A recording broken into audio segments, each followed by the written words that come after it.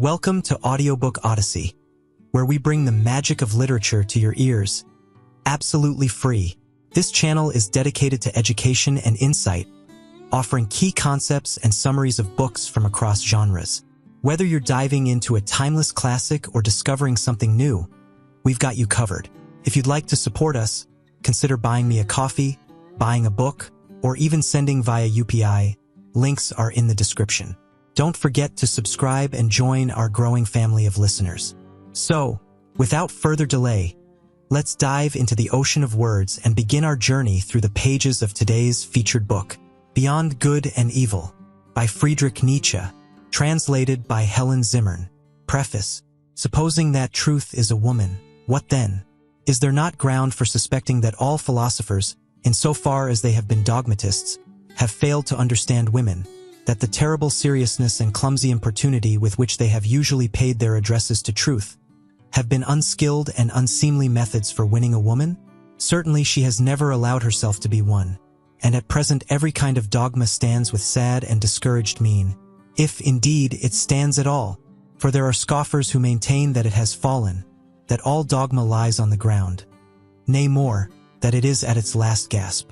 But to speak seriously, there are good grounds for hoping that all dogmatizing in philosophy, whatever solemn, whatever conclusive and decided airs it has assumed, may have been only a noble puerilism and tyronism, and probably the time is at hand when it will be once and again understood what has actually sufficed for the basis of such imposing and absolute philosophical edifices as the dogmatists have hitherto reared.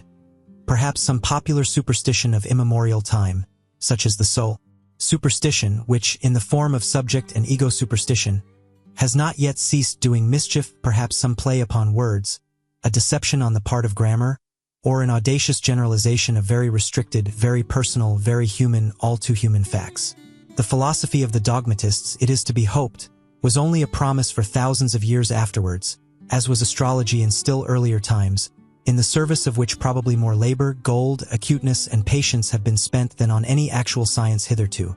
We owe to it, and to its superterrestrial pretensions in Asia and Egypt, the grand style of architecture.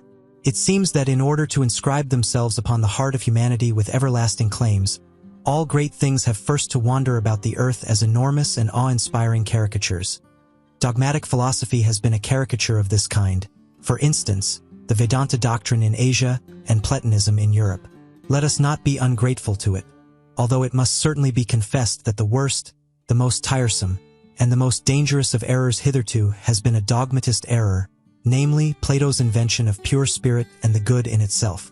But now, when it has been surmounted, when Europe, rid of this nightmare, can again draw breath freely and at least enjoy a healthier sleep, we, whose duty is wakefulness itself, are the heirs of all the strength which the struggle against this error has fostered. It amounted to the very inversion of truth and the denial of the perspective, the fundamental condition of life, to speak of spirit and the good as Plato spoke of them. Indeed, one might ask, as a physician, how did such a malady attack that finest product of antiquity, Plato? Had the wicked Socrates really corrupted him? Was Socrates, after all, a corrupter of youths, and deserved his hemlock? But the struggle against Plato, or, to speak plainer, and for the people, the struggle against the ecclesiastical oppression of millenniums of Christianity, for Christianity is Platonism for the people, produced in Europe a magnificent tension of soul, such as had not existed anywhere previously. With such a tensely strained bow, one can now aim at the furthest goals. As a matter of fact, the European feels this tension as a state of distress, and twice attempts have been made in grand style to unbend the bow. Once by means of Jesuitism, and the second time by means of democratic enlightenment, which, with the aid of liberty of the press and newspaper reading, might, in fact, bring it about that the spirit would not so easily find itself in distress. The Germans invented gunpowder, all credit to them, but they again made things square. They invented printing. But we, who are neither Jesuits nor Democrats, nor even sufficiently Germans, we good Europeans and free, very free spirits, we have it still, all the distress of spirit and all the tension of its bow, and perhaps also the arrow, the duty, and, who knows, the goal to aim at. Sils Maria, Upper Engadine, June, 1885. Chapter 1. Prejudices of Philosophers. 1. The will to truth, which is to tempt us to many a hazardous enterprise, the famous truthfulness of which all philosophers have hitherto spoken with respect. What questions has this will to truth not laid before us? What strange, perplexing, questionable questions? It is already a long story, yet it seems as if it were hardly commenced. Is it any wonder if we at last grow distrustful, lose patience, and turn impatiently away? That this Sphinx teaches us at last to ask questions ourselves. Who is it really that puts questions to us here? What really is this will to truth in us? In fact, we made a long halt at the question as to the origin of this will, until at last we came to an absolute standstill before a yet more fundamental question. We inquired about the value of this will. Granted that we want the truth, why not rather untruth? And uncertainty? Even ignorance? The problem of the value of truth presented itself before us? Or was it we who presented ourselves before the problem? Which of us is the Oedipus here? Which the Sphinx? It would seem to be a rendezvous of questions and notes of interrogation. And could it be believed that it at last seems to us as if the problem had never been propounded before, as if we were the first to discern it, get a sight of it, and risk raising it? For there is risk in raising it, perhaps there is no greater risk. 2. How could anything originate out of its opposite? For example, truth out of error, or the will to truth out of the will to deception, or the generous deed out of selfishness, or the pure sun-bright vision of the wise man out of covetousness. Such genesis is impossible. Whoever dreams of it is a fool, nay, worse than a fool. Things of the highest value must have a different origin, an origin of their own. In this transitory, seductive, illusory, paltry world, in this turmoil of delusion and cupidity, they cannot have their source. But rather in the lap of being, in the intransitory, in the concealed God, in the thing in itself. There must be their source and nowhere else. This mode of reasoning discloses the typical prejudice by which metaphysicians of all times can be recognized. This mode of valuation is at the back of all their logical procedure. Through this belief of theirs, they exert themselves for their knowledge, for something that is in the end solemnly christened the truth. The fundamental belief of metaphysicians is the belief in antitheses of values. It never occurred even to the wariest of them to doubt here on the very threshold, where doubt, however, was most necessary. Though they had made a solemn vow, de omnibus dubitandum, for it may be doubted, firstly, whether antitheses exist at all, and secondly, whether the popular valuations and antitheses of value upon which metaphysicians have set their seal are not perhaps merely superficial estimates, merely provisional perspectives, besides being probably made from some corner, perhaps from below, frog perspectives, as it were, to borrow an expression current among painters. In spite of all the value which may belong to the true, the positive, and the unselfish, it might be possible that a higher and more fundamental value for life generally should be assigned to pretense, to the will to delusion, to selfishness and cupidity.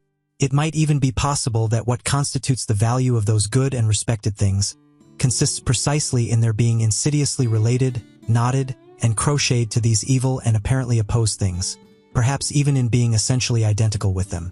Perhaps. But who wishes to concern himself with such dangerous perhaps?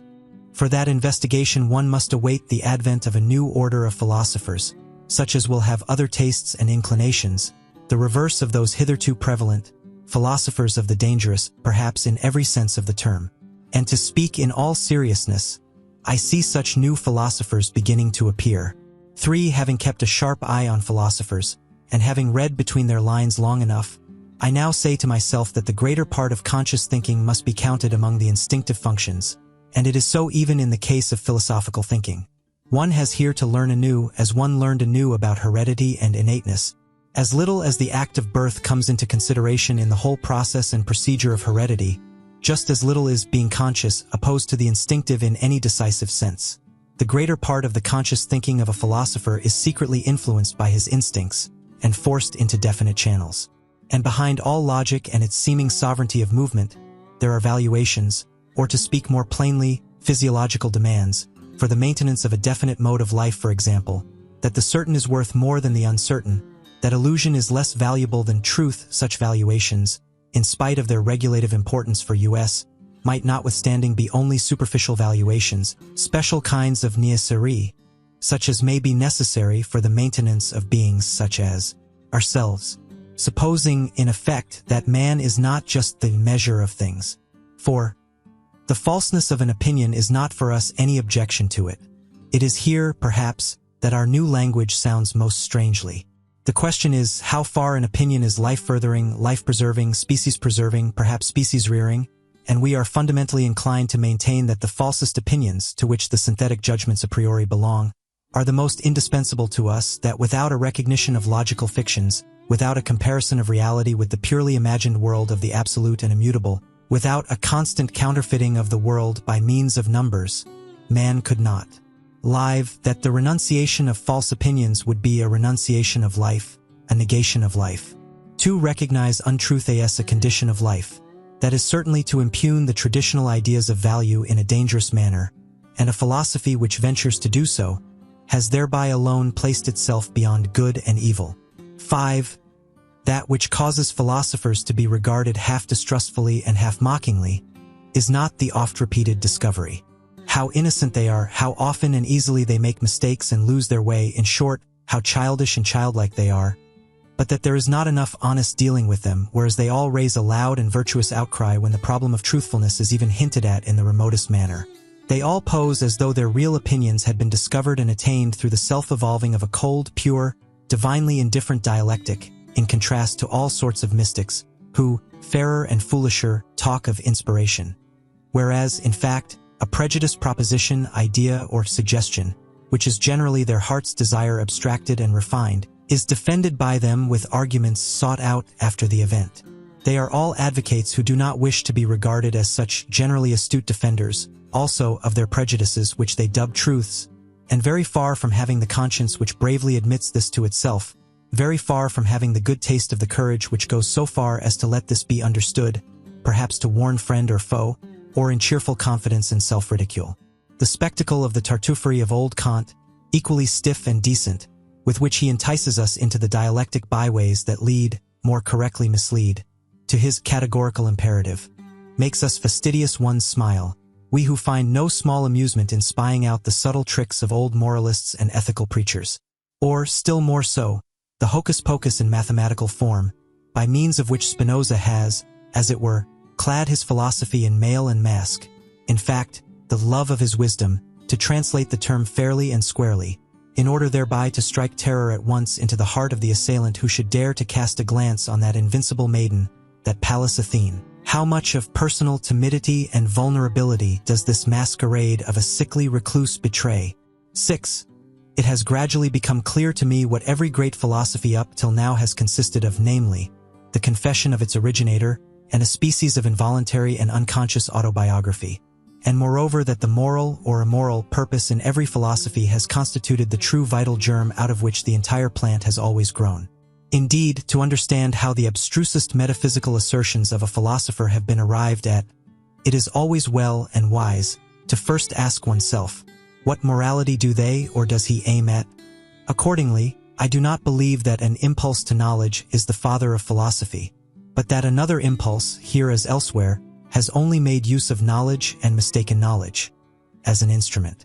But whoever considers the fundamental impulses of man with a view to determining how far they may have here acted as inspiring genii or as demons and kobolds, will find that they have all practiced philosophy at one time or another, and that each one of them would have been only too glad to look upon itself as the ultimate end of existence and the legitimate lord over all the other impulses.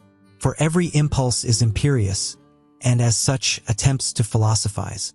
To be sure, in the case of scholars, in the case of really scientific men, it may be otherwise, better if you will. There may really be such a thing as an impulse to knowledge, some kind of small, independent clockwork which, when well wound up, works away industriously to that end, without the rest of the scholarly impulses taking any material part therein. The actual interests of the scholar, therefore, are generally in quite another direction, in the family, perhaps, or in money-making, or in politics. It is, in fact, almost indifferent at what point of research his little machine is placed, and whether the hopeful young worker becomes a good philologist, a mushroom specialist, or a chemist. He is not characterized by becoming this or that. In the philosopher, on the contrary, there is absolutely nothing impersonal. And above all, his morality furnishes a decided and decisive testimony as to who he is, that is to say, in what order the deepest impulses of his nature stand to each other. 7. How malicious philosophers can be. I know of nothing more stinging than the joke Epicurus took the liberty of making on Plato and the Platonists. He called them Dionysiocalates. In its original sense, and on the face of it, the word signifies flatterers of Dionysius. Consequently, tyrants, accessories, and lickspittles. Besides this, however, it is as much as to say, they are all actors, there is nothing genuine about them, for Dionysiocalax was a popular name for an actor. And the latter is really the malignant reproach that Epicurus cast upon Plato. He was annoyed by the grandiose manner, the mise en scene style of which Plato and his scholars were masters, of which Epicurus was not a master. He, the old school teacher of Samos, who sat concealed in his little garden at Athens, and wrote 300 books, perhaps out of rage and ambitious envy of Plato. Who knows? Greece took 100 years to find out who the garden god Epicurus really was. Did she ever find out? 8. There is a point in every philosophy at which the conviction of the philosopher appears on the scene. Or, to put it in the words of an ancient mystery, adventavit asinus, pulcher et fortissimus. 9. You desire to live according to nature? Oh, you noble Stoics, what fraud of words! Imagine to yourselves a being like nature, boundlessly extravagant, boundlessly indifferent, without purpose or consideration, without pity or justice, at once fruitful and barren and uncertain. Imagine to yourselves indifference as a power. How could you live in accordance with such indifference? To live, is not that just endeavoring to be otherwise than this nature? Is not living valuing, preferring, being unjust, being limited, endeavoring to be different? And granted that your imperative, living according to nature, means actually the same as living according to life. How could you do differently? Why should you make a principle out of what you yourselves are and must be? In reality, however, it is quite otherwise with you. While you pretend to read with rapture the canon of your law and nature, you want something quite the contrary, you extraordinary stage players and self-deluders. In your pride you wish to dictate your morals and ideals to nature herself, and to incorporate them therein. You insist that it shall be nature according to the Stoa, and would like everything to be made after your own image, as a vast, eternal glorification and generalism of Stoicism. With all your love for truth, you have forced yourself so long, so persistently, and with such hypnotic rigidity to see nature falsely, that is to say, stoically, that you are no longer able to see it otherwise, and to crown all, some unfathomable superciliousness gives you the bedlamite hope that because you are able to tyrannize over yourselves, Stoicism is self-tyranny. Nature will also allow herself to be tyrannized over. Is not the Stoic a part of nature? But this is an old and everlasting story. What happened in old times with the Stoics still happens today, as soon as ever a philosophy begins to believe in itself. It always creates the world in its own image. It cannot do otherwise. Philosophy is this tyrannical impulse itself, the most spiritual will to power, the will to creation of the world, the will to the causa prima. 10. The eagerness and subtlety, I should even say craftiness, with which the problem of the real and the apparent world is dealt with at present throughout Europe, furnishes food for thought and attention. And he who hears only a will to truth in the background and nothing else cannot certainly boast of the sharpest ears. In rare and isolated cases, it may really have happened that such a will to truth, a certain extravagant and adventurous pluck, a metaphysician's ambition of the forlorn hope, has participated therein, that which in the end always prefers a handful of certainty to a whole cartload of beautiful possibilities. There may even be puritanical fanatics of conscience who prefer to put their last trust in a sure nothing rather than in an uncertain something. But that is nihilism, and the sign of a despairing, mortally wearied soul, notwithstanding the courageous bearing such a virtue may display. It seems, however, to be otherwise with stronger and livelier thinkers who are still eager for life, in that they side against appearance and speak superciliously of perspective, in that they rank the credibility of their own bodies about as low as the credibility of the ocular evidence that the earth stands still, and thus, apparently, allowing with complacency their securest possession to escape. For what does one at present believe in more firmly than in one's body? Who knows if they are not really trying to win back something which was formerly an even securer possession? Something of the old domain of the faith of former times, perhaps the immortal soul, perhaps the old God, in short, ideas by which they could live better, that is to say, more vigorously and more joyously than by modern ideas. There is distrust of these modern ideas in this mode of looking at things, a disbelief in all that has been constructed yesterday and today, there is perhaps some slight admixture of satiety and scorn, which can no longer endure the bric-a-brac of ideas of the most varied origin, such as so-called positivism at present throws on the market. A disgust of the more refined taste at the village fair mottliness and patchiness of all these reality philosophasters, in whom there is nothing either new or true except this mottliness. Therein it seems to me that we should agree with those skeptical anti-realists and knowledge microscopists of the present day. Their instinct, which repels them from modern reality, is unrefuted. What do their retrograde bypaths concern us? The main thing about them is not that they wish to go back, but that they wish to get away therefrom. A little more strength, swing, courage, and artistic power, and they would be OFF and not back. 11. It seems to me that there is everywhere an attempt at present to divert attention from the actual influence which Kant exercised on German philosophy, and especially to ignore prudently the value which he set upon himself. Kant was first and foremost proud of his table of categories. With it in his hand he said, "This is the most difficult thing that could ever be undertaken on behalf of metaphysics. Let us only understand this could be." He was proud of having discovered a new faculty in man, the faculty of synthetic judgment a priori. Granting that he deceived himself in this matter, the development and rapid flourishing of German philosophy depended nevertheless on his pride, and on the eager rivalry of the younger generation to discover if possible something, at all events new faculties, of which to be still prouder. But let us reflect for a moment. It is high time to do so. How are synthetic judgments a priori possible? Kant asks himself, and what is really his answer? By means of a means, faculty. But unfortunately not in 5 words, but so circumstantially, imposingly, and with such display of German profundity and verbal flourishes, that one altogether loses sight of the comical necessary allemande involved in such an answer. People were beside themselves with delight over this new faculty, and the jubilation reached its climax when Kant further discovered a moral faculty in man. For at that time Germans were still moral, not yet dabbling in the politics of hard fact. Then came the honeymoon of German philosophy. All the young theologians of the Tübingen institution went immediately into the groves, all seeking for faculties, and what did they not find, in that innocent, rich, and still youthful period of the German spirit, to which Romanticism, the malicious fairy, piped and sang, when one could not yet distinguish between finding and inventing. Above all, a faculty for the transcendental. Schelling christened it intellectual intuition, and thereby gratified the most earnest longings of the naturally pious inclined Germans. One can do no greater wrong to the whole of this exuberant and eccentric movement, which was really youthfulness, notwithstanding that it disguised itself so boldly in hoary and senile conceptions, than to take it seriously or even treat it with moral indignation. Enough, however, the world grew older and the dream vanished. A time came when people rubbed their foreheads, and they still rub them today. People had been dreaming, and first and foremost, old Kant. By means of a means, faculty. He had said, or at least meant to say, but is that an answer, an explanation, or is it not rather merely a repetition of the question? How does opium induce sleep?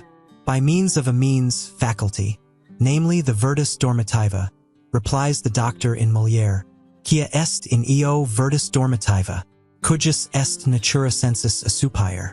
But such replies belong to the realm of comedy, and it is high time to replace the Kantian question, how are synthetic judgments a priori possible? By another question, why is belief in such judgments necessary?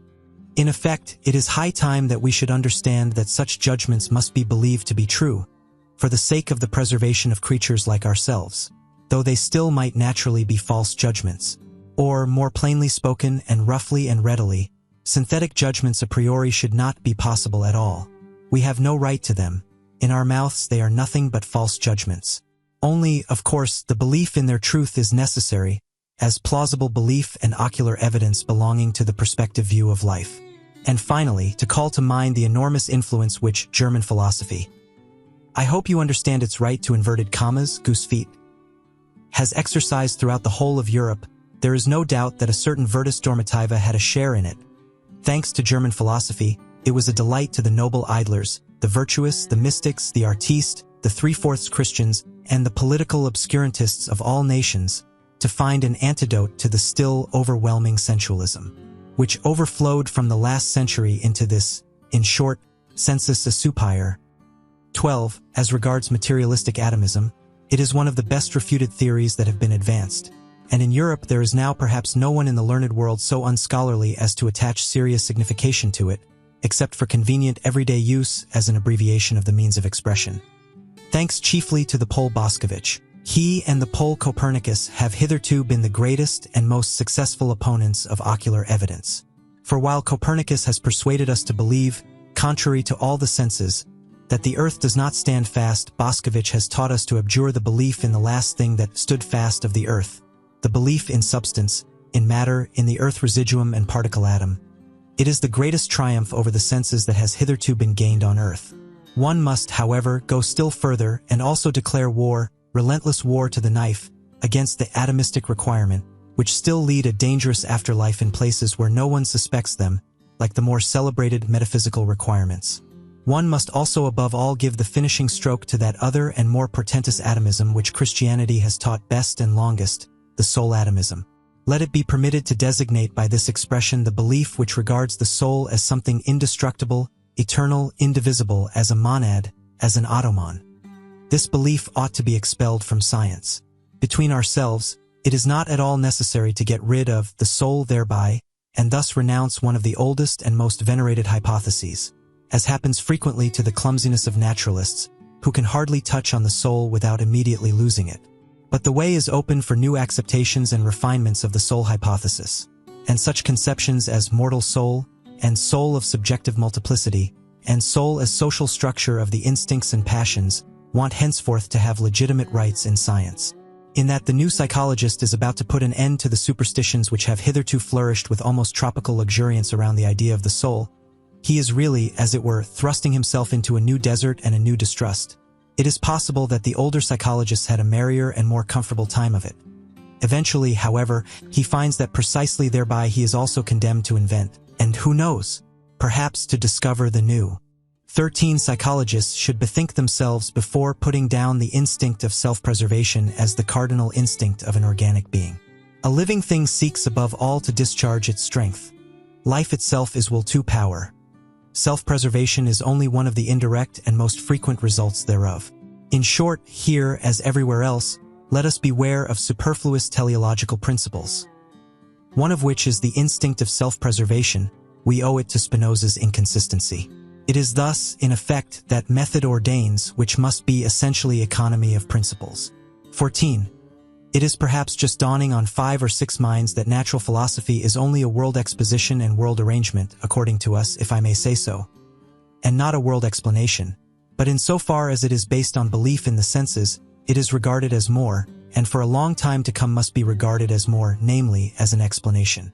It has eyes and fingers of its own, it has ocular evidence and palpableness of its own. This operates fascinatingly, persuasively, and convincingly upon an age with fundamentally plebeian tastes. In fact, it follows instinctively the canon of truth of eternal popular sensualism. What is clear, what is explained? Only that which can be seen and felt. One must pursue every problem thus far. Obversely, however, the charm of the Platonic mode of thought, which was an aristocratic mode, consisted precisely in resistance to obvious sense evidence. Perhaps among men who enjoyed even stronger and more fastidious senses than our contemporaries, but who knew how to find a higher triumph in remaining masters of them, and this by means of pale, cold, gray conceptual networks which they threw over the motley whirl of the senses, the mob of the senses, as Plato said. In this overcoming of the world, and interpreting of the world in the manner of Plato, there was an enjoyment different from that which the physicists of today offer us, and likewise the Darwinists and anti-teleologists among the physiological workers, with their principle of the smallest possible effort and the greatest possible blunder. Where there is nothing more to see or to grasp, there is also nothing more for men to do.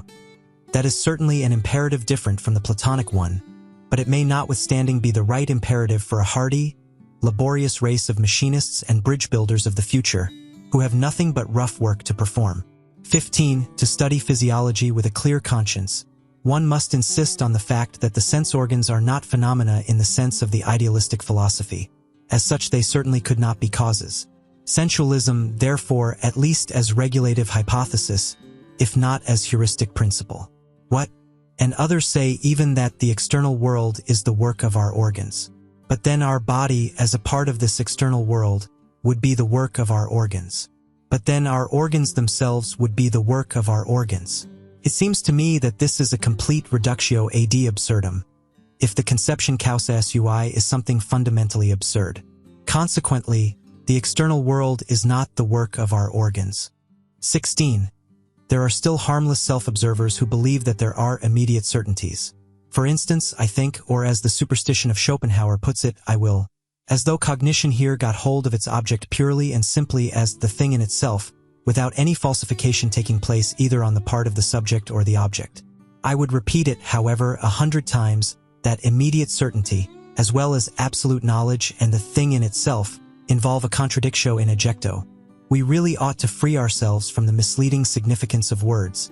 The people on their part may think that cognition is knowing all about things, but the philosopher must say to himself, when I analyze the process that is expressed in the sentence, I find a whole series of daring assertions, the argumentative proof of which would be difficult, perhaps impossible. For instance, that it is I who think, that there must necessarily be something that thinks, that thinking is an activity and operation on the part of a being who is thought of as a cause, that there is an ego, and finally, that it is already determined what is to be designated by thinking, that I know what thinking is. For if I had not already decided within myself what it is, by what standard could I determine whether that which is just happening is not perhaps willing or feeling? In short, the assertion, I think, assumes that I compare my state at the present moment with other states of myself which I know, in order to determine what it is. On account of this retrospective connection with further knowledge, it has, at any rate, no immediate certainty for me. In place of the immediate certainty in which the people may believe in the special case, the philosopher thus finds a series of metaphysical questions presented to him, veritable conscience questions of the intellect, to wit, whence did I get the notion of thinking? Why do I believe in cause and effect? What gives me the right to speak of an ego, and even of an ego as cause, and finally of an ego as cause of thought? He who ventures to answer these metaphysical questions at once by an appeal to a sort of intuitive perception, like the person who says, I think and know that this, at least, is true, actual, and certain, will encounter a smile and 2 notes of interrogation in a philosopher nowadays. Sir, the philosopher will perhaps give him to understand, it is improbable that you are not mistaken. But why should it be the truth? 17. With regard to the superstitions of logicians, I shall never tire of emphasizing a small, terse fact, which is unwillingly recognized by these credulous minds, namely, that a thought comes when it wishes and not when I wish, so that it is a perversion of the facts of the case to say that the subject I is the condition of the predicate think, one thinks. But that this one is precisely the famous old ego, is, to put it mildly, only a supposition, an assertion, and assuredly not an immediate certainty.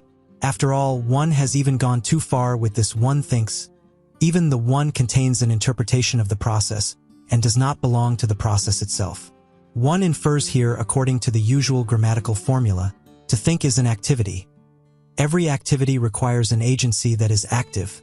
Consequently, it was pretty much on the same lines that the older atomism sought, besides the operating power, the material particle wherein it resides and out of which it operates, the atom. More rigorous minds, however, learnt at last to get along without this earth residuum, and perhaps someday we shall accustom ourselves, even from the logician's point of view, to get along without the little one, to which the worthy old ego has refined itself. 18. It is certainly not the least charm of a theory that it is refutable. It is precisely thereby that it attracts the more subtle minds. It seems that the 100 times refuted theory of the free will owes its persistence to this charm alone. Someone is always appearing who feels himself strong enough to refute it. 19. Philosophers are accustomed to speak of the will as though it were the best known thing in the world. Indeed, Schopenhauer has given us to understand that the will alone is really known to us, absolutely and completely known, without deduction or addition. But it again and again seems to me that in this case Schopenhauer also only did what philosophers are in the habit of doing. He seems to have adopted a popular prejudice and exaggerated it. Willing seems to me to be above all something complicated, something that is a unity only in name, and it is precisely in a name that popular prejudice lurks, which has got the mastery over the inadequate precautions of philosophers in all ages. So let us for once be more cautious, let us be unphilosophical. Let us say that in all willing there is firstly a plurality of sensations, namely, the sensation of the condition away from which we go, the sensation of the condition towards which we go, the sensation of this from and towards itself, and then besides, an accompanying muscular sensation, which, even without our putting in motion arms and legs, commences its action by force of habit. Directly we will anything.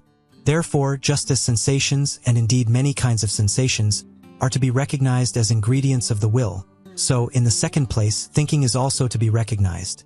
In every act of the will there is a ruling thought, and let us not imagine it possible to sever this thought from the willing, as if the will would then remain over. In the third place, the will is not only a complex of sensation and thinking, but it is above all an emotion, and in fact the emotion of the command. That which is termed freedom of the will is essentially the emotion of supremacy in respect to him who must obey. I am free, he must obey. This consciousness is inherent in every will, and equally so the straining of the attention, the straight look which fixes itself exclusively on one thing, the unconditional judgment that this and nothing else is necessary now, the inward certainty that obedience will be rendered, and whatever else pertains to the position of the commander. A man who wills commands something within himself which renders obedience, or which he believes renders obedience. But now let us notice what is the strangest thing about the will. This affair so extremely complex, for which the people have only one name. Inasmuch as in the given circumstances we are at the same time the commanding and the obeying parties, and as the obeying party we know the sensations of constraint, impulsion, pressure, resistance, and motion, which usually commence immediately after the act of will.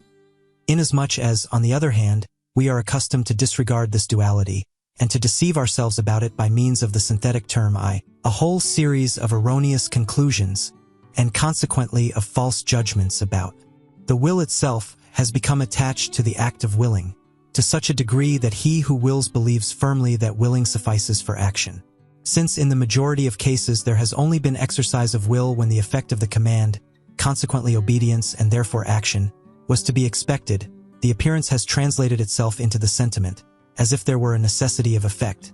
In a word, he who wills believes with a fair amount of certainty that will and action are somehow one.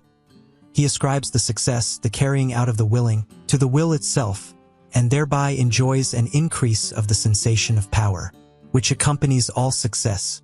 Freedom of will. That is the expression for the complex state of delight of the person exercising volition, who commands and at the same time identifies himself with the executor of the order, who, as such, enjoys also the triumph over obstacles, but thinks within himself that it was really his own will that overcame them.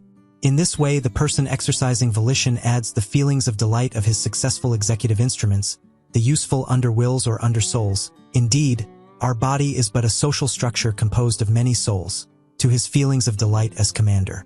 Le fait c'est moi.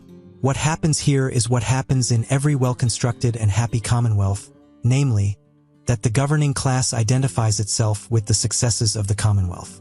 In all willing, it is absolutely a question of commanding and obeying, on the basis, as already said, of a social structure composed of many souls, on which account a philosopher should claim the right to include willing as such within the sphere of morals, regarded as the doctrine of the relations of supremacy under which the phenomenon of life manifests itself. 20. That the separate philosophical ideas are not anything optional or autonomously evolving, but grow up in connection and relationship with each other, that, however suddenly and arbitrarily they seem to appear in the history of thought, they nevertheless belong just as much to a system as the collective members of the fauna of a continent, is betrayed in the end by the circumstance. How unfailingly the most diverse philosophers always fill in again a definite fundamental scheme of possible philosophies. Under an invisible spell, they always revolve once more in the same orbit. However independent of each other they may feel themselves with their critical or systematic wills, something within them leads them, something impels them in definite order the one after the other, to wit, the innate methodology and relationship of their ideas. Their thinking is, in fact, far less a discovery than a re-recognizing, a remembering, a return and a homecoming to a far-off ancient common household of the soul, out of which those ideas formerly grew. Philosophizing is so far a kind of atavism of the highest order. The wonderful family resemblance of all Indian, Greek, and German philosophizing is easily enough explained. In fact, where there is affinity of language owing to the common philosophy of grammar, owing to the unconscious domination and guidance of similar grammatical functions, it cannot but be that everything is prepared at the outset for a similar development and succession of philosophical systems, just as the way seems barred against certain other possibilities of world interpretation. It is highly probable that philosophers within the domain of the Ural-Altaic languages, where the conception of the subject is least developed, look otherwise into the world, and will be found on paths of thought different from those of the Indo-Germans and Mussulmans. The spell of certain grammatical functions is ultimately also the spell of physiological valuations and racial conditions, so much by way of rejecting Locke's superficiality with regard to the origin of ideas. 21. The causa sui is the best self-contradiction that has yet been conceived. It is a sort of logical violation and unnaturalness. But the extravagant pride of man has managed to entangle itself profoundly and frightfully with this very folly. The desire for freedom of will in the superlative metaphysical sense such as still holds sway, unfortunately, in the minds of the half-educated, the desire to bear the entire and ultimate responsibility for one's actions oneself, and to absolve God, the world, ancestors, chance, and society therefrom, involves nothing less than to be precisely this causa sui, and, with more than Munchausen daring, to pull oneself up into existence by the hair, out of the slough of nothingness. If anyone should find out in this manner the crass stupidity of the celebrated conception of free will and put it out of his head altogether, I beg of him to carry his enlightenment a step further, and also put out of his head the contrary of this monstrous conception of free will. I mean non-free will, which is tantamount to a misuse of cause and effect.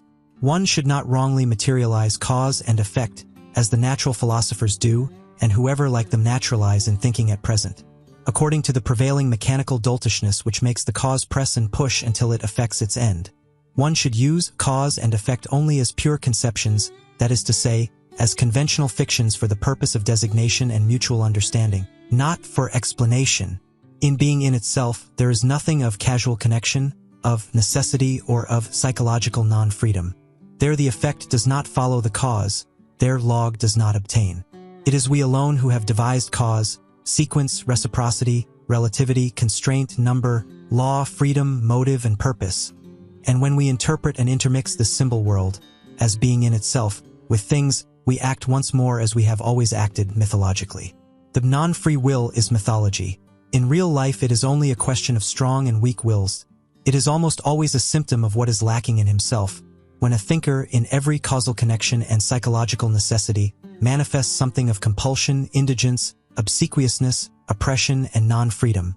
It is suspicious to have such feelings, the person betrays himself. And in general, if I have observed correctly, the non-freedom of the will is regarded as a problem from two entirely opposite standpoints, but always in a profoundly personal manner. Some will not give up their responsibility, their belief in themselves, the personal right to their merits at any price. The vain races belong to this class. Others, on the contrary, do not wish to be answerable for anything, or blamed for anything, and owing to an inward self-contempt, seek to get out of the business no matter how. The latter, when they write books, are in the habit at present of taking the side of criminals.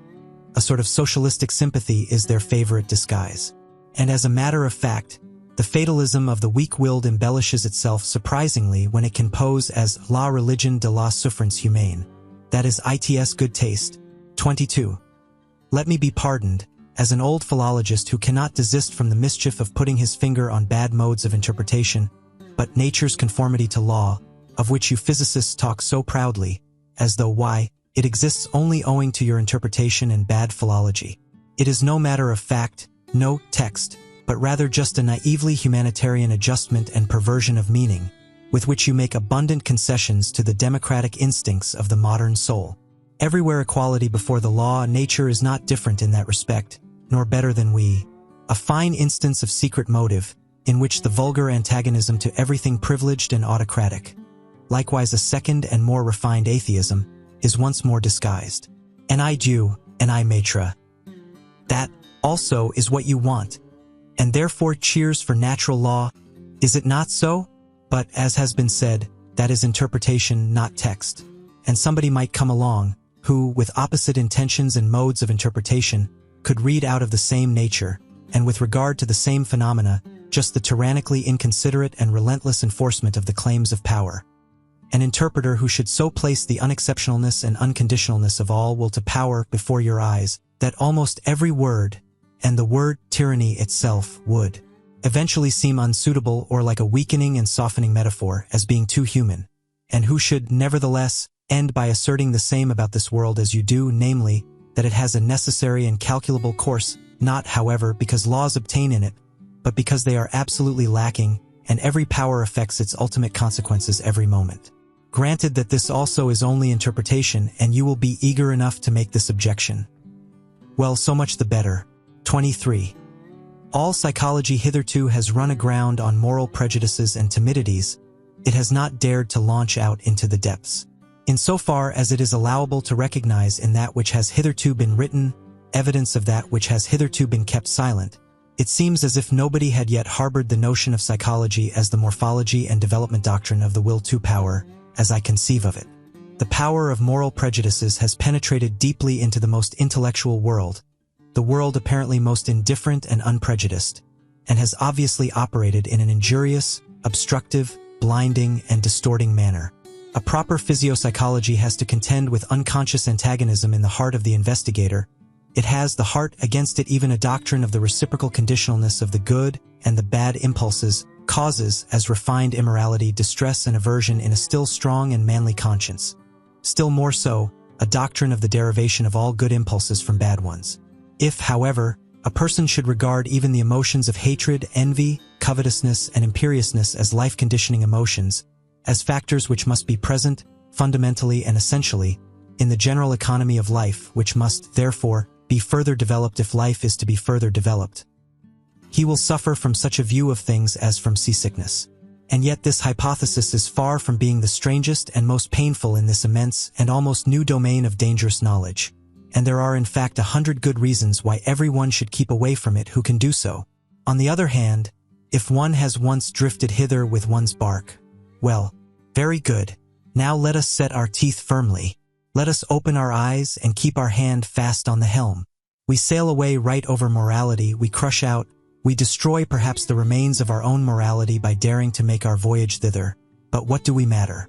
Never yet did a profounder world of insight reveal itself to daring travelers and adventurers, and the psychologist who thus makes a sacrifice. It is not the sacrificio del intelletto, on the contrary. Will at least be entitled to demand in return that psychology shall once more be recognized as the queen of the sciences, for whose service and equipment the other sciences exist. For psychology is once more the path to the fundamental problems. Chapter 2. The Free Spirit. 24. O Sanctus Simplicitas! In what strange simplification and falsification man lives! One can never cease wondering, when once one has got eyes for beholding this marvel, how we have made everything around us clear and free and easy and simple, how we have been able to give our senses a passport to everything superficial, our thoughts a godlike desire for wanton pranks and wrong inferences. How from the beginning, we have contrived to retain our ignorance in order to enjoy an almost inconceivable freedom, thoughtlessness, imprudence, hardiness, and gaiety, in order to enjoy life, and only on this solidified, granite-like foundation of ignorance could knowledge rear itself hitherto. The will to knowledge on the foundation of a far more powerful will, the will to ignorance, to the uncertain, to the untrue, not as its opposite, but as its refinement. It is to be hoped, indeed, that language, here as elsewhere, will not get over its awkwardness, and that it will continue to talk of opposites where there are only degrees and many refinements of gradation. It is equally to be hoped that the incarnated Tartuffery of morals, which now belongs to our unconquerable flesh and blood, will turn the words round in the mouths of us discerning ones. Here and there we understand it, and laugh at the way in which precisely the best knowledge seeks most to retain us in this simplified, thoroughly artificial, suitably imagined, and suitably falsified world. At the way in which, whether it will or not, it loves error because, as living itself, it loves life. 25. After such a cheerful commencement, a serious word would fain be heard.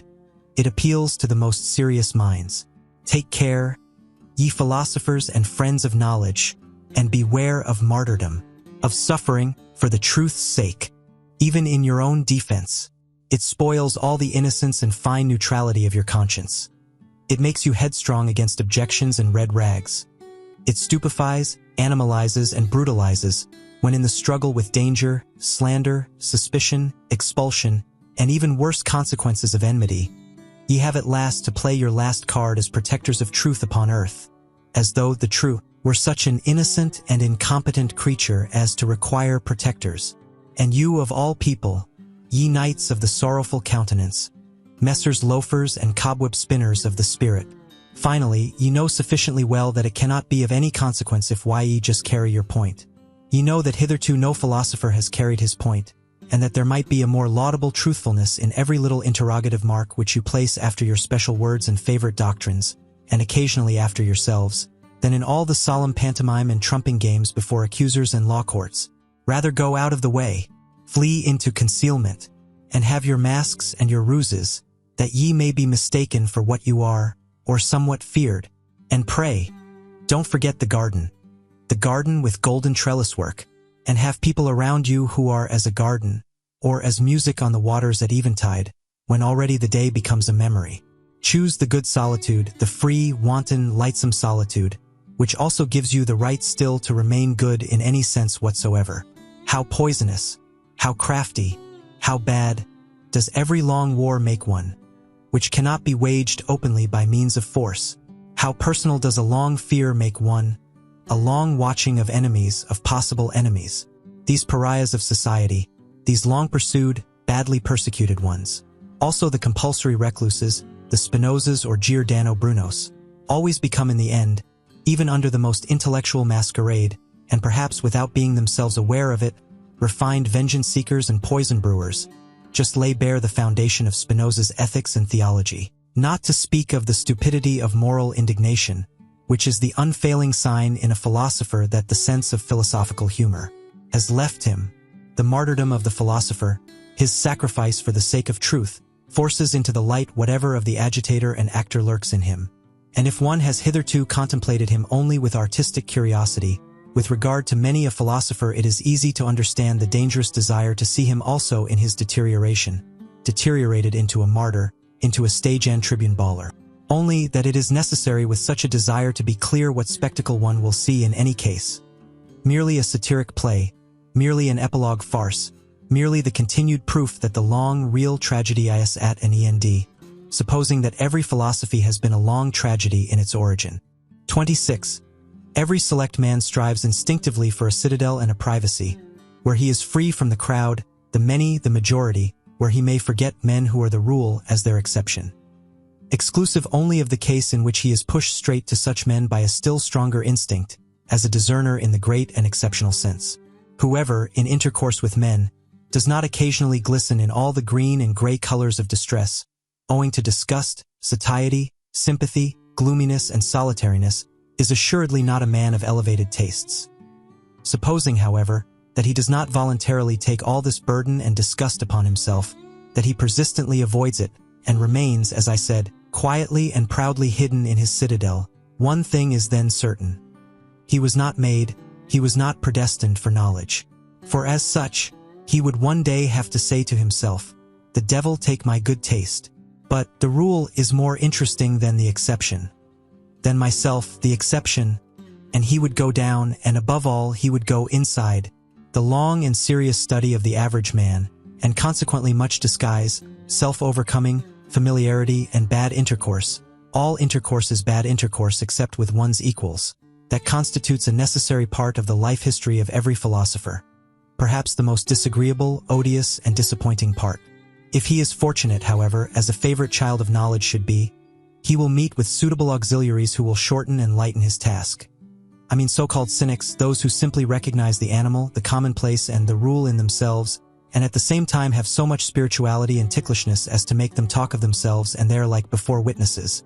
Sometimes they wallow, even in books, as on their own dunghill. Cynicism is the only form in which base souls approach what is called honesty, and the higher man must open his ears to all the coarser or finer cynicism, and congratulate himself when the clown becomes shameless right before him, or the scientific satyr speaks out. There are even cases where enchantment mixes with the disgust, namely, where by a freak of nature genius is bound to some such indiscreet billy-goat and ape, as in the case of the Abbé Galliani, the profoundest, acutest, and perhaps also filthiest man of his century. He was far profounder than Voltaire, and consequently also a good deal more silent.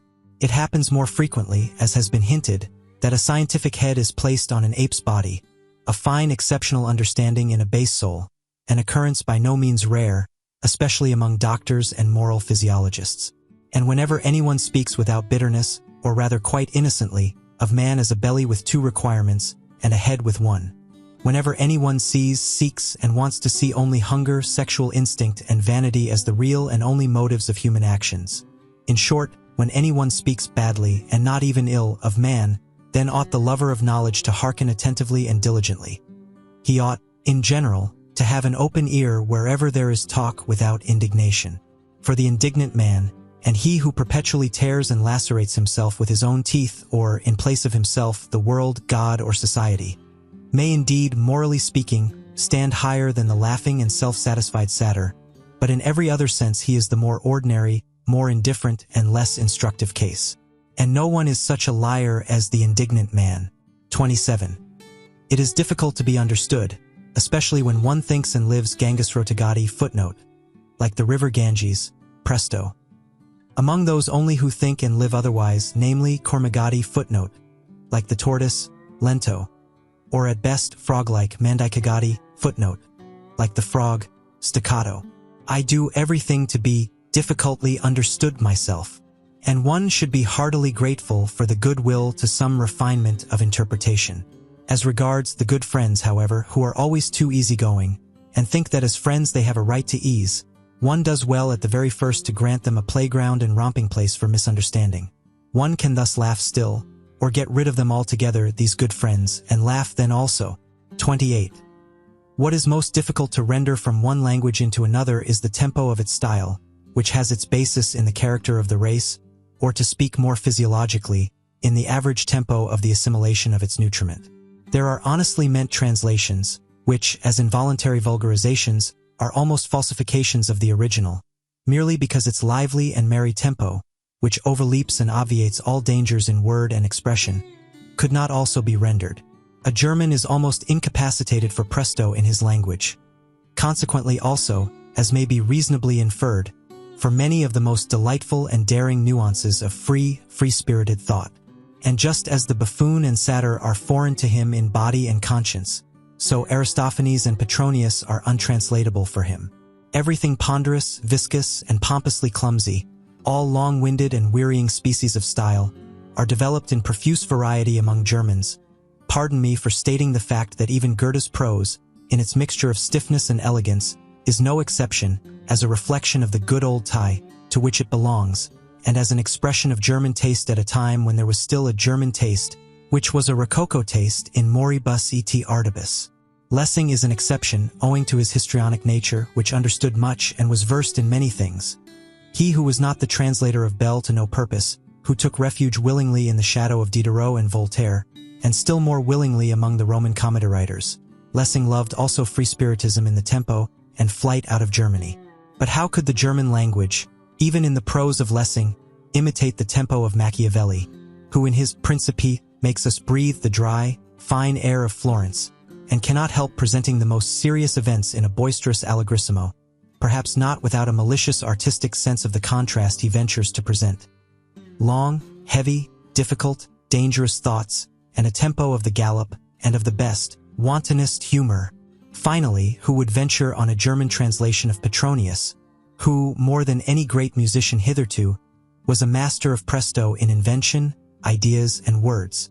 What matter in the end about the swamps of the sick, evil world, or of the ancient world, when like him one has the feet of a wind, the rush, the breath, the emancipating scorn of a wind, which makes everything healthy, by making everything run. And with regard to Aristophanes, that transfiguring, complementary genius, for whose sake one pardons all Hellenism for having existed, provided one has understood in its full profundity all that there requires pardon and transfiguration. There is nothing that has caused me to meditate more on Plato's secrecy and sphinx-like nature than the happily preserved petit fate that under the pillow of his deathbed there was found no Bible, nor anything Egyptian, Pythagorean, or Platonic, but a book of Aristophanes. How could even Plato have endured life, a Greek life which he repudiated, without an Aristophanes? 29. It is the business of the very few to be independent. It is a privilege of the strong. And whoever attempts it, even with the best right, but without being obliged to do so, proves that he is probably not only strong, but also daring beyond measure. He enters into a labyrinth, he multiplies 1,000-fold the dangers which life in itself already brings with it. not the least of which is that no one can see how and where he loses his way, becomes isolated, and is torn piecemeal by some minotaur of conscience. Supposing such a one comes to grief, it is so far from the comprehension of men that they neither feel it, nor sympathize with it, and he cannot any longer go back. He cannot even go back again to the sympathy of men. 30.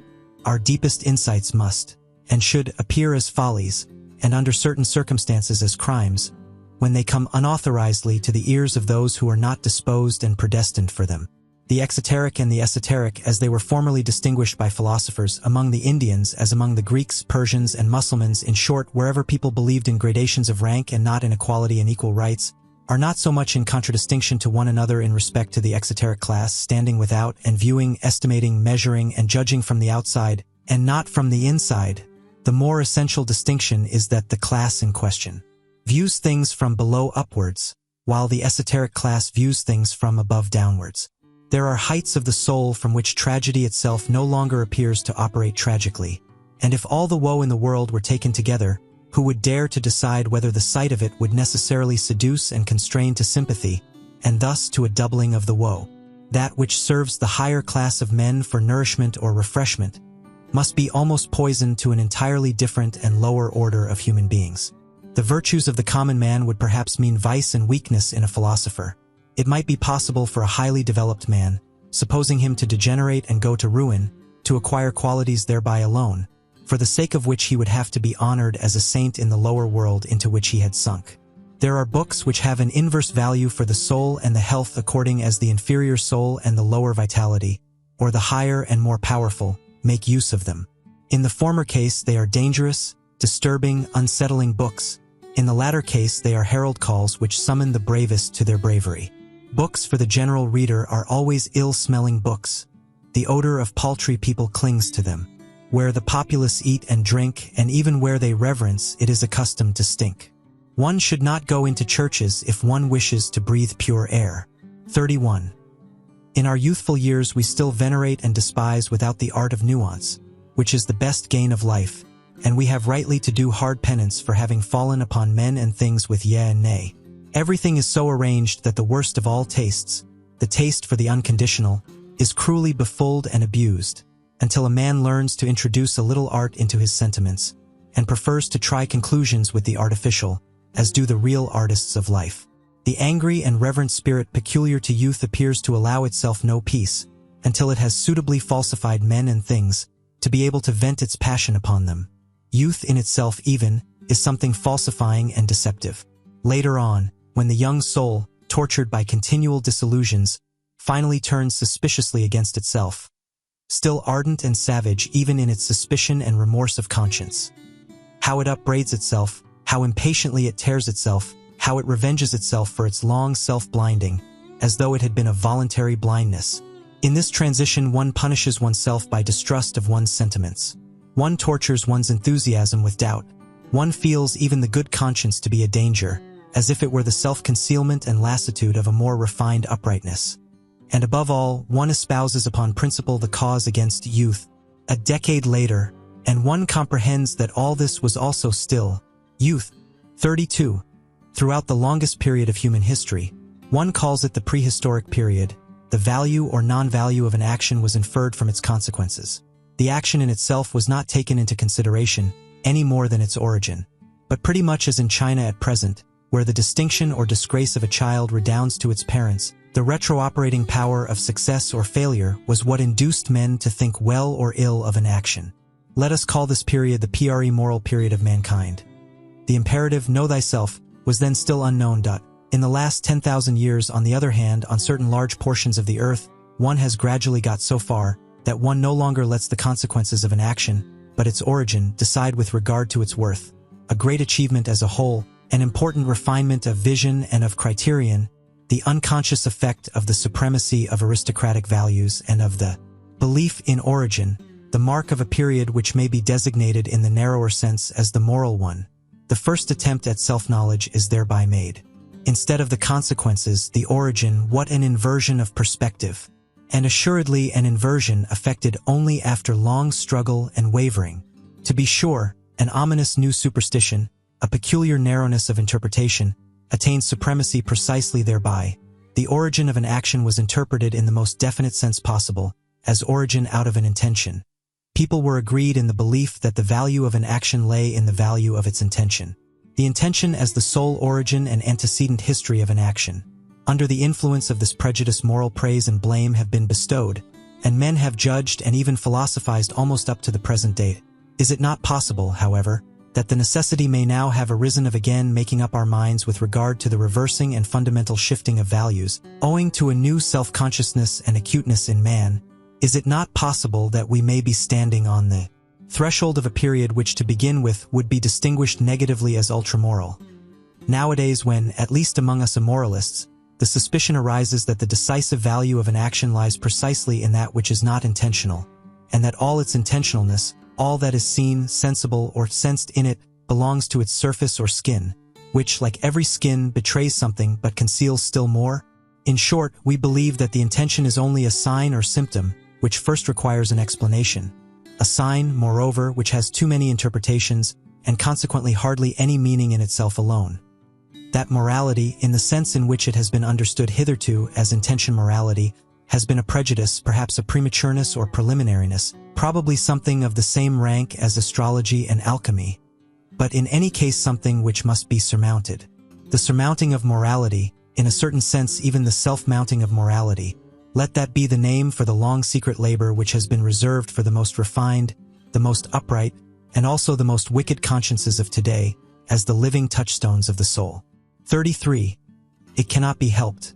The sentiment of surrender, of sacrifice for one's neighbor, and all self-renunciation morality, must be mercilessly called to account and brought to judgment. Just as the aesthetics of disinterested contemplation, under which the emasculation of art nowadays seeks insidiously enough to create itself a good conscience. There is far too much witchery and sugar in the sentiments for others, and not for myself, for one not needing to be doubly distrustful here, and for one asking promptly, are they not perhaps deceptions? That they please him who has them and him who enjoys their fruit and also the mere spectator. That is still no argument in their favor, but just calls for caution. Let us therefore be cautious. 34. At whatever standpoint of philosophy one may place oneself nowadays, seen from every position, the erroneousness of the world in which we think we live is the surest and most certain thing our eyes can light upon.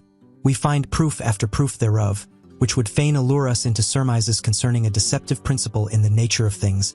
He, however, who makes thinking itself, and consequently the spirit, responsible for the falseness of the world, an honorable exit, which every conscious or unconscious advocatus Dei avails himself of, he who regards this world, including space, time, form, and movement as falsely deduced, would have at least good reason in the end to become distrustful also of all thinking. Has it not hitherto been playing upon us the worst of scurvy tricks? And what guarantee would it give that it would not continue to do what it has always been doing? In all seriousness, the innocence of thinkers has something touching and respect-inspiring in it, which even nowadays permits them to wait upon consciousness with the request that it will give them honest answers. For example, whether it be real or not, and why it keeps the outer world so resolutely at a distance, and other questions of the same description. The belief in immediate certainties is a moral naivete which does honor to us philosophers. But we have now to cease being merely moral men. Apart from morality, such belief is a folly which does little honor to us. If in middle-class life an ever-ready distrust is regarded as the sign of a bad character, and consequently as an imprudence, here among us, beyond the middle-class world and its yeas and nays, what should prevent our being imprudent and saying, the philosopher has at length a right to bad character, as the being who has hitherto been most befooled on earth. He is now under obligation to distrustfulness, to the wickedest squinting out of every abyss of suspicion. Forgive me the joke of this gloomy grimace and turn of expression. For I myself have long ago learned to think and estimate differently with regard to deceiving and being deceived, and I keep at least a couple of pokes in the ribs ready for the blind rage with which philosophers struggle against being deceived. Why not? It is nothing more than a moral prejudice that truth is worth more than semblance. It is, in fact, the worst proved supposition in the world. So much must be conceded. There could have been no life at all except upon the basis of perspective estimates and semblances. And if, with the virtuous enthusiasm and stupidity of many philosophers, one wished to do away altogether with the seeming world, well, granted that you could do that, at least nothing of your truth would thereby remain. Indeed, what is it that forces us in general to the supposition that there is an essential opposition of true and false?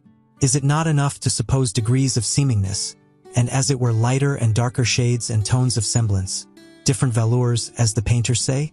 Why might not the world which concerns us be a fiction? And to anyone who suggested, but to a fiction belongs an originator?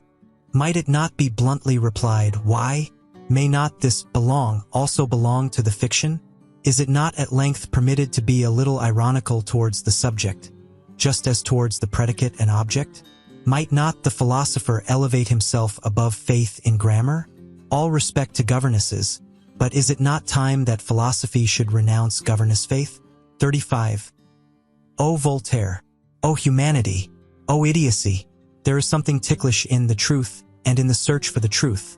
And if man goes about it too humanely, Eleni Church le vrai que pour faire le bien, I wager he finds nothing.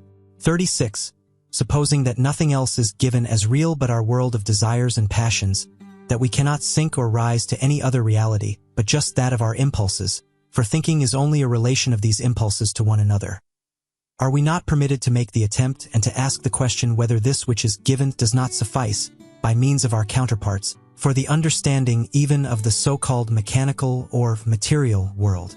I do not mean as an illusion, a semblance, a representation, in the Berkeleyan and Schopenhauerian sense, but as possessing the same degree of reality as our emotions themselves, as a more primitive form of the world of emotions, in which everything still lies locked in a mighty unity, which afterwards branches off and develops itself in organic processes, naturally also refines and debilitates, as a kind of instinctive life in which all organic functions, including self-regulation, assimilation, nutrition, secretion, and change of matter, are still synthetically united with one another as a primary form of life.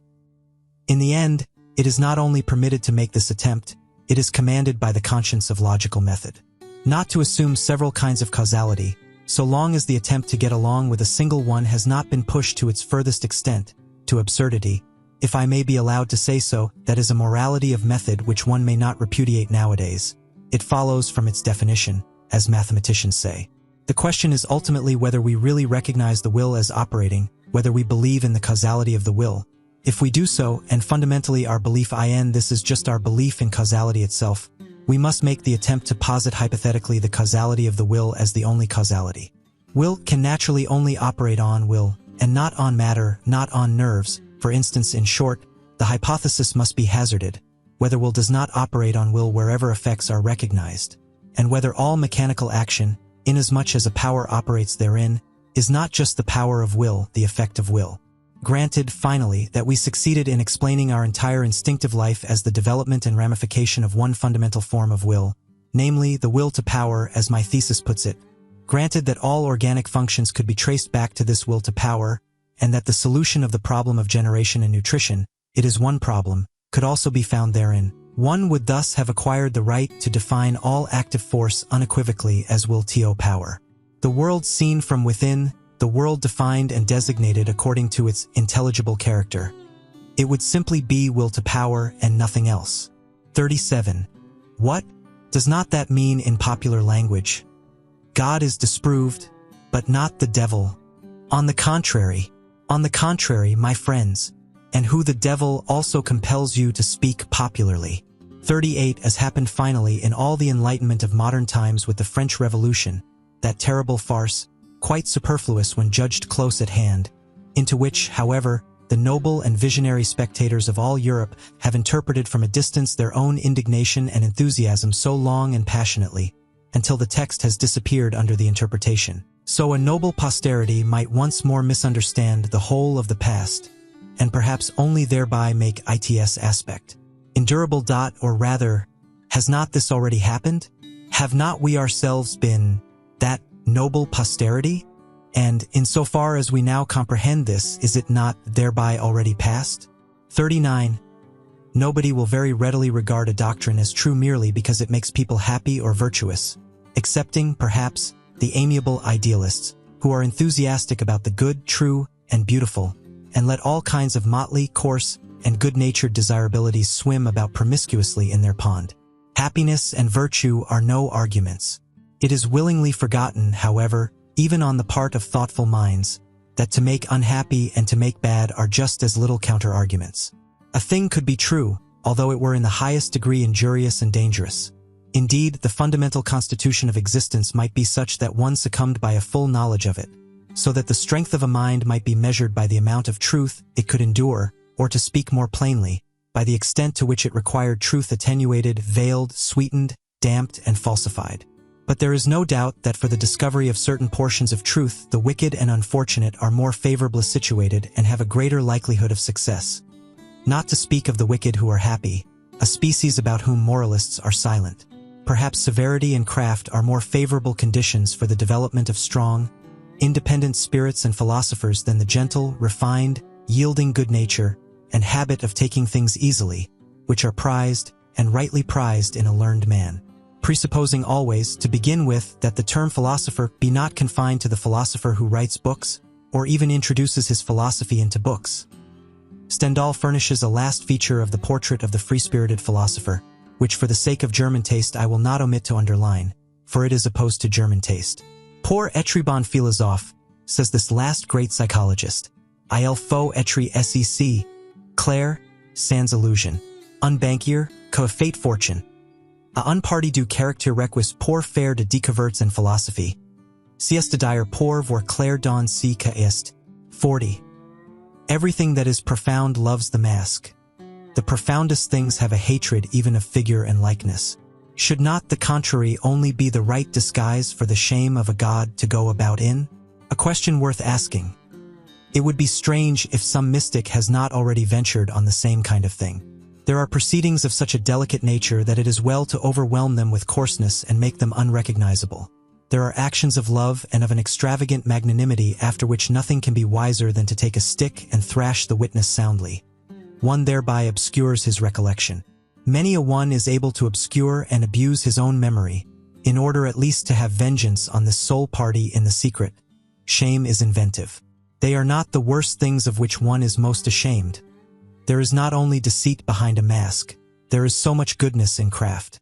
I could imagine that a man with something costly and fragile to conceal would roll through life clumsily and rotundly like an old, green, heavily hooped wine cask, the refinement of his shame requiring it to be so.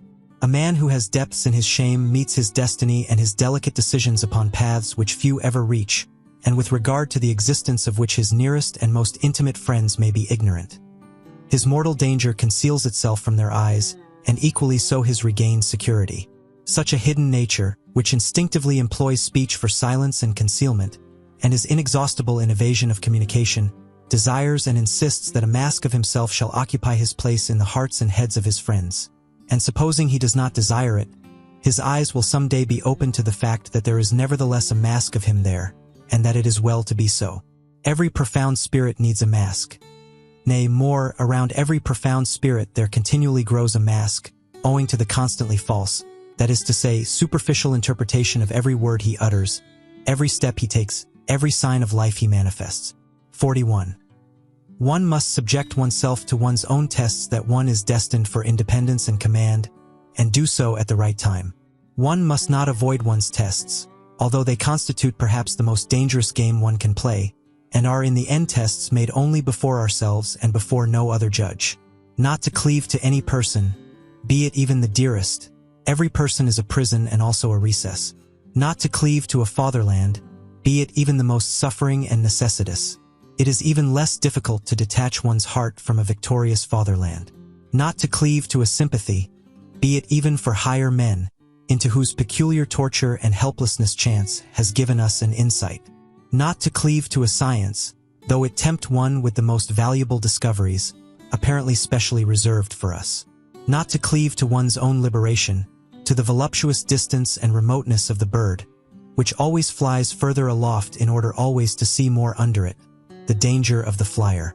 Not to cleave to our own virtues, nor become as a whole a victim to any of our specialties, to our hospitality for instance, which is the danger of dangers for highly developed and wealthy souls, who deal prodigally, almost indifferently with themselves, and push the virtue of liberality so far that it becomes a vice. One must know how to conserve oneself, the best test of independence. 42. A new order of philosophers is appearing. I shall venture to baptize them by a name not without danger. As far as I understand them, as far as they allow themselves to be understood, for it is their nature to wish to remain something of a puzzle. These philosophers of the future might rightly, perhaps also wrongly, claim to be designated as tempters. This name itself is after all only an attempt, or, if it be preferred, a temptation. 43. Will they be new friends of truth, these coming philosophers? Very probably, for all philosophers hitherto have loved their truths. But assuredly they will not be dogmatists. It must be contrary to their pride, and also contrary to their taste, that their truth should still be truth for everyone, that which has hitherto been the secret wish and ultimate purpose of all dogmatic efforts. My opinion is my opinion. Another person has not easily a right to it. Such a philosopher of the future will say, perhaps, one must renounce the bad taste of wishing to agree with many people. Good is no longer good when one's neighbor takes it into his mouth. And how could there be a common good? The expression contradicts itself. That which can be common is always of small value. In the end, things must be as they are and have always been. The great things remain for the great, the abysses for the profound, the delicacies and thrills for the refined, and, to sum up shortly, everything rare for the rare. 44. Need I say expressly after all this that they will be free, very free spirits, these philosophers of the future, as certainly also they will not be merely free spirits, but something more, higher, greater, and fundamentally different, which does not wish to be misunderstood and mistaken. But while I say this, I feel under obligation almost as much to them as to ourselves, we free spirits who are their heralds and forerunners, to sweep away from ourselves altogether a stupid old prejudice and misunderstanding, which, like a fog, has too long made the conception of free spirit obscure. In every country of Europe, and the same in America, there is at present something which makes an abuse of this name a very narrow, prepossessed, enchained class of spirits, who desire almost the opposite of what our intentions and instincts prompt.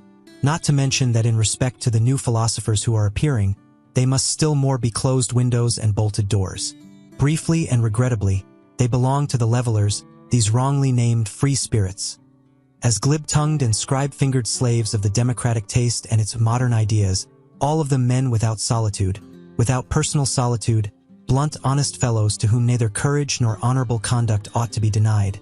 Only, they are not free, and are ludicrously superficial, especially in their innate partiality for seeing the cause of almost all human misery and failure in the old forms in which society has hitherto existed, a notion which happily inverts the truth entirely.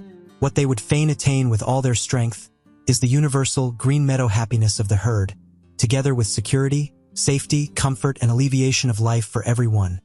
Their two most frequently chanted songs and doctrines are called equality of right and sympathy with all sufferers. And suffering itself is looked upon by them as something which must be done away with.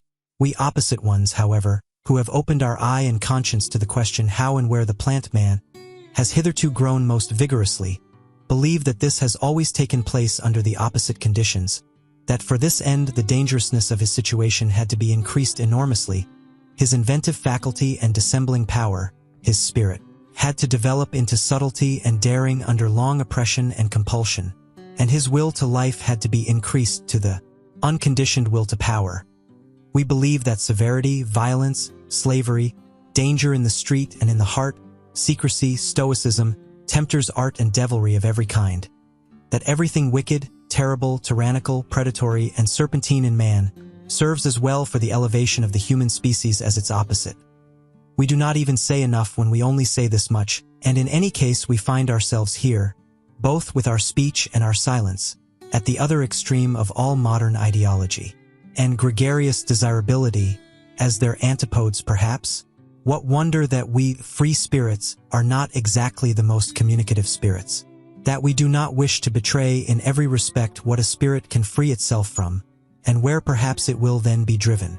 And as to the import of the dangerous formula, beyond good and evil, with which we at least avoid confusion, we are something else than libres penseurs, liben pensatori, freethinkers, and whatever these honest advocates of modern ideas like to call themselves. Having been at home, or at least guests, in many realms of the spirit, having escaped again and again from the gloomy, agreeable nooks in which preferences and prejudices, youth, origin, the accident of men and books, or even the weariness of travel seemed to confine us, full of malice against the seductions of dependency which he concealed in honors, money, positions, or exaltation of the senses, grateful even for distress and the vicissitudes of illness, because they always free us from some rule and its prejudice, grateful to the god, devil, sheep, and worm in us, inquisitive to a fault, investigators to the point of cruelty, with unhesitating fingers for the intangible, with teeth and stomachs for the most indigestible, ready for any business that requires sagacity and acute senses, ready for every adventure, owing to an excess of free will, with anterior and posterior souls, into the ultimate intentions of which it is difficult to pry, with foregrounds and backgrounds too, the end of which no foot may run, hidden ones under the mantles of light, appropriators, although we resemble heirs and spendthrifts, arrangers and collectors from morning till night, misers of our wealth and our full-crammed drawers, economical in learning and forgetting, inventive in scheming, sometimes proud of tables of categories, sometimes pedants, sometimes night owls of work even in full day, if necessary, even scarecrows, and it is necessary nowadays, that is to say, inasmuch as we are the born, sworn, jealous friends of solitude, of our own profoundest midnight and midday solitude. Such kind of men are we free spirits, and perhaps ye are also something of the same kind, ye coming ones, ye new philosophers. Chapter 3. The Religious Mood. 45. The human soul and its limits, the range of man's inner experiences hitherto attained, the heights, depths, and distances of these experiences, the entire history of the soul up to the present time, and its still unexhausted possibilities. This is the preordained hunting domain for a born psychologist and lover of a big hunt. But how often must he say despairingly to himself, a single individual, alas, only a single individual, and this great forest, this virgin forest. So he would like to have some hundreds of hunting assistants and fine-trained hounds that he could send into the history of the human soul to drive his game together. In vain. Again and again he experiences, profoundly and bitterly, how difficult it is to find assistants and dogs for all the things that directly excite his curiosity. The evil of sending scholars into new and dangerous hunting domains, where courage, sagacity, and subtlety in every sense are required, is that they are no longer serviceable just when the big hunt and also the great danger commences. It is precisely then that they lose their keen eye and nose. In order, for instance, to divine and determine what sort of history the problem of knowledge and conscience has hitherto had in the souls of homines religiosi, a person would perhaps himself have to possess as profound, as bruised, as immense an experience as the intellectual conscience of Pascal, and then he would still require that widespread heaven of clear, wicked spirituality, which, from above, would be able to oversee, arrange, and effectively formalize this mass of dangerous and painful experiences. But who could do me this service? And who would have time to wait for such servants? They evidently appear too rarely, they are so improbable at all times. Eventually one must do everything oneself in order to know something, which means that one has much to do. But a curiosity like mine is once for all the most agreeable of vices. Pardon me. I mean to say that the love of truth has its reward in heaven, and already upon earth. 46. Faith, such as early Christianity desired, and not infrequently achieved in the midst of a skeptical and southernly free-spirited world, which had centuries of struggle between philosophical schools behind it and in it, counting besides the education and tolerance which the Imperium Romanum gave. This faith is not that sincere, austere slave faith by which perhaps a Luther or a Cromwell, or some other northern barbarian of the spirit remained attached to his God and Christianity. It is much rather the faith of Pascal, which resembles in a terrible manner a continuous suicide of reason, a tough, long-lived, worm-like reason, which is not to be slain at once and with a single blow. The Christian faith from the beginning is the sacrifice of all freedom, all pride, all self-confidence of spirit. It is at the same time subjection, self-derision, and self-mutilation. There is cruelty and religious Phoenicianism in this faith, which is adapted to a tender, many-sided, and very fastidious conscience. It takes for granted that the subjection of the spirit is indescribably painful, that all the past and all the habits of such a spirit resist the absurdissimum, in the form of which faith comes to it. Modern men, with their obtuseness as regards all Christian nomenclature, have no longer the sense for the terribly superlative conception which was implied to an antique taste by the paradox of the formula, God on the cross. Hitherto there had never and nowhere been such boldness in inversion, nor anything at once so dreadful, questioning, and questionable as this formula. It promised a transvaluation of all ancient values. It was the Orient, the profound Orient. It was the Oriental slave who thus took revenge on Rome and its noble, light-minded toleration, on the Roman Catholicism of non-faith, and it was always not the faith, but the freedom from the faith, the half-stoical and smiling indifference to the seriousness of the faith, which made the slaves indignant at their masters and revolt against them. Enlightenment causes revolt, for the slave desires the unconditioned. He understands nothing but the tyrannous, even in morals. He loves as he hates, without nuance, to the very depths, to the point of pain, to the point of sickness. His many hidden sufferings make him revolt against the noble taste which seems to deny suffering. The skepticism with regard to suffering, fundamentally only an attitude of aristocratic morality, was not the least of the causes also of the last great slave insurrection which began with the French Revolution. 47. Wherever the religious neurosis has appeared on the earth so far, we find it connected with three dangerous prescriptions as to regimen: solitude, fasting, and sexual abstinence, but without its being possible to determine with certainty which is cause and which is effect, or if any relation at all of cause and effect exists there. This latter doubt is justified by the fact that one of the most regular symptoms among savage as well as among civilized peoples is the most sudden and excessive sensuality, which then with equal suddenness transforms into penitential paroxysms, world renunciation, and will renunciation, both symptoms perhaps explainable as disguised epilepsy. But nowhere is it more obligatory to put aside explanations around no other type has there grown such a mass of absurdity and superstition. No other type seems to have been more interesting to men and even to philosophers. Perhaps it is time to become just a little indifferent here, to learn caution or, better still, to look away, to go away. Yet in the background of the most recent philosophy, that of Schopenhauer, we find almost as the problem in itself, this terrible note of interrogation of the religious crisis and awakening. How is the negation of will possible? How is the saint possible? That seems to have been the very question with which Schopenhauer made a start and became a philosopher. And thus it was a genuine Schopenhauerian consequence that his most convinced adherent, perhaps also his last, as far as Germany is concerned, namely Richard Wagner, should bring his own life work to an end just here, and should finally put that terrible and eternal type upon the stage as Kundry type Viku, and as it loved and lived, at the very time that the mad doctors in almost all European countries had an opportunity to study the type close at hand, wherever the religious neurosis, or as I call it, the religious mood, made its latest epidemical outbreak and display as the Salvation Army. If it be a question, however, as to what has been so extremely interesting to men of all sorts in all ages, and even to philosophers, in the whole phenomenon of the saint, it is undoubtedly the appearance of the miraculous therein, namely, the immediate succession of opposites, of states of the soul regarded as morally antithetical. It was believed here to be self-evident that a bad man was all at once turned into a saint, a good man. The hitherto existing psychology was wrecked at this point. Is it not possible it may have happened principally because psychology had placed itself under the dominion of morals, because it believed in oppositions of moral values and saw, read, and interpreted these oppositions into the text and facts of the case? What? Miracle, only an error of interpretation? A lack of philology? 48.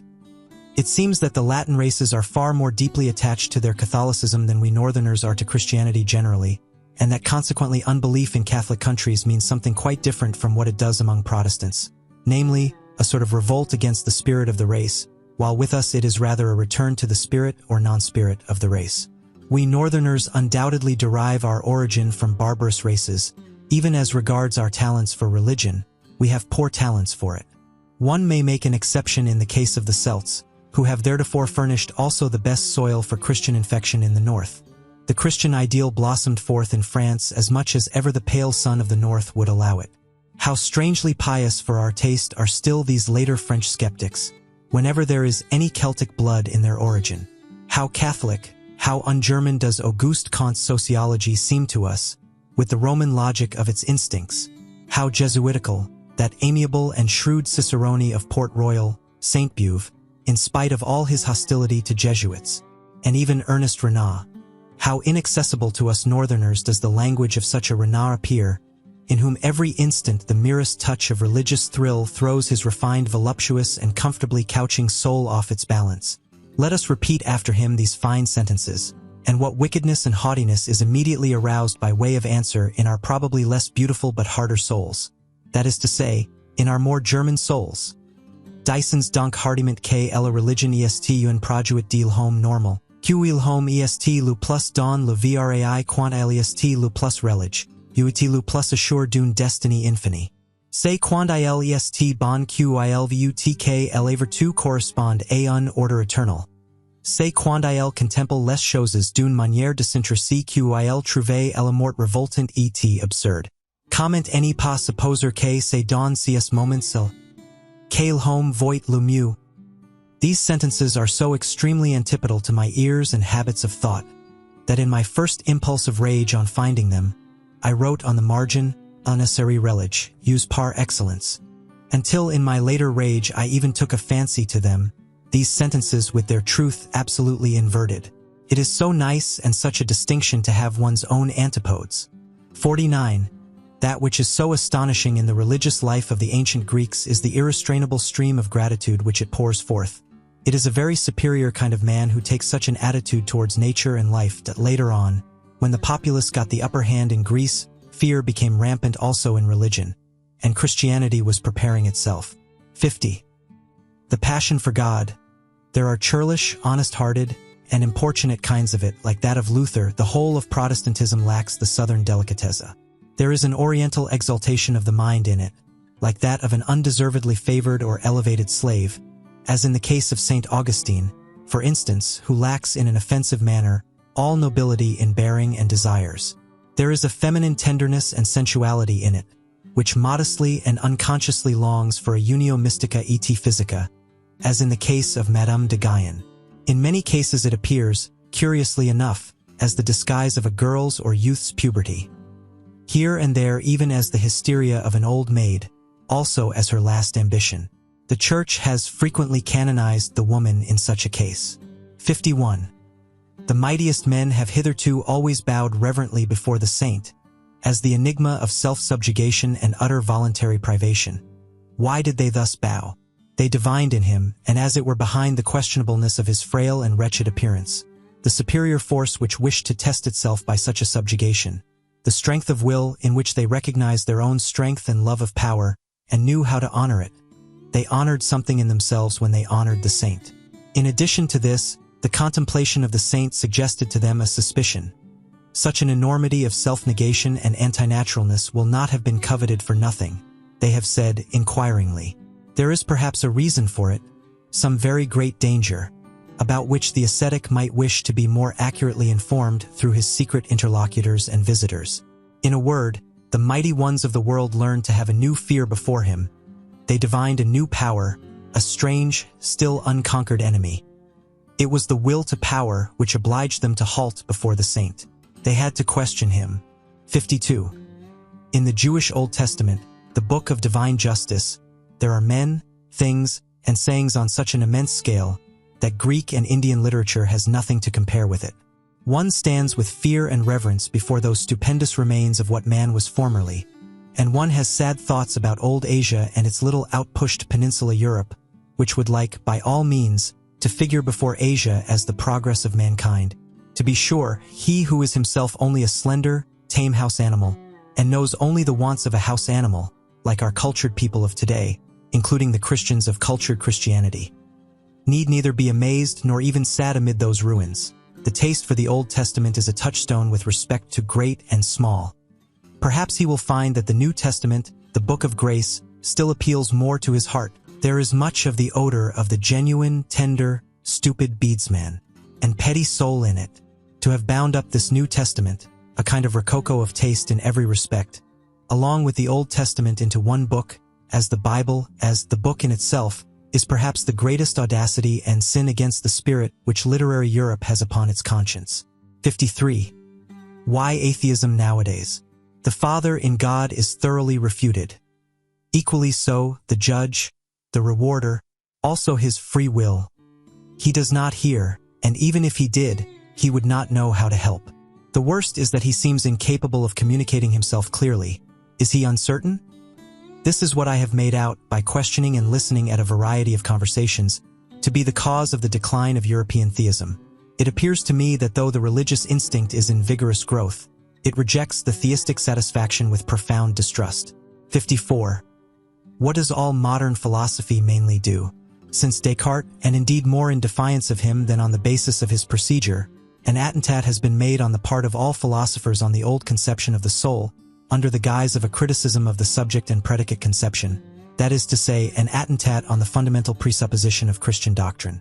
Modern philosophy, as epistemological skepticism, is secretly or openly anti-Christian, although, for keener ears be it said, by no means anti-religious. Formerly, in effect, one believed in the soul as one believed in grammar and the grammatical subject. One said, I is the condition, think is the predicate and is conditioned. To think is an activity for which one must suppose a subject as cause. The attempt was then made, with marvelous tenacity and subtlety, to see if one could not get out of this net. To see if the opposite was not perhaps true. Think, the condition, and I the conditioned, I, therefore, only a synthesis which has been made by thinking itself. Kant really wished to prove that, starting from the subject could not be proved, nor the object either. The possibility of an apparent existence of the subject, and therefore of the soul, may not always have been strange to him. The thought which once had an immense power on earth as the Vedanta philosophy. 55. There is a great ladder of religious cruelty with many rounds, but 3 of these are the most important. Once on a time men sacrificed human beings to their God, and perhaps just those they loved the best. To this category belong the firstling sacrifices of all primitive religions, and also the sacrifice of the Emperor Tiberius in the Mitra Grotto on the island of Capri, that most terrible of all Roman anachronisms. Then, during the moral epoch of mankind, they sacrificed to their God the strongest instincts they possessed, their nature. This festal joy shines in the cruel glances of ascetics and anti-natural fanatics. Finally, what still remained to be sacrificed? Was it not necessary in the end for men to sacrifice everything comforting, holy, healing, all hope, all faith in hidden harmonies, in future blessedness and justice? Was it not necessary to sacrifice God himself, and out of cruelty to themselves to worship stone, stupidity, gravity, fate, nothingness? To sacrifice God for nothingness? This paradoxical mystery of the ultimate cruelty has been reserved for the rising generation. We all know something thereof already. 56. Whoever, like myself, prompted by some enigmatical desire, has long endeavored to go to the bottom of the question of pessimism and free it from the half-Christian, half-German narrowness and stupidity in which it has finally presented itself to this century, namely, in the form of Schopenhauer's philosophy. Whoever, with an Asiatic and super-Asiatic eye, has actually looked inside and into the most world-renouncing of all possible modes of thought, beyond good and evil and no longer like Buddha and Schopenhauer under the dominion and delusion of morality. Whoever has done this has perhaps just thereby, without really desiring it, opened his eyes to behold the opposite ideal. The ideal of the most world-approving, exuberant, and vivacious man, who has not only learnt to compromise and arrange with that which was and is, but wishes to have it again as it was and is, for all eternity, insatiably calling out to capo, not only to himself, but to the whole piece and play, and not only the play but actually to him who requires the play and makes it necessary, because he always requires himself anew, and makes himself necessary. What? And this would not be circulus viciosus deus? 57. The distance, and as it were the space around man, grows with the strength of his intellectual vision and insight. His world becomes profounder.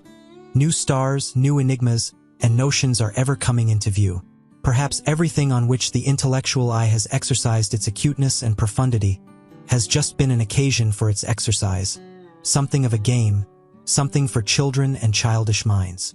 Perhaps the most solemn conceptions that have caused the most fighting and suffering, the conceptions God and sin, will one day seem to us of no more importance than a child's plaything or a child's pain seems to an old man. And perhaps another plaything and another pain will then be necessary once more for the old man. Always childish enough, an eternal child.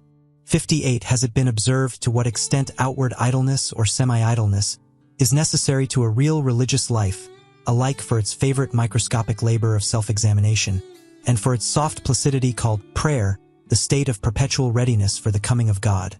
I mean the idleness with a good conscience, the idleness of olden times and of blood, to which the aristocratic sentiment that work is dishonoring, that it vulgarizes body and soul, is not quite unfamiliar, and that consequently the modern, noisy, time-engrossing, conceited, foolishly proud laboriousness educates and prepares for unbelief more than anything else. Among these, for instance, who are at present living apart from religion in Germany, I find freethinkers of diversified species and origin, but above all a majority of those in whom laboriousness from generation to generation has dissolved the religious instincts, so that they no longer know what purpose religions serve, and only note their existence in the world with a kind of dull astonishment. They feel themselves already fully occupied, these good people, be it by their business or by their pleasures, not to mention the fatherland and the newspapers and their family duties. It seems that they have no time whatever left for religion, and above all, it is not obvious to them whether it is a question of a new business or a new pleasure, for it is impossible, they say to themselves, that people should go to church merely to spoil their tempers. They are by no means enemies of religious customs. Should certain circumstances, state affairs perhaps, require their participation in such customs, they do what is required as so many things are done, with a patient and unassuming seriousness, and without much curiosity or discomfort. They live too much apart and outside to feel even the necessity for a for or against in such matters. Among those indifferent persons may be reckoned nowadays the majority of German Protestants of the middle classes, especially in the great laborious centers of trade and commerce. Also the majority of laborious scholars, and the entire university personnel, with the exception of the theologians, whose existence and possibility there always give psychologists new and more subtle puzzles to solve.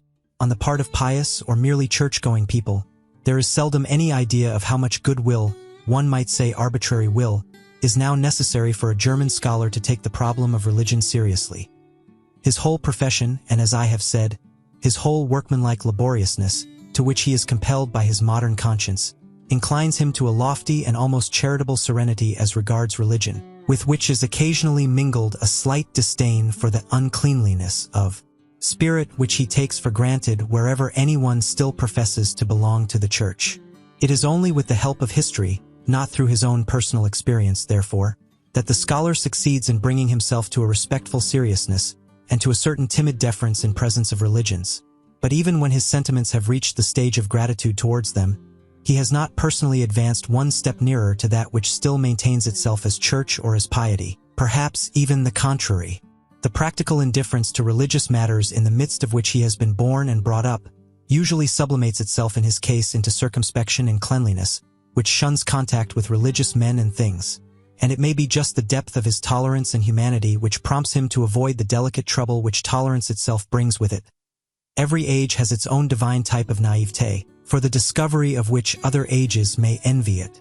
And how much naivete, adorable, childlike, and boundlessly foolish naivete is involved in this belief of the scholar in his superiority, in the good conscience of his tolerance, in the unsuspecting, simple certainty with which his instinct treats the religious man as a lower and less valuable type, beyond, before, and above which he himself has developed, he, the little arrogant dwarf and mobman, the sedulously alert, head-in-hand drudge of ideas, of modern ideas. 59. Whoever has seen deeply into the world has doubtless divined what wisdom there is in the fact that men are superficial. It is their preservative instinct which teaches them to be flighty, lightsome, and false. Here and there one finds a passionate and exaggerated adoration of pure forms in philosophers as well as in artists. It is not to be doubted that whoever has need of the cult of the superficial to that extent has at one time or another made an unlucky dive beneath it. Perhaps there is even an order of rank with respect to those burnt children, the born artists who find the enjoyment of life only in trying to falsify its image, as if taking wearisome revenge on it. One might guess to what degree life has disgusted them, by the extent to which they wish to see its image falsified, attenuated, ultrified, and deified. One might reckon the homines religiosi among the artists as their highest rank. It is the profound, suspicious fear of an incurable pessimism which compels whole centuries to fasten their teeth into a religious interpretation of existence. The fear of the instinct which divines that truth might be attained too soon, before man has become strong enough, hard enough, artist enough. Piety, the life in God, regarded in this light, would appear as the most elaborate and ultimate product of the fear of truth, as artist adoration and artist intoxication in presence of the most logical of all falsifications, as the will to the inversion of truth, to untruth at any price. Perhaps there has hitherto been no more effective means of beautifying man than piety. By means of it man can become so artful, so superficial, so iridescent, and so good, that his appearance no longer offends. 60. To love mankind for God's sake. This has so far been the noblest and remotest sentiment to which mankind has attained. That love to mankind, without any redeeming intention in the background, is only an additional folly and brutishness, that the inclination to this love has first to get its proportion, its delicacy, its gram of salt and sprinkling of ambergris from a higher inclination. Whoever first perceived and experienced this, however his tongue may have stammered as it attempted to express such a delicate matter, let him for all time be holy and respected, as the man who has so far flown highest and gone astray in the finest fashion. 61. The philosopher, as we free spirits understand him, as the man of the greatest responsibility, who has the conscience for the general development of mankind, will use religion for his disciplining and educating work, just as he will use the contemporary political and economic conditions. The selecting and disciplining influence, destructive as well as creative and fashioning, which can be exercised by means of religion is manifold and varied, according to the sort of people placed under its spell and protection. For those who are strong and independent, destined and trained to command, in whom the judgment and skill of a ruling race is incorporated, religion is an additional means for overcoming resistance in the exercise of authority, as a bond which binds rulers and subjects in common, betraying and surrendering to the former the conscience of the latter, their inmost heart, which would fain escape obedience. And in the case of the unique natures of noble origin, if by virtue of superior spirituality they should incline to a more retired and contemplative life, reserving to themselves only the more refined forms of government over chosen disciples or members of an order, religion itself may be used as a means for obtaining peace from the noise and trouble of managing grosser affairs, and for securing immunity from the unavoidable filth of all political agitation. The Brahmins, for instance, understood this fact. With the help of a religious organization, they secured to themselves the power of nominating kings for the people, while their sentiments prompted them to keep apart and outside, as men with a higher and superregal mission. At the same time, religion gives inducement and opportunity to some of the subjects to qualify themselves for future ruling and commanding the slowly ascending ranks and classes, in which, through fortunate marriage customs, volitional power and delight in self-control are on the increase. To them religion offers sufficient incentives and temptations to aspire to higher intellectuality, and to experience the sentiments of authoritative self-control, of silence, and of solitude. Asceticism and Puritanism are almost indispensable means of educating and ennobling a race which seeks to rise above its hereditary baseness and work itself upwards to future supremacy. And finally, to ordinary men, to the majority of the people, who exist for service and general utility, and are only so far entitled to exist, religion gives invaluable contentedness with their lot and condition, peace of heart, ennoblement of obedience, additional social happiness and sympathy, with something of transfiguration and embellishment, something of justification of all the commonplaceness, all the meanness, all the semi-animal poverty of their souls.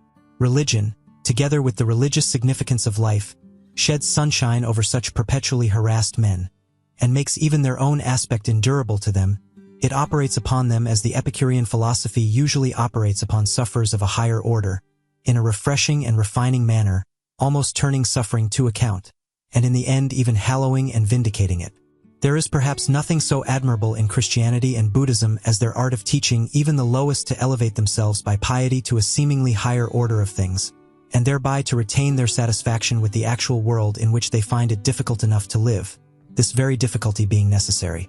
62. To be sure, to make also the bad counter-reckoning against such religions, and to bring to light their secret dangers, the cost is always excessive and terrible when religions do not operate as an educational and disciplinary medium in the hands of the philosopher, but rule voluntarily and precarious, when they wish to be the final end, and not a means along with other means. Among men, as among all other animals, there is a surplus of defective, diseased, degenerating, infirm, and necessarily suffering individuals. The successful cases among men also are always the exception, and in view of the fact that man is the animal not yet properly adapted to his environment, the rare exception. But worse still, the higher the type a man represents, the greater is the improbability that he will succeed. The accidental, the law of irrationality in the general constitution of mankind, manifests itself most terribly in its destructive effect on the higher orders of men, the conditions of whose lives are delicate, diverse, and difficult to determine. What, then, is the attitude of the two greatest religions above mentioned to the surplus of failures in life? They endeavor to preserve and keep alive whatever can be preserved. In fact, as the religions for sufferers, they take the part of these upon principle. They are always in favor of those who suffer from life as from a disease, and they would fain treat every other experience of life as false and impossible. However highly we may esteem this indulgent and preservative care, inasmuch as in applying to others, it has applied, and applies also to the highest and usually the most suffering type of man, the hitherto paramount religions, to give a general appreciation of them, are among the principal causes which have kept the type of man upon a lower level. They have preserved too much that which should have perished. One has to thank them for invaluable services, and who is sufficiently rich in gratitude not to feel poor at the contemplation of all that the spiritual men of Christianity have done for Europe hitherto. But when they had given comfort to the sufferers, courage to the oppressed and despairing, a staff and support to the helpless, and when they had allured from society into convents and spiritual penitentiaries the broken-hearted and distracted, what else had they to do in order to work systematically in that fashion, and with a good conscience, for the preservation of all the sick and suffering, which means, in deed and in truth, to work for the deterioration of the European race, to reverse all estimates of value? That is what they had to do, and to shatter the strong, to spoil great hopes, to cast suspicion on the delight in beauty, to break down everything autonomous, manly, conquering, and imperious, all instincts which are natural to the highest and most successful type of man, into uncertainty, distress of conscience, and self-destruction. Forsooth, to invert all love of the earthly and of supremacy over the earth, into hatred of the earth and earthly things, that is the task the Church imposed on itself, and was obliged to impose until, according to its standard of value, unworldliness, unsensuousness, and higher man fused into one sentiment. If one could observe the strangely painful, equally coarse and refined comedy of European Christianity with the derisive and impartial eye of an Epicurean god, I should think one would never cease marveling and laughing. Does it not actually seem that some single will has ruled over Europe for 18 centuries in order to make a sublime abortion of man? He, however, who, with opposite requirements, no longer Epicurean, and with some divine hammer in his hand, could approach this almost voluntary degeneration and stunting of mankind, as exemplified in the European Christian, Pascal, for instance. Would he not have to cry aloud with rage, pity, and horror, "Oh, you bunglers, presumptuous, pitiful bunglers, what have you done? Was that a work for your hands? How you have hacked and botched my finest stone! What have you presumed to do?" I should say that Christianity has hitherto been the most portentous of presumptions. Men not great enough nor hard enough to be entitled as artists to take part in fashioning man. Men not sufficiently strong and farsighted to allow, with sublime self-constraint, the obvious law of the thousandfold failures and perishings to prevail. Men not sufficiently noble to see the radically different grades of rank and intervals of rank that separate man from man. Such men, with their equality before God, have hitherto swayed the destiny of Europe, until at last a dwarfed, almost ludicrous species has been produced, a gregarious animal, something obliging, sickly, mediocre, the European of the present day. Chapter 4. Apothegms and Interludes. 63. He who is a thorough teacher takes things seriously, and even himself only in relation to his pupils. 64. Knowledge for its own sake. That is the last snare laid by morality. We are thereby completely entangled in morals once more. 65. The charm of knowledge would be small, were it not so much shame has to be overcome on the way to it. 65a. We are most dishonorable towards our God. He is not permitted to sin. 66. The tendency of a person to allow himself to be degraded, robbed, deceived, and exploited might be the diffidence of a god among men. 67. Love to one only is a barbarity, for it is exercised at the expense of all others. Love to God also. 68. I did that, says my memory. I could not have done that, says my pride, and remains inexorable. Eventually, the memory yields. 69. One has regarded life carelessly, if one has failed to see the hand that kills with leniency. 70. If a man has character, he has also his typical experience, which always recurs. 71. The sage astronomer, so long as thou feelest the stars as an above thee, thou lackest the eye of the discerning one. 72. It is not the strength but the duration of great sentiments that makes great men. 73. He who attains his ideal precisely thereby surpasses it. 73a. Many a peacock hides his tail from every eye and calls it his pride. 74. A man of genius is unbearable unless he possess at least two things besides, gratitude and purity. 75. The degree and nature of a man's sensuality extends to the highest altitudes of his spirit. 76. Under peaceful conditions, the militant man attacks himself. 77. With his principles, a man seeks either to dominate or justify or honor or reproach or conceal his habits. Two men with the same principles probably seek fundamentally different ends therewith. 78. He who despises himself nevertheless esteems himself thereby as a despiser. 79. A soul which knows that it is loved, but does not itself love, betrays its sediment. Its dregs come up. 80. A thing that is explained ceases to concern us. What did the God mean who gave the advice, know thyself? Did it perhaps imply cease to be concerned about thyself? Become objective. And Socrates? And the scientific man? 81. It is terrible to die of thirst at sea. Is it necessary that you should so salt your truth that it will no longer quench thirst?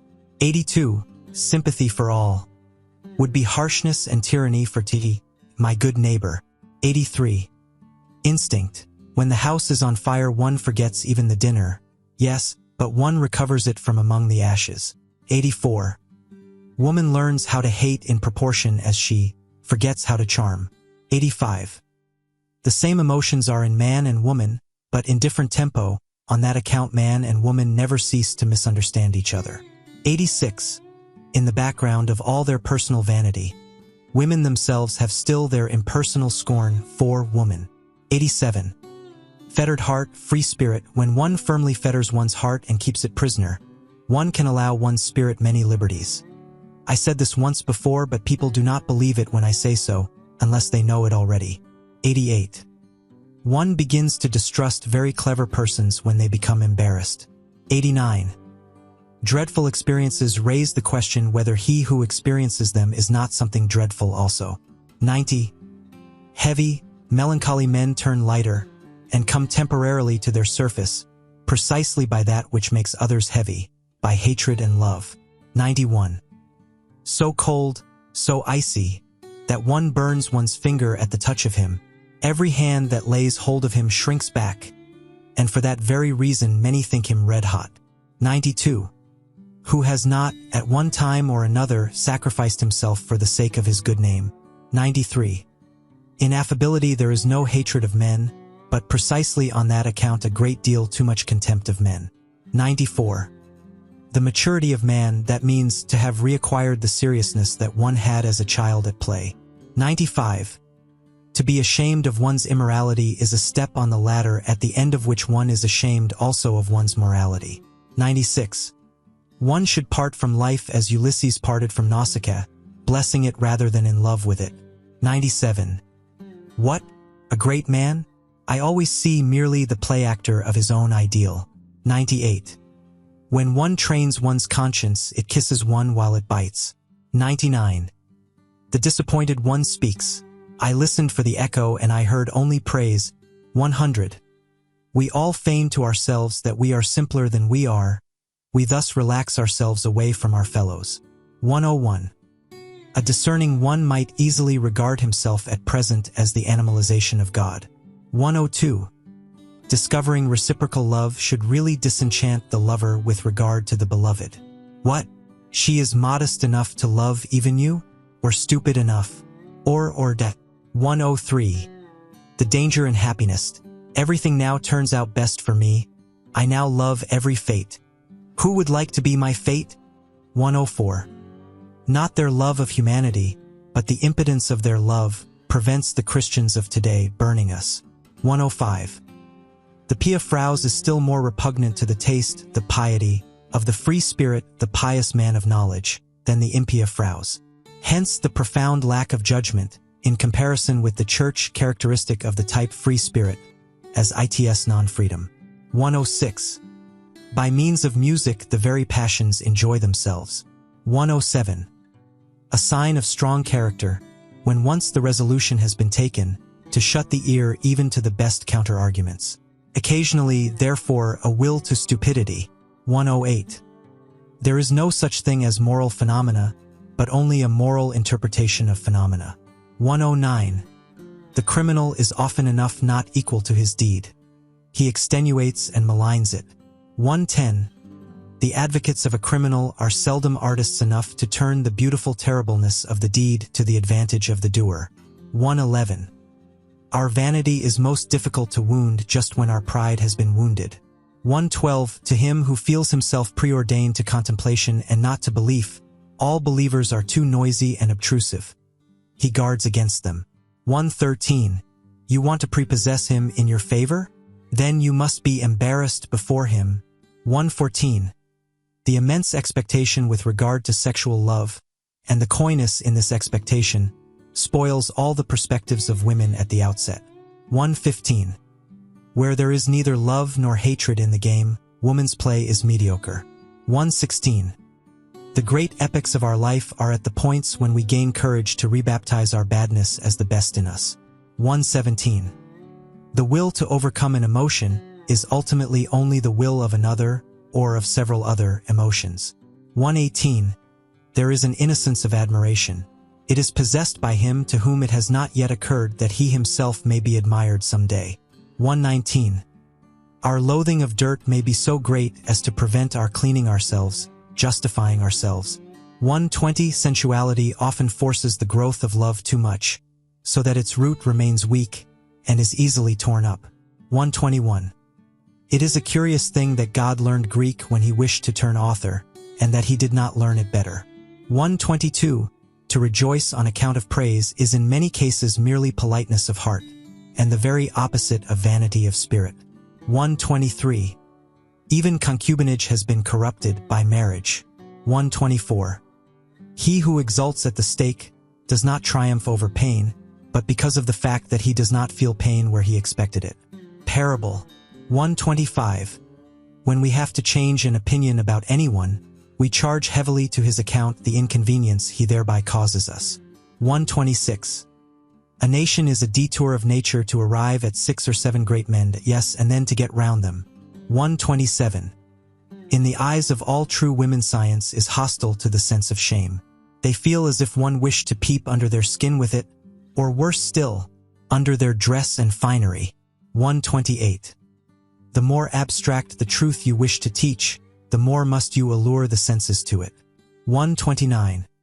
The devil has the most extensive perspectives for God. On that account he keeps so far away from him, the devil, in effect, as the oldest friend of knowledge. 130. What a person begins to betray itself when his talent decreases, when he ceases to show what he can do. Talent is also an adornment. An adornment is also a concealment. 131. The sexes deceive themselves about each other. The reason is that in reality they honor and love only themselves or their own ideal to express it more agreeably. Thus man wishes woman to be peaceable, but in fact woman is essentially unpeaceable, like the cat, however well she may have assumed the peaceable demeanor. 132. One is punished best for one's virtues. 133. He who cannot find the way to his ideal lives more frivolously and shamelessly than the man without an ideal. 134. From the senses originate all trustworthiness, all good conscience, all evidence of truth. 135. Pharisaism is not a deterioration of the good man. A considerable part of it is rather an essential condition of being good. 136. The one seeks an accoucheur for his thoughts, the other seeks someone whom he can assist. A good conversation thus originates. 137. In intercourse with scholars and artists one readily makes mistakes of opposite kinds. In a remarkable scholar one not infrequently finds a mediocre man, and often, even in a mediocre artist, one finds a very remarkable man. 138. We do the same when awake as when dreaming. We only invent and imagine him with whom we have intercourse, and forget it immediately. 139. In revenge and in love woman is more barbarous than man. 140. Advice as a riddle. If the band is not to break, bite it first, secure to make. 141. The belly is the reason why man does not so readily take himself for a god. 142. The chastest utterance I ever heard. Dans le véritable amour c'est l'aime que enveloppe le corps. 143. Our vanity would like what we do best to pass precisely for what is most difficult to us. Concerning the origin of many systems of morals. 144. When a woman has scholarly inclinations, there is generally something wrong with her sexual nature. Barrenness itself conduces to a certain virility of taste. Man, indeed, if I may say so, is the barren animal. 145. Comparing man and woman generally, one may say that woman would not have the genius for adornment, if she had not the instinct for the secondary role. 146. He who fights with monsters should be careful lest he thereby become a monster. And if thou gaze long into an abyss, the abyss will also gaze into thee. 147. From old Florentine novels, moreover, from life. Buona femmina e mala femmina vul baston. Sacchetti, November 86. 148. To seduce their neighbor to a favorable opinion, and afterwards to believe implicitly in this opinion of their neighbor. Who can do this conjuring trick so well as women? 149. That which an age considers evil is usually an unseasonable echo of what was formerly considered good, the atavism of an old ideal. 150. Around the hero everything becomes a tragedy. Around the demigod everything becomes a satyr play. And around God everything becomes, what? Perhaps a world? 151. It is not enough to possess a talent. One must also have your permission to possess it. And my friends? 152. Where there is the tree of knowledge, there is always paradise. So say the most ancient and the most modern serpents. 153. What is done out of love always takes place beyond good and evil. 154. Objection, evasion, joyous distrust, and love of irony are signs of health. Everything absolute belongs to pathology. 155. The sense of the tragic increases and declines with sensuousness. 156. Insanity in individuals is something rare, but in groups, parties, nations, and epochs it is the rule. 157. The thought of suicide is a great consolation. By means of it one gets successfully through many a bad night. 158. Not only our reason but also our conscience truckles to our strongest impulse, the tyrant in us. 159. One must repay good and ill, but why just to the person who did us good or ill? 160. One no longer loves one's knowledge sufficiently after one has communicated it. 161. Poets act shamelessly towards their experiences. They exploit them. 162. Our fellow creature is not our neighbor, but our neighbor's neighbor. So thinks every nation. 163. Love brings to light the noble and hidden qualities of a lover, his rare and exceptional traits. It is thus liable to be deceptive as to his normal character. 164. Jesus said to his Jews, the law was for servants. Love God as I love him as his son. What have we sons of God to do with morals? 165. In sight of every party. A shepherd has always need of a bellwether, or he has himself to be a wether occasionally. 166. One may indeed lie with the mouth, but with the accompanying grimace one nevertheless tells the truth. 167. To vigorous men intimacy is a matter of shame and something precious. 168. Christianity gave Eros poison to drink. He did not die of it, certainly, but degenerated to vice. 169. To talk much about oneself may also be a means of concealing oneself. 170. In praise there is more obtrusiveness than in blame. 171. Pity has an almost ludicrous effect on a man of knowledge, like tender hands on a cyclops. 172. One occasionally embraces someone or other, out of love to mankind, because one cannot embrace all. But this is what one must never confess to the individual. 173. One does not hate as long as one disesteems, but only when one esteems equal or superior. 174. Ye utilitarians, ye too, Love the util only as a vehicle for your inclinations. Ye too really find the noise of its wheels insupportable. 175. One loves ultimately one's desires, not the thing desired. 176. The vanity of others is only counter to our taste when it is counter to our vanity. 177. With regard to what truthfulness is, perhaps nobody has ever been sufficiently truthful. 178. One does not believe in the follies of clever men. What a forfeiture of the rights of man. 179. The consequences of our actions seize us by the forelock, very indifferent to the fact that we have meanwhile reformed. 180. There is an innocence in lying which is the sign of good faith in a cause. 181. It is inhuman to bless when one is being cursed. 182. The familiarity of superiors embitters one, because it may not be returned. 183. I am affected, not because you have deceived me, but because I can no longer believe in you. 184. There is a haughtiness of kindness which has the appearance of wickedness. 185. I dislike him. Why? I am not a match for him. Did anyone ever answer so? Chapter 5. The Natural History of Morals. 186. The moral sentiment in Europe at present is perhaps as subtle, belated, diverse, sensitive, and refined as the science of morals belonging thereto is recent, initial, awkward, and coarse-fingered. An interesting contrast, which sometimes becomes incarnate and obvious in the very person of a moralist. Indeed, the expression science of morals is, in respect to what is designated thereby, far too presumptuous and counter to good taste, which is always a foretaste of more modest expressions. One ought to avow with the utmost fairness what is still necessary here for a long time, what is alone proper for the present. Namely, the collection of material, the comprehensive survey and classification of an immense domain of delicate sentiments of worth and distinctions of worth, which live, grow, propagate, and perish, and perhaps attempts to give a clear idea of the recurring and more common forms of these living crystallizations, as preparation for a theory of types of morality. To be sure, people have not hitherto been so modest. All the philosophers, with a pedantic and ridiculous seriousness, demanded of themselves something very much higher, more pretentious and ceremonious, when they concerned themselves with morality as a science. They wanted to give a basic to morality, and every philosopher hitherto has believed that he has given it a basis.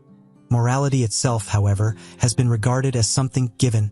How far from their awkward pride was the seemingly insignificant problem, left in dust and decay, of a description of forms of morality, notwithstanding that the finest hands and senses could hardly be fine enough for it. It was precisely owing to moral philosophers knowing the moral facts imperfectly, in an arbitrary epitome or an accidental abridgment, perhaps as the morality of their environment, their position, their church, their zeitgeist, their climate and zone. It was precisely because they were badly instructed with regard to nations, eras, and past ages, and were by no means eager to know about these matters, that they did not even come in sight of the real problems of morals, problems which only disclose themselves by a comparison of many kinds of morality. In every science of morals hitherto, strange as it may sound, the problem of morality itself has been omitted. There has been no suspicion that there was anything problematic there. That which philosophers called giving a basis to morality and endeavored to realize has, when seen in a right light, proved merely a learned form of good faith in prevailing morality, a new means of its expression, consequently just a matter of fact within the sphere of a definite morality. Yet, in its ultimate motive, a sort of denial that it is lawful for this morality to be called in question. And in any case, the reverse of the testing, analyzing, doubting, and vivisecting of this very faith.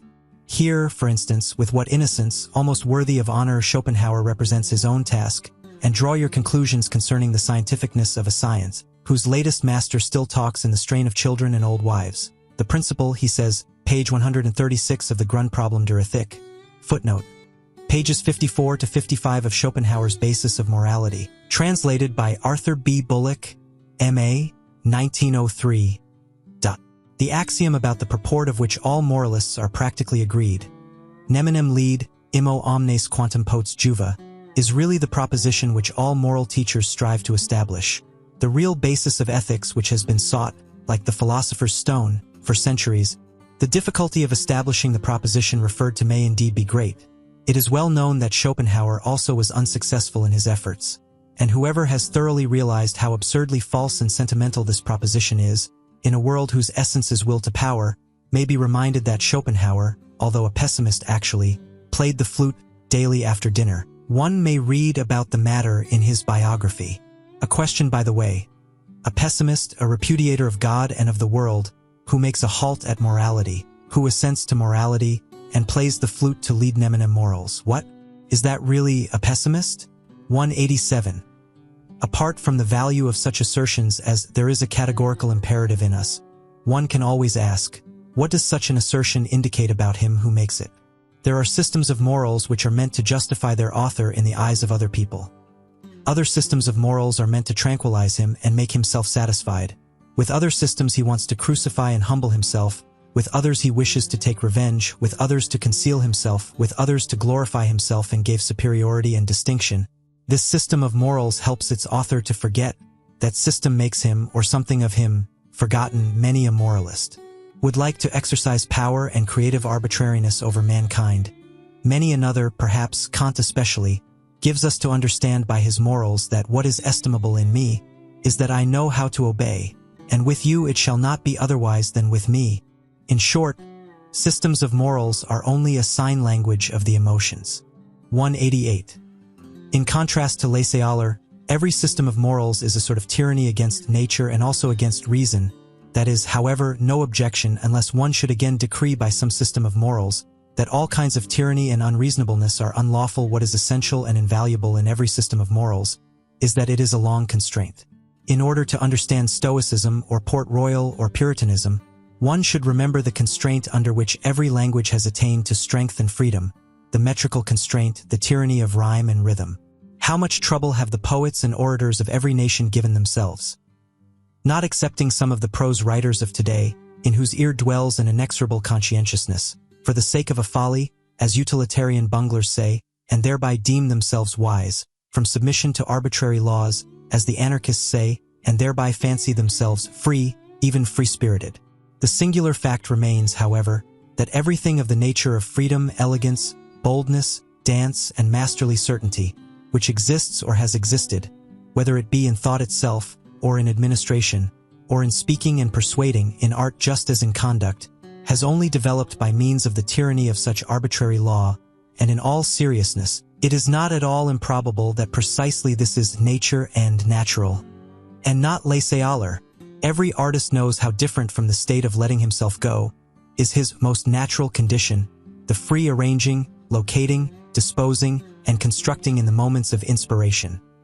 And how strictly and delicately he then obeys 1,000 laws, which, by their very rigidness and precision, defy all formulation by means of ideas.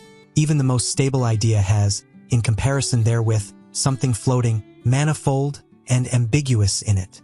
The essential thing in heaven and in earth is, apparently, to repeat it once more, that there should be long obedience in the same direction, there thereby results, and has always resulted in the long run, something which has made life worth living. For instance, virtue, art, music, dancing, reason, spirituality. Anything whatever that is transfiguring, refined, foolish, or divine. The long bondage of the spirit, the distrustful constraint in the communicability of ideas, the discipline which the thinker imposed on himself to think in accordance with the rules of a church or a court, or conformable to Aristotelian premises, the persistent spiritual will to interpret everything that happened according to a Christian scheme, and in every occurrence to rediscover and justify the Christian God. All this violence, arbitrariness, severity, dreadfulness, and unreasonableness has proved itself the disciplinary means whereby the European spirit has attained its strength, its remorseless curiosity and subtle mobility. Granted also that much irrecoverable strength and spirit had to be stifled, suffocated, and spoilt in the process, for here, as everywhere, nature shows herself as she is, in all her extravagant and indifferent magnificence, which is shocking, but nevertheless noble. That for centuries European thinkers only thought in order to prove something, nowadays, on the contrary, we are suspicious of every thinker who wishes to prove something. That it was always settled beforehand what was to be the result of their strictest thinking, as it was perhaps in the Asiatic astrology of former times, or as it is still at the present day in the innocent, Christian moral explanation of immediate personal events for the glory of God, or for the good of the soul. This tyranny, this arbitrariness, this severe and magnificent stupidity, has educated the spirit. Slavery, both in the coarser and the finer sense, is apparently an indispensable means even of spiritual education and discipline. One may look at every system of morals in this light. It is nature therein which teaches to hate the laissez-aller, the too great freedom, and implants the need for limited horizons, for immediate duties. It teaches the narrowing of perspectives, and thus, in a certain sense, that stupidity is a condition of life and development. Thou must obey someone, and for a long time. Otherwise thou wilt come to grief and lose all respect for thyself. This seems to me to be the moral imperative of nature, which is certainly neither categorical, as old Kant wished, consequently the otherwise. Nor does it address itself to the individual. What does nature care for the individual?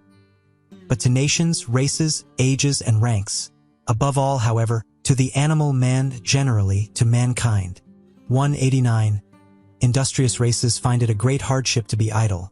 It was a master stroke of English instinct to hallow and begloom Sunday to such an extent that the Englishman unconsciously hankers for his week and work-day again, as a kind of cleverly devised, cleverly intercalated fast, such as is also frequently found in the ancient world, although, as is appropriate in southern nations, not precisely with respect to work. Many kinds of fasts are necessary, and wherever powerful influences and habits prevail, legislators have to see that intercalary days are appointed, on which such impulses are fettered, and learn to hunger anew.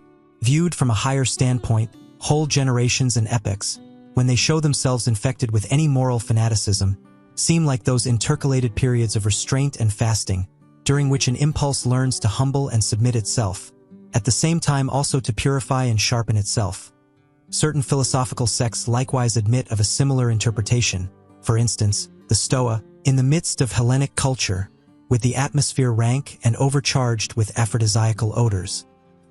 Here also is a hint for the explanation of the paradox, why it was precisely in the most Christian period of European history, and in general only under the pressure of Christian sentiments, that the sexual impulse sublimated into love, amor, passion.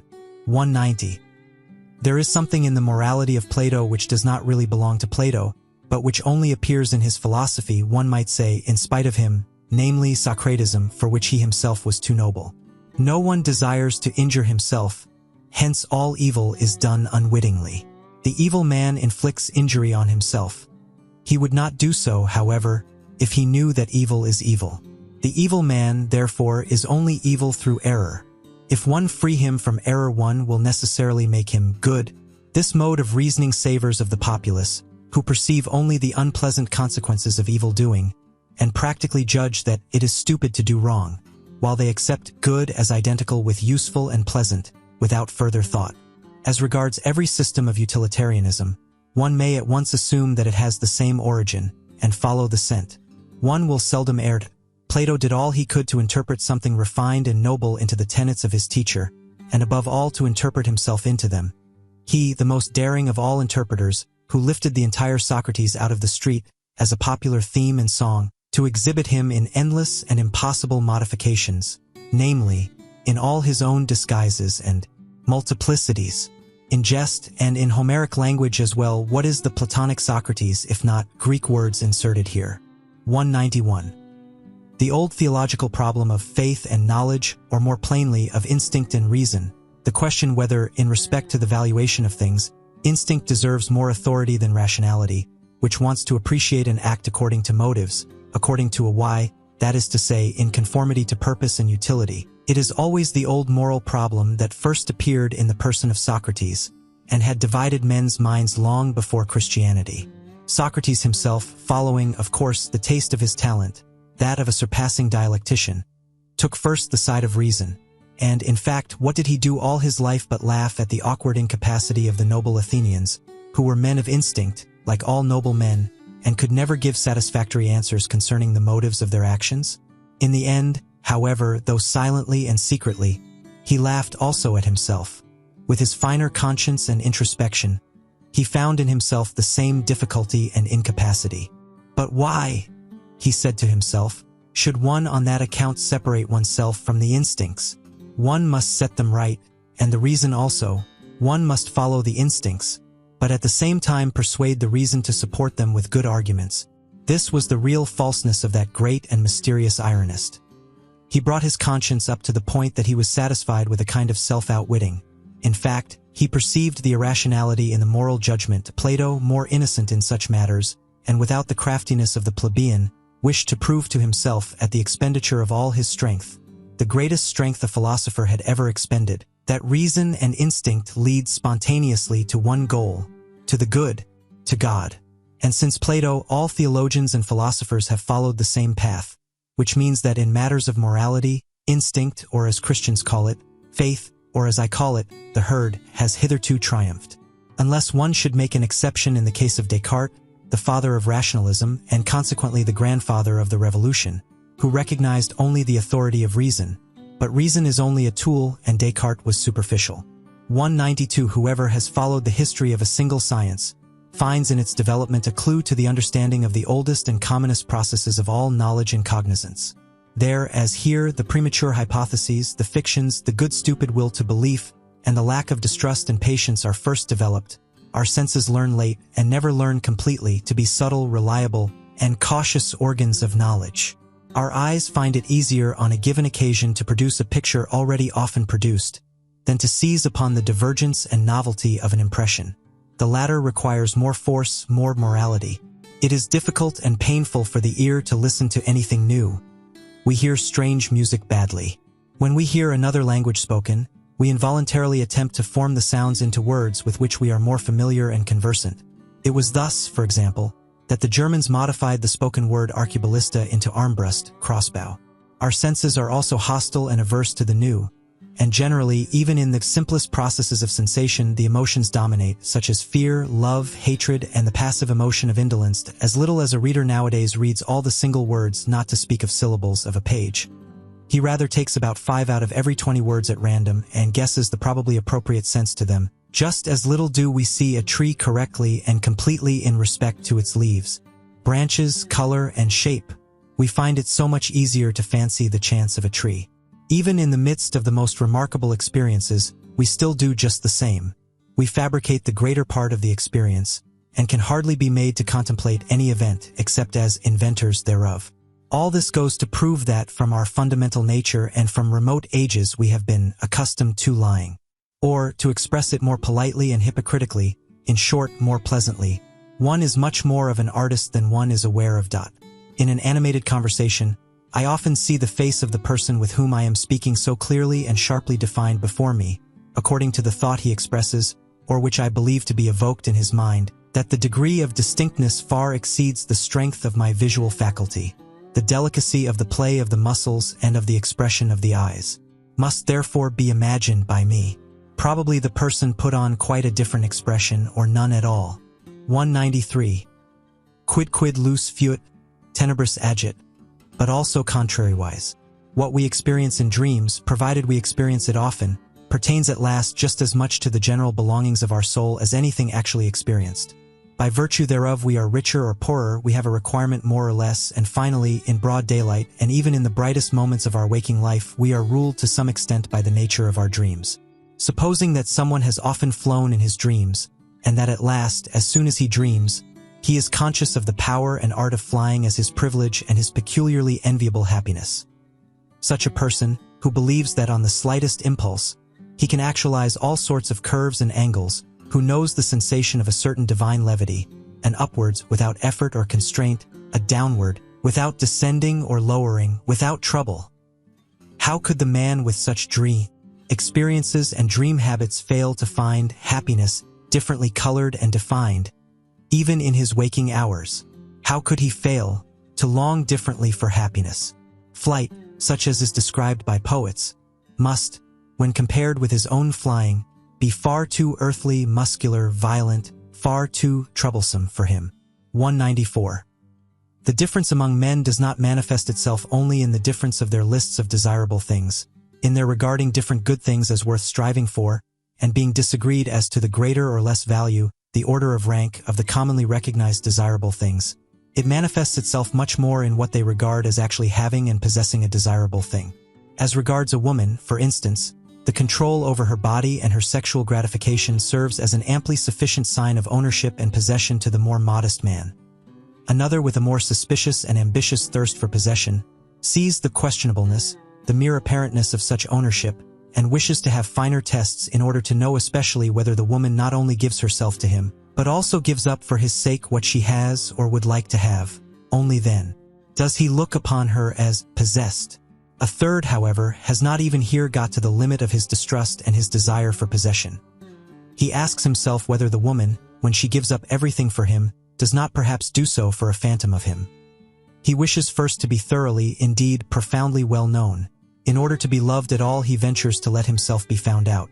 Only then does he feel the beloved one fully in his possession, when she no longer deceives herself about him, when she loves him just as much for the sake of his devilry and concealed insatiability, as for his goodness, patience, and spirituality. One man would like to possess a nation, and he finds all the higher arts of Cagliostro and Catalina suitable for his purpose. Another, with a more refined thirst for possession, says to himself, one may not deceive where one desires to possess. He is irritated and impatient at the idea that a mask of him should rule in the hearts of the people. I must, therefore, make myself known, and first of all learn to know myself. Among helpful and charitable people, one almost always finds the awkward craftiness which first gets up suitably him who has to be helped, as though, for instance, he should merit help, seek just their help, and would show himself deeply grateful, attached, and subservient to them for all help. With these conceits, they take control of the needy as a property, just as in general they are charitable and helpful out of a desire for property. One finds them jealous when they are crossed or forestalled in their charity. Parents involuntarily make something like themselves out of their children. They call that education. No mother doubts at the bottom of her heart that the child she has born is thereby her property. No father hesitates about his right to his own ideas and notions of worth.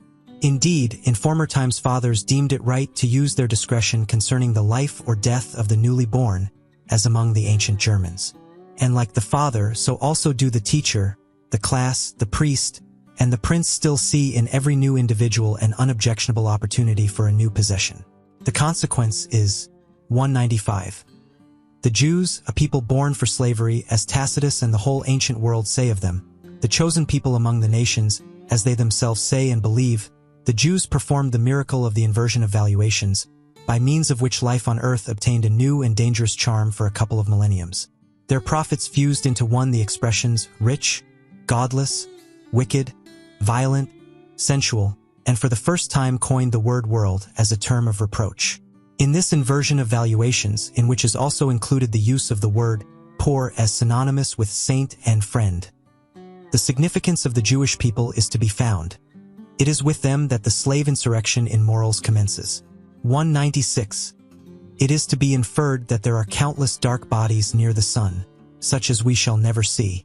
Among ourselves, this is an allegory, and the psychologist of morals reads the whole star writing merely as an allegorical and symbolic language in which much may be unexpressed. 197. The beast of prey and the man of prey, for instance Caesar Borgia, are fundamentally misunderstood. Nature is misunderstood, so long as one seeks a morbidness in the constitution of these healthiest of all tropical monsters and growths, or even an innate hell in them, as almost all moralists have done hitherto. Does it not seem that there is a hatred of the virgin forest and of the tropics among moralists, and that the tropical man must be discredited at all costs, whether as disease and deterioration of mankind, or as his own hell and self-torture? And why? In favor of the temperate zones? In favor of the temperate men? The moral?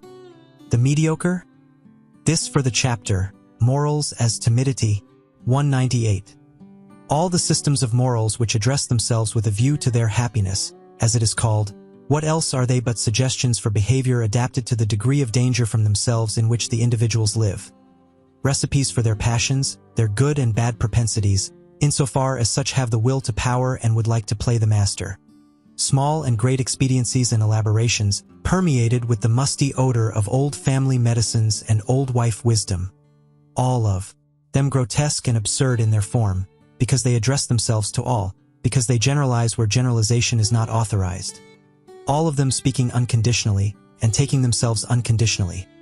All of them flavored not merely with one grain of salt, but rather endurable only, and sometimes even seductive, when they are overspiced and begin to smell dangerously, especially of the other world, that is all of little value when estimated intellectually, and is far from being science, much less wisdom. but repeated once more and 3 times repeated, it is expediency, expediency, expediency, mixed with stupidity, stupidity, stupidity, whether it be the indifference and statuesque coldness towards the heated folly of the emotions, which the Stoics advised and fostered, or the no more laughing and no more weeping of Spinoza, the destruction of the emotions by their analysis and vivisection, which he recommended so naively, or the lowering of the emotions to an innocent mean at which they may be satisfied, the Aristotelianism of morals, or even morality as the enjoyment of the emotions in a voluntary attenuation and spiritualization by the symbolism of art, perhaps as music or as love of God and of mankind for God's sake. For in religion the passions are once more enfranchised, provided that, or finally, even the complacent and wanton surrender to the emotions, as has been taught by Hafiz and Goethe, the bold letting go of the reins, the spiritual and corporeal licentiamorum in the exceptional cases of wise old codgers and drunkards, with whom it no longer has much danger. This also for the chapter, Morals as Timidity, 199. Inasmuch as in all ages, as long as mankind has existed, there have also been human herds, family alliances, communities, tribes, peoples, states, churches, and always a great number who obey in proportion to the small number who command. In view, therefore, of the fact that obedience has been most practiced and fostered among mankind hitherto, one may reasonably suppose that, generally speaking, the need thereof is now innate in every one, as a kind of formal conscience which gives the command, thou shalt unconditionally do something, unconditionally refrain from something. In short, thou shalt. This need tries to satisfy itself and to fill its form with a content, according to its strength, impatience, and eagerness. It at once seizes as an omnivorous appetite with little selection, and accepts whatever is shouted into its ear by all sorts of commanders, parents, teachers, laws, class prejudices, or public opinion. The extraordinary limitation of human development, the hesitation, protractedness, frequent retrogression, and turning thereof, is attributable to the fact that the herd instinct of obedience is transmitted best, and at the cost of the art of command. If one imagine this instinct increasing to its greatest extent, commanders and independent individuals will finally be lacking altogether, or they will suffer inwardly from a bad conscience, and will have to impose a deception on themselves in the first place in order to be able to command just as if they also were only obeying. This condition of things actually exists in Europe at present. I call it the moral hypocrisy of the commanding class. They know no other way of protecting themselves from their bad conscience than by playing the role of executors of older and higher orders, of predecessors, of the Constitution, of justice, of the law, or of God himself. Or they even justify themselves by maxims from the current opinions of the herd, as first servants of their people, or instruments of the public weal. On the other hand, the gregarious European man nowadays assumes an air as if he were the only kind of man that is allowable. He glorifies his qualities, such as public spirit, kindness, deference, industry, temperance, modesty, indulgence, sympathy, by virtue of which he is gentle, endurable, and useful to the herd, as the peculiarly human virtues. In cases, however, where it is believed that the leader and bellwether cannot be dispensed with, attempt after attempt is made nowadays to replace commanders by the summing together of clever gregarious men. All representative constitutions, for example, are of this origin. In spite of all, what a blessing, what a deliverance from a weight becoming unendurable, is the appearance of an absolute ruler for these gregarious Europeans. Of this fact, the effect of the appearance of Napoleon was the last great proof. The history of the influence of Napoleon is almost the history of the higher happiness to which the entire century has attained in its worthiest individuals and periods. 200. The man of an age of dissolution which mixes the races with one another, who has the inheritance of a diversified descent in his body, that is to say, contrary, and often not only contrary, instincts and standards of value, which struggle with one another and are seldom at peace. Such a man of late culture and broken lights will, on an average, be a weak man. His fundamental desire is that the war which is in him should come to an end. Happiness appears to him in the character of a soothing medicine and mode of thought, for instance, Epicurean or Christian. It is above all things the happiness of repose, of undisturbedness, of repletion, of final unity. It is the Sabbath of Sabbaths, to use the expression of the holy rhetorician, St. Augustine, who was himself such a man. Should, however, the contrariety and conflict in such natures operate as an additional incentive and stimulus to life, and if, on the other hand, in addition to their powerful and irreconcilable instincts, they have also inherited and indoctrinated into them a proper mastery and subtlety for carrying on the conflict with themselves, that is to say, the faculty of self-control and self-deception. There then arise those marvelously incomprehensible and inexplicable beings, those enigmatical men, predestined for conquering and circumventing others, the finest examples of which are Alcibiades and Caesar, with whom I should like to associate the first of Europeans according to my taste, the Hohenstaufen, Friedrich II, and among artists, perhaps Leonardo da Vinci. They appear precisely in the same periods when that weaker type, with its longing for repose, comes to the front. The two types are complementary to each other and spring from the same causes. 201. As long as the utility which determines moral estimates is only gregarious utility, as long as the preservation of the community is only kept in view, and the immoral is sought precisely and exclusively in what seems dangerous to the maintenance of the community, there can be no morality of love to one's neighbor, granted even that there is already a little constant exercise of consideration, sympathy, fairness, gentleness, and mutual assistance, granted that even in this condition of society all those instincts are already active which are latterly distinguished by honorable names as virtues, and eventually almost coincide with the conception morality. In that period they do not as yet belong to the domain of moral valuations. They are still ultramoral. A sympathetic action, for instance, is neither called good nor bad, moral nor immoral in the best period of the Romans. And should it be praised, a sort of resentful disdain is compatible with this praise. Even at the best, directly the sympathetic action is compared with one which contributes to the welfare of the whole, to the residential publica. After all, love to our neighbor is always a secondary matter, partly conventional and arbitrarily manifested in relation to our fear of our neighbor.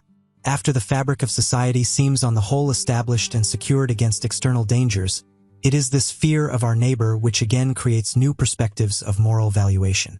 Certain strong and dangerous instincts, such as the love of enterprise, foolhardiness, revengefulness, astuteness, rapacity, and love of power, which up till then had not only to be honored from the point of view of general utility, under other names, of course, than those here given, but had to be fostered and cultivated, because they were perpetually required in the common danger against the common enemies, are now felt in their dangerousness to be doubly strong, when the outlets for them are lacking, and are gradually branded as immoral and given over to calumny.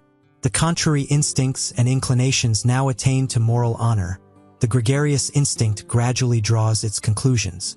How much or how little dangerousness to the community or to equality is contained in an opinion, a condition, an emotion, a disposition, or an endowment, that is now the moral perspective. Here again fear is the mother of morals.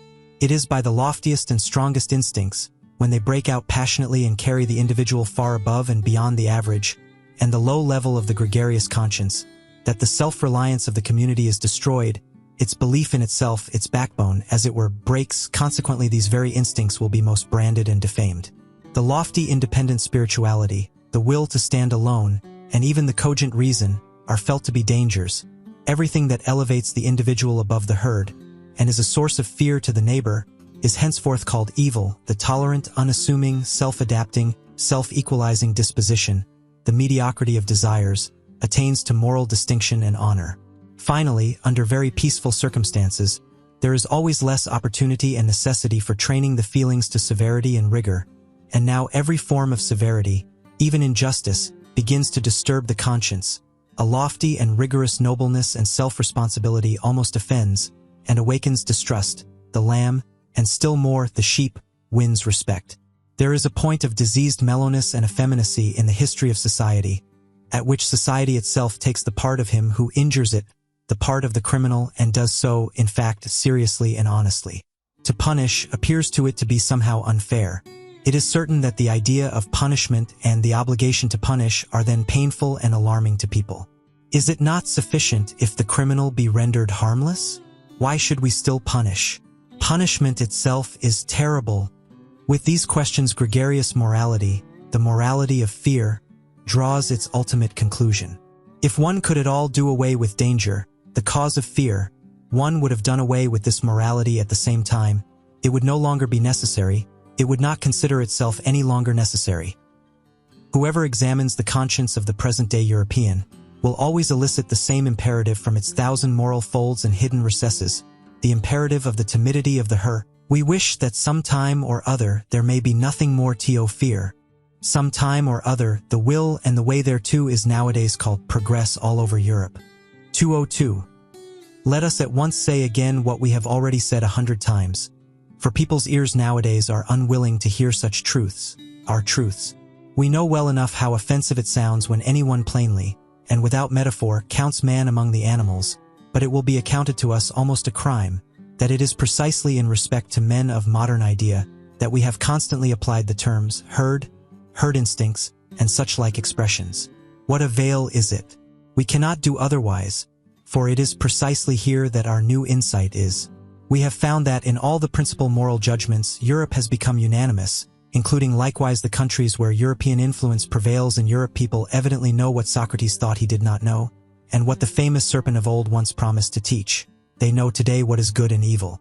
It must then sound hard and be distasteful to the ear, when we always insist that that which here thinks it knows, that which here glorifies itself with praise and blame, and calls itself good, is the instinct of the herding human animal, the instinct which has come and is ever coming more and more to the front, to preponderance and supremacy over other instincts, according to the increasing physiological approximation and resemblance of which it is the symptom. Morality in Europe at present is herding animal morality, and therefore, as we understand the matter, only one kind of human morality, beside which, before which, and after which many other moralities, and above all higher moralities, are or should be possible. Against such a possibility, against such a should be, however, this morality defends itself with all its strength. It says obstinately and inexorably, I am morality itself and nothing else is morality. Indeed, with the help of a religion which has humored and flattered the sublimest desires of the herding animal, things have reached such a point that we always find a more visible expression of this morality even in political and social arrangements. The democratic movement is the inheritance of the Christian movement. That its tempo, however, is much too slow and sleepy for the more impatient ones, for those who are sick and distracted by the herding instinct, is indicated by the increasingly furious howling, and always less disguised teeth-gnashing of the anarchist dogs, who are now roving through the highways of European culture, apparently in opposition to the peacefully industrious democrats and revolution ideologues, and still more so to the awkward philosophasters and fraternity visionaries who call themselves socialists and want a free society. Those are really at one with them all in their thorough and instinctive hostility to every form of society other than that of the autonomous herd, to the extent even of repudiating the notion, master and servant, and I do and I maitre, says a socialist formula. At one in their tenacious opposition to every special claim, every special right and privilege. This means ultimately opposition to every right, for when all are equal, no one needs rights any longer. At one in their distrust of punitive justice, as though it were a violation of the weak, unfair to the necessary consequences of all former society. But equally at one in their religion of sympathy, in their compassion for all that feels, lives, and suffers, down to the very animals, up even to God. The extravagance of sympathy for God belongs to a democratic age.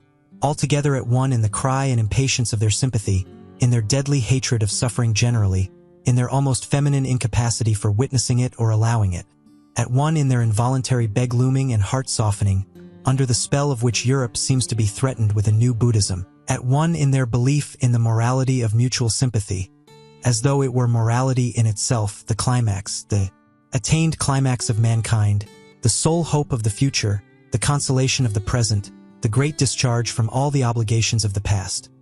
Altogether at one in their belief in the community as the deliverer, in the herd, and therefore in themselves. 203. We who hold a different belief, we who regard the democratic movement not only as a degenerating form of political organization, but as equivalent to a degenerating, a waning type of man, as involving his mediocrizing and depreciation. Where have we to fix our hopes? In new philosophers, there is no other alternative. In minds strong and original enough to initiate opposite estimates of value, to transvalue and invert eternal valuations. In forerunners, in men of the future, who in the present shall fix the constraints and fasten the knots which will compel millenniums to take new paths. To teach man the future of humanity as his will, as depending on human will, and to make preparation for vast hazardous enterprises and collective attempts in rearing and educating, in order thereby to put an end to the frightful rule of folly and chance which has hitherto gone by the name of history. The folly of the greatest number is only its last form. For that purpose a new type of philosopher and commander will some time or other be needed, at the very idea of which everything that has existed in the way of occult, terrible, and benevolent beings might look pale and dwarfed. the image of such leaders hovers before our eyes. Is it lawful for me to say it aloud, ye free spirits? The conditions which one would partly have to create and partly utilize for their genesis. The presumptive methods and tests by virtue of which a soul should grow up to such an elevation and power as to feel a constraint to these tasks. A transvaluation of values, under the new pressure and hammer of which a conscience should be steeled and a heart transformed into brass, so as to bear the weight of such responsibility. And on the other hand, the necessity for such leaders, the dreadful danger, that they might be lacking or miscarry and degenerate. These are our real anxieties and glooms. Ye know it well, ye free spirits. These are the heavy distant thoughts and storms which sweep across the heaven of our life. There are few pains so grievous as to have seen, divined, or experienced how an exceptional man has missed his way and deteriorated. But he who has the rare eye for the universal danger of man himself deteriorating, he who like us has recognized the extraordinary fortuitousness which has hitherto played its game in respect to the future of mankind, a game in which neither the hand, nor even a finger of God, has participated. He who divines the fate that is hidden under the idiotic unwariness and blind confidence of modern ideas, and still more under the whole of Christo-European morality, suffers from an anguish with which no other is to be compared. He sees at a glance all that could still be made out of man through a favorable accumulation and augmentation of human powers and arrangements. He knows with all the knowledge of his conviction how unexhausted man still is for the greatest possibilities, and how often in the past the type man has stood in presence of mysterious decisions and new paths.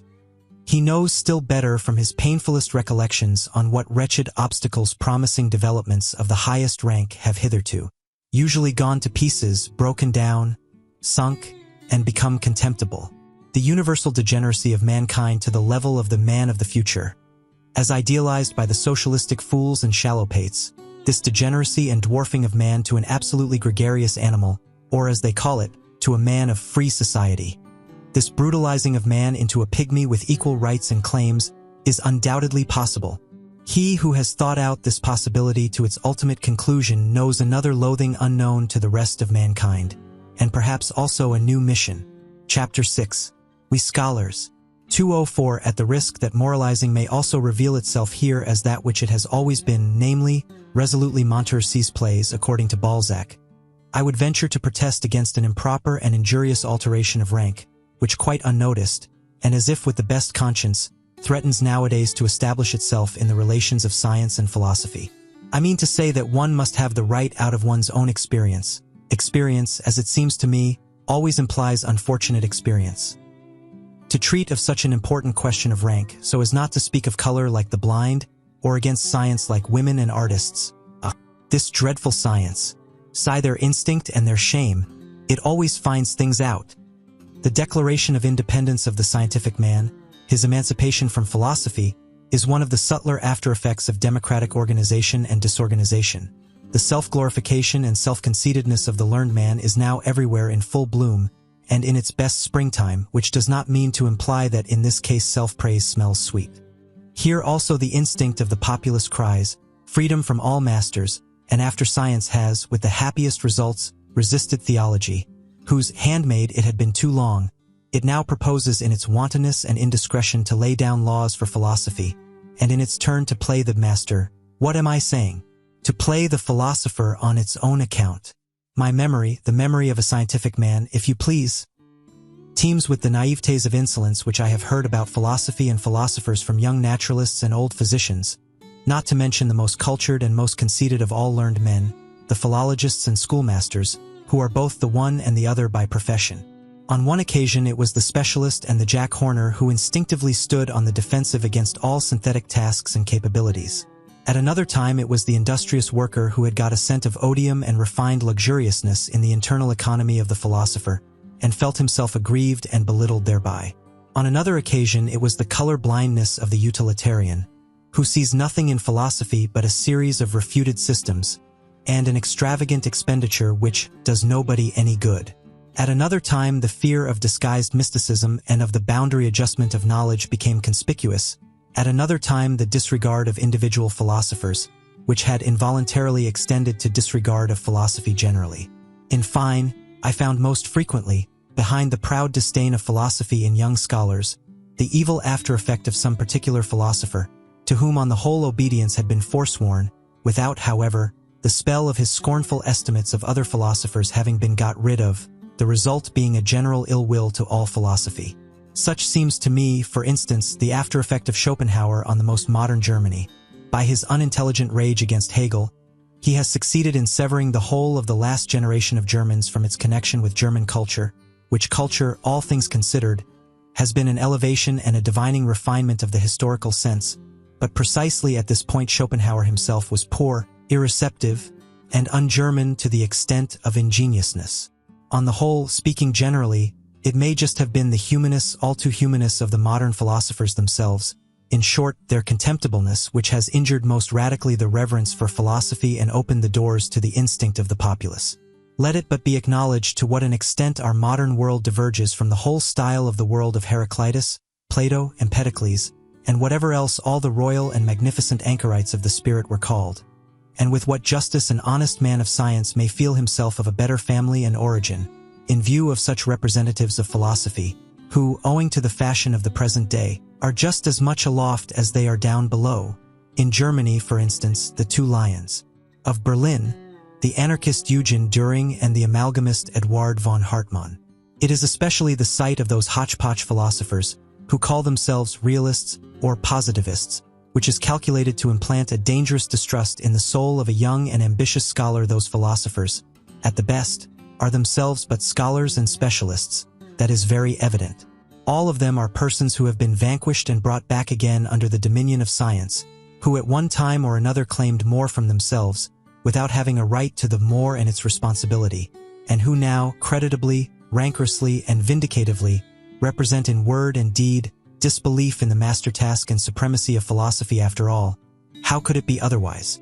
Science flourishes nowadays and has the good conscience clearly visible on its countenance, while that to which the entire modern philosophy has gradually sunk, the remnant of philosophy of the present day, excites distrust and displeasure, if not scorn and pity. Philosophy reduced to a theory of knowledge, no more in fact than a diffident science of epics and doctrine of forbearance, a philosophy that never even gets beyond the threshold, and rigorously denies itself the right to enter. That is philosophy in its last throes, an end, an agony, something that awakens pity. How could such a philosophy rule? 205. The dangers that beset the evolution of the philosopher are, in fact, so manifold nowadays, that one might doubt whether this fruit could still come to maturity. The extent and towering structure of the sciences have increased enormously, and therewith also the probability that the philosopher will grow tired even as a learner, or will attach himself somewhere and specialize so that he will no longer attain to his elevation, that is to say, to his superspection, his circumspection, and his dispection. Or he gets aloft too late, when the best of his maturity and strength is past, or when he is impaired, coarsened, and deteriorated so that his view, his general estimate of things, is no longer of much importance. It is perhaps just the refinement of his intellectual conscience that makes him hesitate and linger on the way. He dreads the temptation to become a dilettante, a millipede, a mill antenna. He knows too well that as a discerner, one who has lost his self-respect no longer commands, no longer leads, unless he should aspire to become a great play actor, a philosophical Cagliostro and spiritual rat-catcher. In short, a misleader. This is in the last instance a question of taste, if it has not really been a question of conscience. To double once more the philosopher's difficulties, there is also the fact that he demands from himself a verdict, a yea or nay, not concerning science but concerning life and the worth of life. He learns unwillingly to believe that it is his right and even his duty to obtain this verdict, and he has to seek his way to the right and the belief only through the most extensive, perhaps disturbing and destroying experiences, often hesitating, doubting, and dumbfounded. In fact, the philosopher has long been mistaken and confused by the multitude, either with the scientific man and ideal scholar, or with the religiously elevated, decentralized, desecularized visionary and God-intoxicated man. And even yet, when one hears anybody praised, because he lives wisely, or as a philosopher, it hardly means anything more than prudently and apart. Wisdom. That seems to the populace to be a kind of flight, a means and artifice for withdrawing successfully from a bad game. But the genuine philosopher, does it not seem so to us, my friends? Lives unphilosophically and unwisely, above all, imprudently, and feels the obligation and burden of 100 attempts and temptations of life. He risks himself constantly, he plays this bad game. 206. In relation to the genius, that is to say, a being who either engenders or produces, both words understood in their fullest sense, the man of learning, the scientific average man, has always something of the old maid about him. For, like her, he is not conversant with the two principal functions of man. To both, of course, to the scholar and to the old maid, one concedes respectability, as if by way of indemnification. In these cases one emphasizes the respectability. And yet, in the compulsion of this concession, one has the same admixture of vexation. Let us examine more closely. What is the scientific man? Firstly, a commonplace type of man with commonplace virtues, that is to say, a non-ruling, non-authoritative, and non-self-sufficient type of man. He possesses industry, patient adaptableness to rank and file, equability and moderation in capacity and requirement. He has the instinct for people like himself and for that which they require, for instance, the portion of independence and green meadow without which there is no rest from labor, the claim to honor and consideration, which first and foremost presupposes recognition and recognizability, the sunshine of a good name, the perpetual ratification of his value and usefulness, with which the inward distrust which lies at the bottom of the heart of all dependent men and gregarious animals has again and again to be overcome. The learned man, as is appropriate, has also maladies and faults of an ignoble kind. He is full of petty envy, and has a lynx eye for the weak points in those natures to whose elevations he cannot attain. He is confiding, yet only as one who lets himself go, but does not flow, and precisely before the man of the great current he stands all the colder and more reserved. His eye is then like a smooth and irresponsive lake, which is no longer moved by rapture or sympathy. The worst and most dangerous thing of which a scholar is capable results from the instinct of mediocrity of his type, from the Jesuitism of mediocrity, which labors instinctively for the destruction of the exceptional man, and endeavors to break, or still better, to relax. Every bent bow to relax, of course, with consideration, and naturally with an indulgent hand, to relax with confiding sympathy, that is the real art of Jesuitism, which has always understood how to introduce itself as the religion of sympathy. 207. However gratefully one may welcome the objective spirit, and who has not been sick to death of all subjectivity and its confounded ipsismosity. In the end, however, one must learn caution even with regard to one's gratitude, and put a stop to the exaggeration with which the unselfing and depersonalizing of the spirit has recently been celebrated, as if it were the goal in itself, as if it were salvation and glorification, as is especially accustomed to happen in the pessimist school, which has also in its turn good reasons for paying the highest honors to disinterested knowledge, the objective man, who no longer curses and scolds like the pessimist, the ideal man of learning in whom the scientific instinct blossoms forth fully after 1,000 complete and partial failures, is assuredly one of the most costly instruments that exist, but his place is in the hand of one who is more powerful. He is only an instrument, we may say he is a mirror. He is no purpose in himself. The objective man is in truth a mirror accustomed to prostration before everything that wants to be known, with such desires only as knowing or reflecting implies. He waits until something comes, and then expands himself sensitively, so that even the light footsteps and gliding past of spiritual beings may not be lost on his surface and film whatever personality he still possesses seems to him accidental, arbitrary, or still oftener, disturbing. So much has he come to regard himself as the passage and reflection of outside forms and events. He calls up the recollection of himself with an effort, and not infrequently wrongly. He readily confounds himself with other persons. He makes mistakes with regard to his own needs, and here only is he unrefined and negligent. Perhaps he is troubled about the health, or the pettiness and confined atmosphere of wife and friend, or the lack of companions in society. Indeed, he sets himself to reflect on his suffering, but in vain. His thoughts already rove away to the more general case, and tomorrow he knows as little as he knew yesterday how to help himself. He does not now take himself seriously and devote time to himself. He is serene, not from lack of trouble, but from lack of capacity for grasping and dealing with his trouble, the habitual complaisance with respect to all objects and experiences, the radiant and impartial hospitality with which he receives everything that comes his way, his habit of inconsiderate good nature, of dangerous indifference as to yea and nay. Alas, there are enough of cases in which he has to atone for these virtues of his. And as man generally, he becomes far too easily the caput mortuum of such virtues. Should one wish love or hatred from him, I mean love and hatred as God, woman, and animal understand them, He will do what he can and furnish what he can. But one must not be surprised if it should not be much, if he should show himself just at this point to be false, fragile, questionable, and deteriorated. His love is constrained, his hatred is artificial, and rather un tour de force, a slight ostentation and exaggeration. He is only genuine so far as he can be objective. Only in his serene totality is he still, nature, and natural. His mirroring and eternally self-polishing soul no longer knows how to affirm, no longer how to deny. He does not command, neither does he destroy. Jani mepris presque rein. He says with Leibniz, "Let us not overlook nor undervalue the presque, neither is he a model man. He does not go in advance of anyone, nor after either.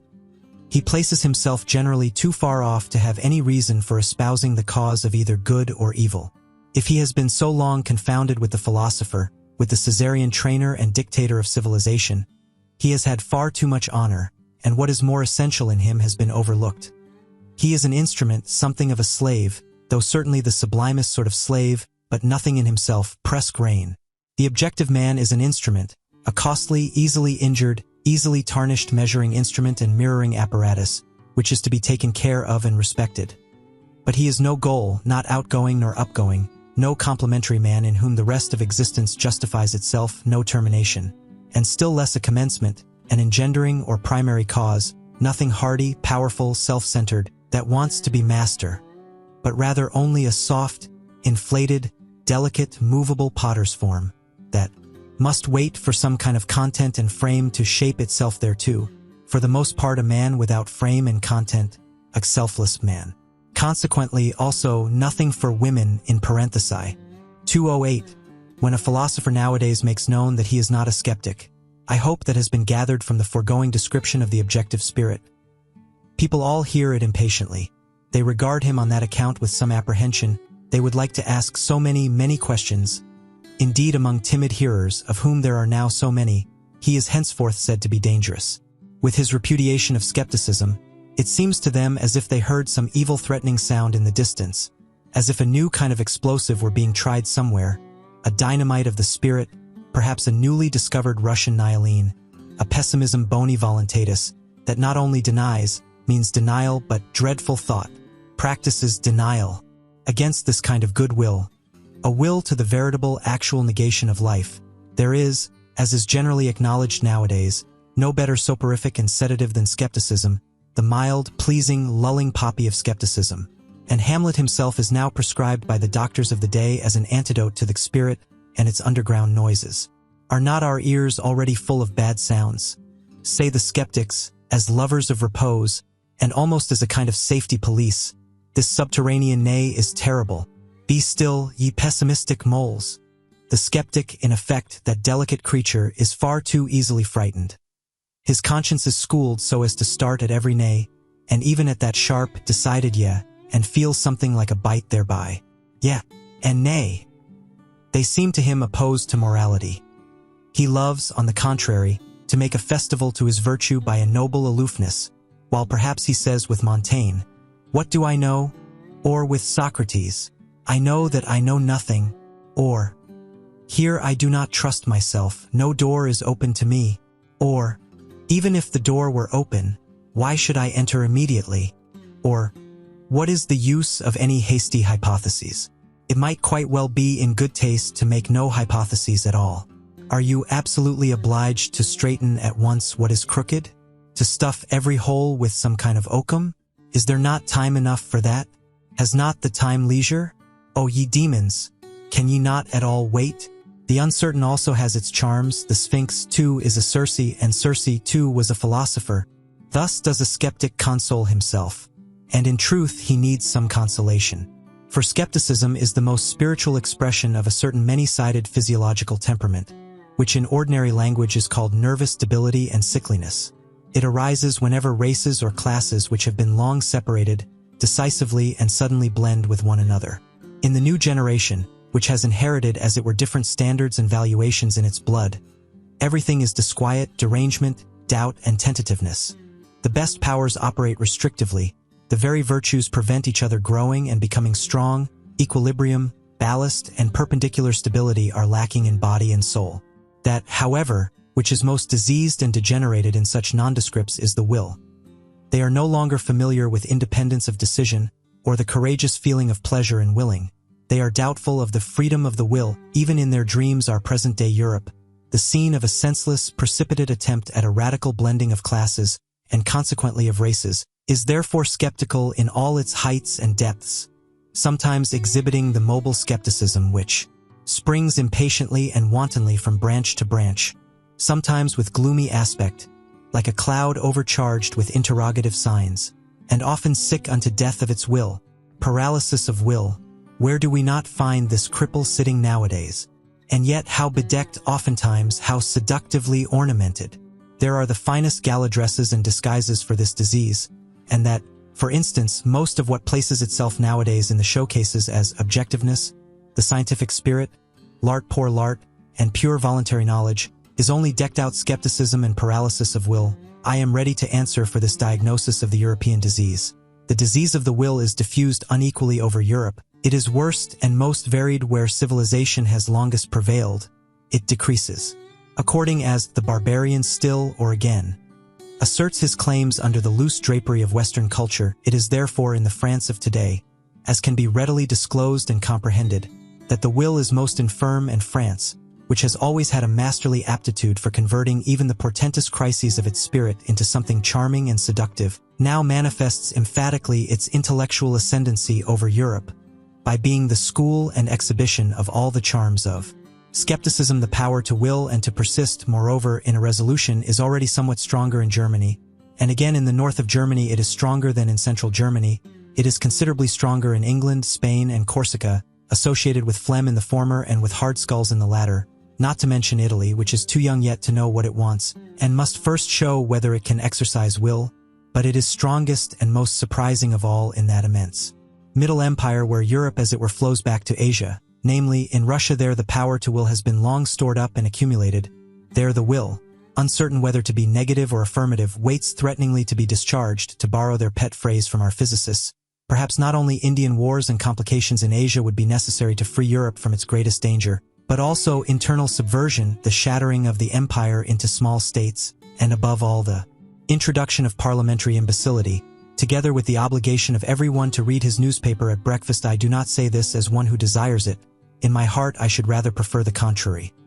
I mean such an increase in the threatening attitude of Russia, that Europe would have to make up its mind to become equally threatening, namely, to acquire one will, by means of a new caste to rule over the continent, a persistent, dreadful will of its own, that can set its aims thousands of years ahead, so that the long spun-out comedy of its petty statism, and its dynastic as well as its democratic many-willedness, might finally be brought to a close. The time for petty politics is past. The next century will bring the struggle for the dominion of the world, the compulsion to great politics. 209. As to how far the new warlike age on which we Europeans have evidently entered may perhaps favor the growth of another and stronger kind of skepticism, I should like to express myself preliminarily merely by a parable, which the lovers of German history will already understand. That unscrupulous enthusiast for big, handsome grenadiers, who, as King of Prussia, brought into being a military and skeptical genius, and therewith, in reality, the new and now triumphantly emerged type of German, the problematic, crazy father of Frederick the Great, had on one point the very knack and lucky grasp of the genius. He knew what was then lacking in Germany, the want of which was 100 times more alarming and serious than any lack of culture and social form. His ill will to the young Frederick resulted from the anxiety of a profound instinct. Men were lacking, and he suspected, to his bitterest regret, that his own son was not man enough. There, however, he deceived himself. But who would not have deceived himself in his place? He saw his son lapse to atheism, to the esprit, to the pleasant frivolity of clever Frenchmen. He saw in the background the great bloodsucker, the spider skepticism. He suspected the incurable wretchedness of a heart no longer hard enough either for evil or good, and of a broken will that no longer commands, is no longer able to command. Meanwhile, however, there grew up in his son that new kind of harder and more dangerous skepticism. Who knows to what extent it was encouraged just by his father's hatred and the icy melancholy of a will condemned to solitude. The skepticism of daring manliness, which is closely related to the genius for war and conquest, and made its first entrance into Germany in the person of the great Friedrich. This skepticism despises and nevertheless grasps. It undermines and takes possession. It does not believe, but it does not thereby lose itself. It gives the spirit a dangerous liberty, but it keeps strict guard over the heart. It is the German form of skepticism, which, as a continued Fridericianism, risen to the highest spirituality, has kept Europe for a considerable time under the dominion of the German spirit and its critical and historical distrust owing to the insuperably strong and tough masculine character of the great German philologists and historical critics, who, rightly estimated, were also all of them artists of destruction and dissolution. A new conception of the German spirit gradually established itself in spite of all romanticism in music and philosophy, in which the leaning towards masculine skepticism was decidedly prominent, whether, for instance, as fearlessness of gaze, as courage and sternness of the dissecting hand, or as resolute will to dangerous voyages of discovery, to spiritualized North Pole expeditions under barren and dangerous skies. There may be good grounds for it when warm-blooded and superficial humanitarians cross themselves before this spirit, c'est d'esprit fatalist, ironic, Mephistophelic, as Michelet calls it, not without a shudder. But if one would realize how characteristic is this fear of the man in the German spirit which awakened Europe out of its dogmatic slumber, let us call to mind the former conception which had to be overcome by this new one, and that it is not so very long ago that a masculinized woman could dare, with unbridled presumption, to recommend the Germans to the interest of Europe as gentle, good-hearted, weak-willed, and poetical fools. Finally, let us only understand profoundly enough Napoleon's astonishment when he saw Goethe. It reveals what had been regarded for centuries as the German spirit. Voilà un that was as much as to say, but this is a man, and I only expected to see a German. 210. Supposing, then, that in the picture of the philosophers of the future, some trait suggests the question whether they must not perhaps be skeptics in the last-mentioned sense, something in them would only be designated thereby, and not they themselves. With equal right, they might call themselves critics, and assuredly they will be men of experiments. By the name with which I ventured to baptize them, I have already expressly emphasized their attempting, and their love of attempting is this because, as critics in body and soul, they will love to make use of experiments in a new, and perhaps wider and more dangerous sense. In their passion for knowledge, will they have to go further in daring and painful attempts than the sensitive and pampered taste of a democratic century can approve of? There is no doubt these coming ones will be least able to dispense with the serious and not unscrupulous qualities which distinguish the critic from the skeptic. I mean the certainty as to standards of worth, the conscious employment of a unity of method, the wary courage, the standing alone, and the capacity for self-responsibility. Indeed, they will avow among themselves a delight in denial and dissection, and a certain considerate cruelty, which knows how to handle the knife surely and deftly. Even when the heart bleeds they will be sterner, and perhaps not always towards themselves only, than humane people may desire. They will not deal with the truth in order that it may please them or elevate and inspire them. They will rather have little faith in truth, bringing with it such revels for the feelings. They will smile, those rigorous spirits, when anyone says in their presence that thought elevates me, why should it not be true? Or that work enchants me, why should it not be beautiful? Or that artist enlarges me, why should he not be great? Perhaps they will not only have a smile, but a genuine disgust for all that is thus rapturous, idealistic, feminine, and hermaphroditic. And if anyone could look into their inmost hearts, he would not easily find therein the intention to reconcile Christian sentiment with antique taste, or even with modern parliamentarism, the kind of reconciliation necessarily found even among philosophers in our very uncertain and consequently very conciliatory century. Critical discipline, and every habit that conduces to purity and rigor in intellectual matters, will not only be demanded from themselves by these philosophers of the future, they may even make a display thereof as their special adornment. Nevertheless, they will not want to be called critics on that account. It will seem to them no small indignity to philosophy to have it decreed, as is so welcome nowadays, that philosophy itself is criticism and critical science, and nothing else whatever, though this estimate of philosophy may enjoy the approval of all the positivists of France and Germany, and possibly it even flattered the heart and taste of Kant. Let us call to mind the titles of his principal works. Our new philosophers will say, notwithstanding, that critics are instruments of the philosopher, and just on that account, as instruments, they are far from being philosophers themselves. Even the great Chinaman of Königsberg was only a great critic. 211. I insist upon it that people finally cease confounding philosophical workers, and in general scientific men, with philosophers, that precisely here one should strictly give each his own, and not give those far too much, these far too little. It may be necessary for the education of the real philosopher that he himself should have once stood upon all those steps upon which his servants, the scientific workers of philosophy, remain standing, and must remain standing. He himself must perhaps have been critic and dogmatist and historian, and besides, poet and collector and traveler and riddle reader and moralist and seer and free spirit, and almost everything, in order to traverse the whole range of human values and estimations, and that he may be able with a variety of eyes and consciences to look from a height to any distance, from a depth up to any height, from a nook into any expanse. But all these are only preliminary conditions for his task. This task itself demands something else. It requires him to create values. The philosophical workers, after the excellent pattern of Kant and Hegel, have to fix and formalize some great existing body of valuations, that is to say, former determinations of value, creations of value, which have become prevalent and are for a time called truths, whether in the domain of the logical, the political, moral, or the artistic. It is for these investigators to make whatever has happened and been esteemed hitherto conspicuous, conceivable, intelligible, and manageable, to shorten everything long, even time itself, and to subjugate the entire past. An immense and wonderful task, in the carrying out of which all refined pride, all tenacious will, can surely find satisfaction. The real philosophers, however, are commanders and lawgivers. They say, "Thus shall it be." They determine first the whither and the why of mankind, and thereby set aside the previous labor of all philosophical workers and all subjugators of the past. They grasp at the future with a creative hand, and whatever is and was, becomes for them thereby a means, an instrument, and a hammer. Their knowing is creating, their creating is a law-giving, their will to truth is will to power. Are there at present such philosophers? Have there ever been such philosophers? Must there not be such philosophers some day? 212. It is always more obvious to me that the philosopher, as a man indispensable for the morrow and the day after the morrow, has ever found himself, and has been obliged to find himself, in contradiction to the day in which he lives. His enemy has always been the ideal of his day.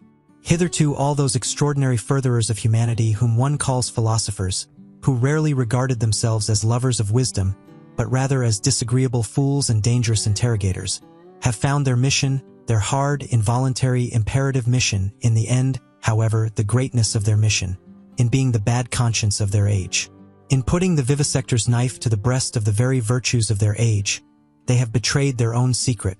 It has been for the sake of a new greatness of man, a new untrodden path to his aggrandizement. They have always disclosed how much hypocrisy, indolence, self-indulgence, and self-neglect, how much falsehood was concealed under the most venerated types of contemporary morality, how much virtue was outlived. They have always said, we must remove hence to where you are least at home, in the face of a world of modern ideas, which would like to confine everyone in a corner, in his specialty. A philosopher, if there could be philosophers nowadays, would be compelled to place the greatness of man, the conception of greatness, precisely in his comprehensiveness and multifariousness, in his all-roundness.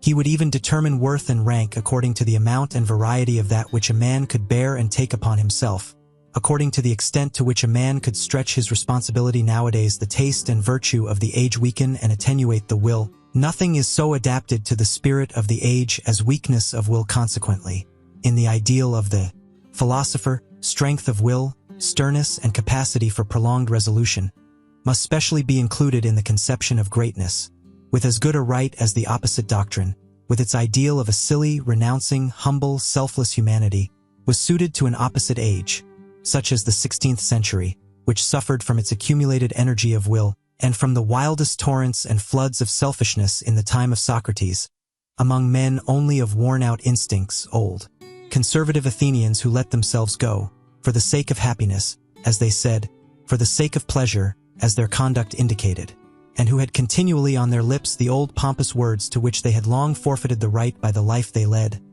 Irony was perhaps necessary for greatness of soul, the wicked Socratic assurance of the old physician and plebeian, who cut ruthlessly into his own flesh, as into the flesh and heart of the noble, with a look that said plainly, "Enough, Do not dissemble before me. Here, we are equal. At present, on the contrary, when throughout Europe the herding animal alone attains to honors and dispenses honors, when equality of right can too readily be transformed into equality in wrong. I mean to say into general war against everything rare, strange, and privileged, against the higher man, the higher soul, the higher duty, the higher responsibility, the creative plenipotence and lordliness. At present it belongs to the conception of greatness to be noble, to wish to be apart, to be capable of being different, to stand alone, to have to live by personal initiative, and the philosopher will betray something of his own ideal when he assert, he shall be the greatest who can be the most solitary, the most concealed, the most divergent, the man beyond good and evil, the master of his virtues, and of superabundance of will. Precisely this shall be called greatness, as diversified as can be entire, as ample as can be full, and to ask once more the question, is greatness possible nowadays? 213. It is difficult to learn what a philosopher is, because it cannot be taught. One must know it by experience, or one should have the pride not to know it. The fact that at present people all talk of things of which they cannot have any experience is true more especially and unfortunately as concerns the philosopher and philosophical matters. The very few know them, are permitted to know them, and all popular ideas about them are false. Thus, for instance, the truly philosophical combination of a bold, exuberant spirituality which runs at presto pace, and a dialectic rigor and necessity which makes no false step, is unknown to most thinkers and scholars from their own experience, and therefore, should anyone speak of it in their presence, it is incredible to them. They conceive of every necessity as troublesome, as a painful compulsory obedience and state of constraint. Thinking itself is regarded by them as something slow and hesitating, almost as a trouble, and often enough as worthy of the sweat of the noble, but not at all as something easy and divine, closely related to dancing and exuberance. To think and to take a matter seriously, arduously. That is one and the same thing to them. Such only has been their experience. Artists have here perhaps a finer intuition. They who know only too well that precisely when they no longer do anything arbitrarily and everything of necessity, their feeling of freedom, of subtlety, of power, of creatively fixing, disposing, and shaping reaches its climax. In short, that necessity and freedom of will are then the same thing with them. There is, in fine, a gradation of rank in psychical states, to which the gradation of rank in the problems corresponds. And the highest problems repel ruthlessly everyone who ventures too near them, without being predestined for their solution by the loftiness and power of his spirituality. Of what use is it for nimble, everyday intellects or clumsy, honest mechanics and empiricists to press, in their plebeian ambition, close to such problems, and as it were into this holy of holies, as so often happens nowadays? But coarse feet must never tread upon such carpets. This is provided for in the primary law of things. The doors remain closed to those intruders, though they may dash and break their heads thereon. People have always to be born to a high station, or, more definitely, they have to be bred for it. A person has only a right to philosophy, taking the word in its higher significance, in virtue of his descent. The ancestors, the blood, decide here also. Many generations must have prepared the way for the coming of the philosopher. Each of his virtues must have been separately acquired, nurtured, transmitted, and embodied. Not only the bold, easy, delicate course and current of his thoughts, but above all the readiness for great responsibilities, the majesty of ruling glance and contemning look, the feeling of separation from the multitude with their duties and virtues, the kindly patronage and defense of whatever is misunderstood and calumniated, be it God or devil, the delight and practice of supreme justice, the art of commanding, the amplitude of will, the lingering eye which rarely admires, rarely looks up, rarely loves. Chapter 7. Our Virtues. 2:14. Our virtues? It is probable that we, too, have still our virtues, although naturally they are not those sincere and massive virtues on account of which we hold our grandfathers in esteem and also at a little distance from us.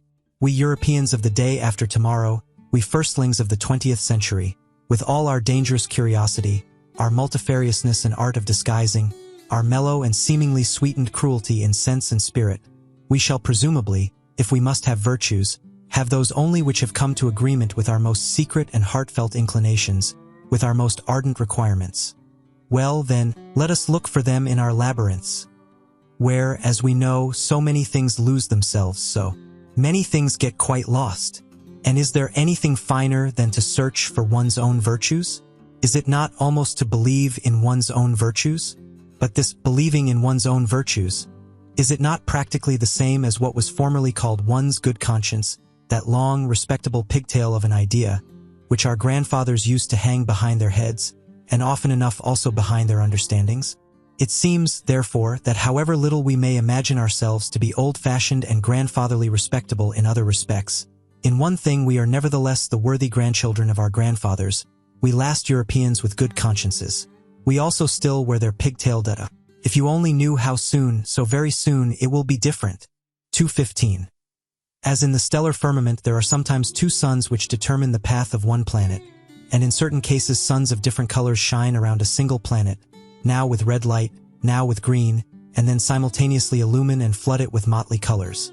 So we modern men, owing to the complicated mechanism of our firmament, are determined by different moralities. Our actions shine alternately in different colors, and are seldom unequivocal, and there are often cases, also, in which our actions are motley colored. 2:16. To love one's enemies? I think that has been well learnt. It takes place thousands of times at present on a large and small scale. Indeed, at times the higher and sublimer thing takes place. We learn to despise when we love, and precisely when we love best. All of it, however, unconsciously, without noise, without ostentation, with the shame and secrecy of goodness, which forbids the utterance of the pompous word and the formula of virtue. Morality as attitude is opposed to our taste nowadays. This is also an advance, as it was an advance in our fathers that religion as an attitude finally became opposed to their taste, including the enmity and Voltairean bitterness against religion, and all that formerly belonged to freethinker pantomime. It is the music in our conscience, the dance in our spirit, to which Puritan litanies, moral sermons, and goody-goodness won't chime. 2:17. Let us be careful in dealing with those who attach great importance to being credited with moral tact and subtlety in moral discernment. They never forgive us if they have once made a mistake before us, or even with regard to us. They inevitably become our instinctive calumniators and detractors, even when they still remain our friends. Blessed are the forgetful, for they get the better even of their blunders. 2:18. The psychologists of France, and where else are there still psychologists nowadays, have never yet exhausted their bitter and manifold enjoyment of the bêtise bourgeoise, just as though, in short, they betray something thereby. Flaubert, for instance, the honest citizen of Rouen, neither saw, heard, nor tasted anything else in the end. It was his mode of self-torment and refined cruelty. As this is growing wearisome, I would now recommend for a change something else for a pleasure, namely, the unconscious astuteness with which good, fat, honest mediocrity always behaves towards loftier spirits and the tasks they have to perform, the subtle, barbed, Jesuitical astuteness, which is 1,000 times subtler than the taste and understanding of the middle class in its best moments, subtler even than the understanding of its victims. A repeated proof that instinct is the most intelligent of all kinds of intelligence which have hitherto been discovered. In short, you psychologists, study the philosophy of the rule in its struggle with the exception. There you have a spectacle fit for gods and godlike malignity. Or, in plainer words, practice vivisection on good people, on the homo boni voluntatis, on yourselves. 2:19. The practice of judging and condemning morally is the favorite revenge of the intellectually shallow on those who are less so. It is also a kind of indemnity for their being badly endowed by nature. And finally, it is an opportunity for acquiring spirit and becoming subtle. Malice spiritualizes. They are glad in their inmost heart that there is a standard according to which those who are over-endowed with intellectual goods and privileges are equal to them. They contend for the equality of all before God, and almost need the belief in God for this purpose. It is among them that the most powerful antagonists of atheism are found. If anyone were to say to them, a lofty spirituality is beyond all comparison with the honesty and respectability of a merely moral man, it would make them furious. I shall take care not to say so. I would rather flatter them with my theory that lofty spirituality itself exists only as the ultimate product of moral qualities, that it is a synthesis of all qualities attributed to the merely moral man, after they have been acquired singly through long training and practice, perhaps during a whole series of generations, that lofty spirituality is precisely the spiritualizing of justice, and the beneficent severity which knows that it is authorized to maintain gradations of rank in the world, even among things, and not only among men. 2:20. Now that the praise of the disinterested person is so popular, one must, probably not without some danger, get an idea of what people actually take an interest in, and what are the things generally which fundamentally and profoundly concern ordinary men, including the cultured, even the learned, and perhaps philosophers also, if appearances do not deceive. The fact thereby becomes obvious that the greater part of what interests and charms higher natures, and more refined and fastidious tastes, seems absolutely uninteresting to the average man. If, notwithstanding, he perceive devotion to these interests, he calls it disinterest, and wonders how it is possible to act disinterestedly. There have been philosophers who could give this popular astonishment a seductive and mystical, otherworldly expression, perhaps because they did not know the higher nature by experience. Instead of stating the naked and candidly reasonable truth that disinterested action is very interesting and interested action, provided that, and love, what? Even an action for love's sake shall be unegoistic? But you fools! And the praise of the self-sacrificer? But whoever has really offered sacrifice knows that he wanted and obtained something for it. Perhaps something from himself for something from himself, that he relinquished here in order to have more there, perhaps in general to be more, or even feel himself more. But this is a realm of questions and answers in which a more fastidious spirit does not like to stay. For here truth has to stifle her yawns so much when she is obliged to answer. And after all, truth is a woman. One must not use force with her. 221.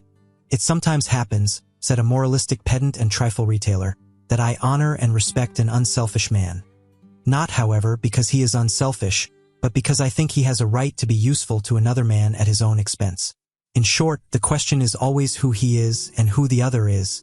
For instance, in a person created and destined for command, self-denial, and modest retirement, instead of being virtues, would be the waste of virtues. So it seems to me, every system of unegoistic morality which takes itself unconditionally and appeals to everyone, not only sins against good taste, but is also an incentive to sins of omission, an additional seduction under the mask of philanthropy, and precisely a seduction and injury to the higher, rarer, and more privileged types of men.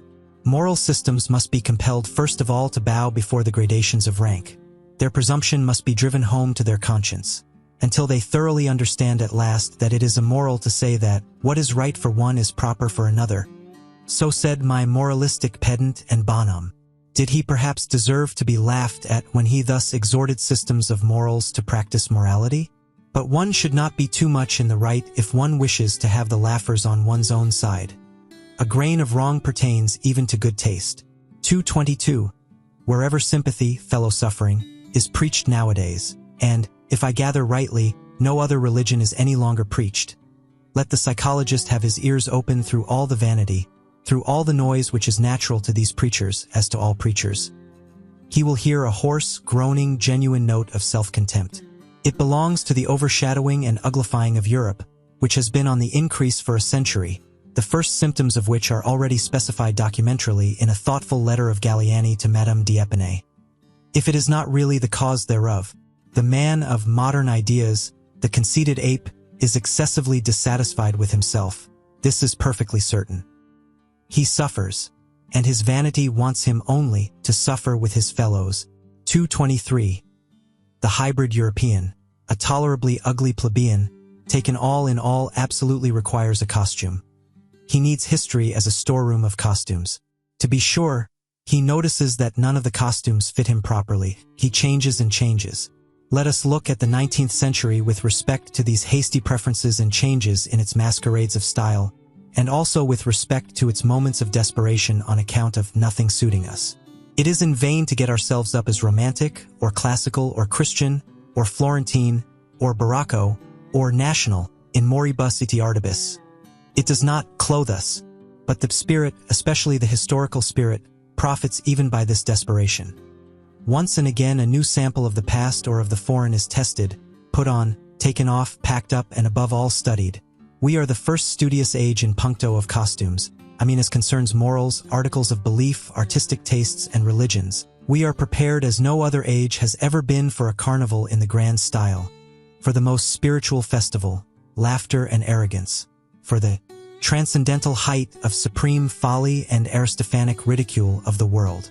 Perhaps we are still discovering the domain of our invention just here, the domain where even we can still be original, probably as parodists of the world's history and as God's Mary Andrews. Perhaps, though nothing else of the present have a future, our laughter itself may have a future. 224. The historical sense, or the capacity for divining quickly the order of rank of the valuations according to which a people, a community, or an individual has lived, the divining instinct for the relationships of these valuations, for the relation of the authority of the valuations to the authority of the operating forces. This historical sense, which we Europeans claim as our specialty, has come to us in the train of the enchanting and mad semi-barbarity into which Europe has been plunged by the democratic mingling of classes and races. It is only the 19th century that has recognized this faculty as its sixth sense. Owing to this mingling, the past of every form and mode of life, and of cultures which were formerly closely contiguous and superimposed on one another, flows forth into us modern souls. Our instincts now run back in all directions. We ourselves are a kind of chaos. In the end, as we have said, the spirit perceives its advantage therein. By means of our semi-barbarity in body and in desire, we have secret access everywhere, such as a noble age never had. We have access above all to the labyrinth of imperfect civilizations, and to every form of semi-barbarity that has at any time existed on earth. And insofar as the most considerable part of human civilization hitherto has just been semi-barbarity, the historical sense implies almost the sense and instinct for everything, the taste and tongue for everything, whereby it immediately proves itself to be an ignoble sense. For instance, we enjoy Homer once more. It is perhaps our happiest acquisition that we know how to appreciate Homer, whom men of distinguished culture, as the French of the 17th century, like Saint Evremond, who reproached him for his esprit vaste, and even Voltaire, the last echo of the century, cannot and could not so easily appropriate, whom they scarcely permitted themselves to enjoy. The very decided yea and nay of their palate, their promptly ready disgust, their hesitating reluctance with regard to everything strange, their horror of the bad taste even of lively curiosity, and in general the averseness of every distinguished and self-sufficing culture to avow a new desire, a dissatisfaction with its own condition, or an admiration of what is strange. All this determines and disposes them unfavorably even towards the best things of the world which are not their property, or could not become their prey, and no faculty is more unintelligible to such men than just this historical sense, with its truckling, plebeian curiosity. The case is not different with Shakespeare, that marvelous Spanish-Moorish-Saxon synthesis of taste, over whom an ancient Athenian of the circle of Aeschylus would have half killed himself with laughter or irritation. But we accept precisely this wild motleynesss, this medley of the most delicate, the most coarse, and the most artificial, with a secret confidence and cordiality. We enjoy it as a refinement of art reserved expressly for us, and allow ourselves to be as little disturbed by the repulsive fumes and the proximity of the English populace in which Shakespeare's art and taste lives, as perhaps on the Chioggia of Naples, where, with all our senses awake, we go our way, enchanted and voluntarily, in spite of the drain odor of the lower quarters of the town. That as men of the historical sense we have our virtues, is not to be disputed. We are unpretentious, unselfish, modest, brave, habituated to self-control and self-renunciation, very grateful, very patient, very complaisant. But with all this we are perhaps not very tasteful. Let us finally confess it, that what is most difficult for us men of the historical sense, to grasp, feel, taste, and love, what finds us fundamentally prejudiced and almost hostile, is precisely the perfection and ultimate maturity in every culture and art, the essentially noble in works and men, their moment of smooth sea and halcyon self-sufficiency, the goldenness and coldness which all things show that have perfected themselves. Perhaps our great virtue of the historical sense is in necessary contrast to good taste, at least to the very bad taste, and we can only evoke in ourselves imperfectly, hesitatingly, and with compulsion the small, short, and happy godsends and glorifications of human life as they shine here and there, those moments and marvelous experiences when a great power has voluntarily come to a halt before the boundless and infinite, when a superabundance of refined delight has been enjoyed by a sudden checking and petrifying, by standing firmly and planting oneself fixedly on still trembling ground. Proportionateness is strange to us, let us confess it to ourselves.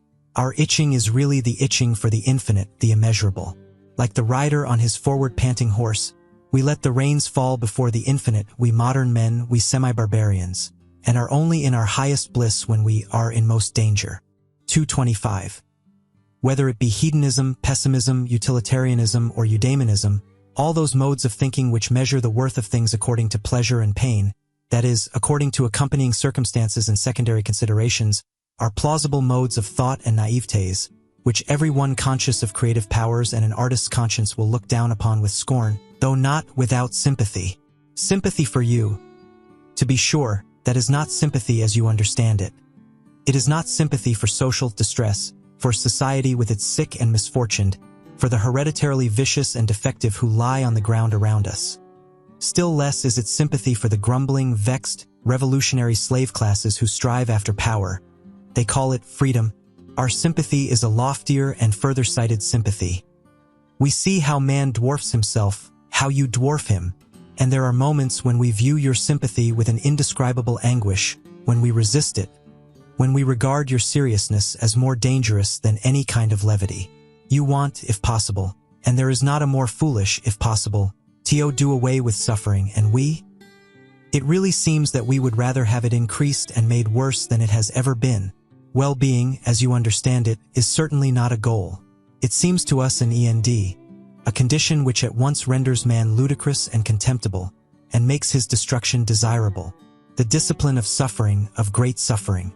Know ye not that it is only this discipline that has produced all the elevations of humanity hitherto? The tension of soul in misfortune which communicates to it its energy, its shuddering in view of rack and ruin, its inventiveness and bravery in undergoing, enduring, interpreting, and exploiting misfortune, and whatever depth, mystery, disguise, spirit, artifice, or greatness has been bestowed upon the soul. Has it not been bestowed through suffering, through the discipline of great suffering? In man, creature and creator are united. In man there is not only matter, shred, excess, clay, mire, folly, chaos, but there is also the creator, the sculptor, the hardness of the hammer, the divinity of the spectator, and the seventh day. Do you understand this contrast? And that your sympathy for the creature in man applies to that which has to be fashioned, bruised, forged, stretched, roasted, annealed, refined, to that which must necessarily suffer, and is meant to suffer? And our sympathy, do you not understand what our reverse sympathy applies to, when it resists your sympathy as the worst of all pampering and enervation? So it is sympathy against sympathy. But to repeat it once more, there are higher problems than the problems of pleasure and pain and sympathy, and all systems of philosophy which deal only with these are naivetes. 226. We immoralists, this world with which we are concerned, in which we have to fear and love, this almost invisible, inaudible world of delicate command and delicate obedience, a world of almost in every respect, captious, insidious, sharp, and tender. Yes, it is well protected from clumsy spectators and familiar curiosity. We are woven into a strong net and garment of duties, and cannot disengage ourselves. Precisely here, we are men of duty, even we. Occasionally, it is true, we dance in our chains and betwixt our swords. It is none the less true that more often we gnash our teeth under the circumstances, and are impatient at the secret hardship of our lot. But do what we will, fools and appearances say of us, these are men without duty. We have always fools and appearances against us. 227 Honesty. Granting that it is the virtue of which we cannot rid ourselves, we free spirits. Well, we will labor at it with all our perversity and love, and not tire of perfecting ourselves in our virtue, which alone remains. May its glance someday overspread like a gilded, blue, mocking twilight this aging civilization with its dull, gloomy seriousness. And if, nevertheless, our honesty should one day grow weary, and sigh, and stretch its limbs, and find us too hard, and would fain have it pleasanter, easier, and gentler, like an agreeable vice, let us remain hard, we latest Stoics, and let us send to its help whatever devilry we have in us. Our disgust at the clumsy and undefined, our nidum inventum, our love of adventure, our sharpened and fastidious curiosity, our most subtle, disguised, intellectual will to power and universal conquest, which rambles and roves avidiously around all the realms of the future. Let us go with all our devils to the help of our God. It is probable that people will misunderstand and mistake us on that account. What does it matter?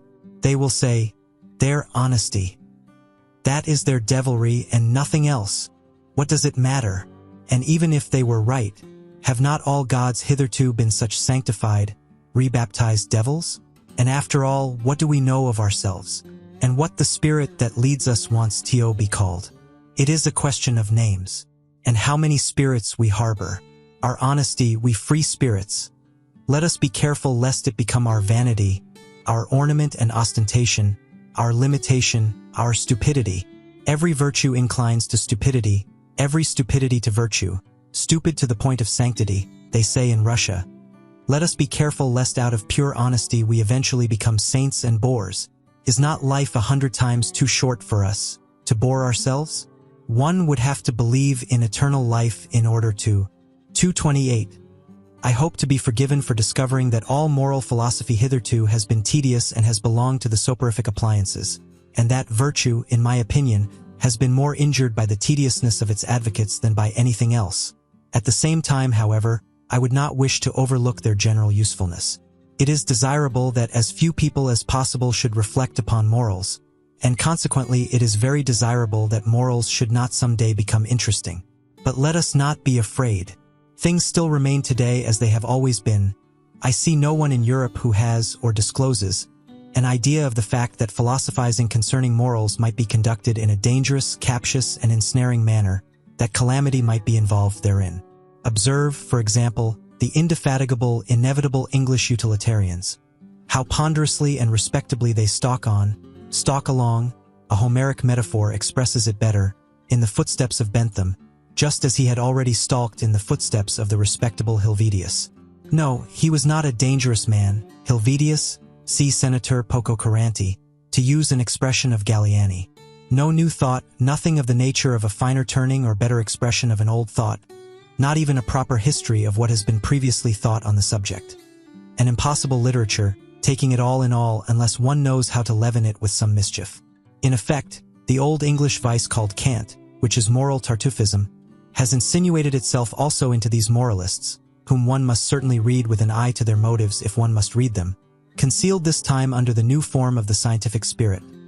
Moreover, there is not absent from them a secret struggle with the pangs of conscience, from which a race of former Puritans must naturally suffer, in all their scientific tinkering with morals.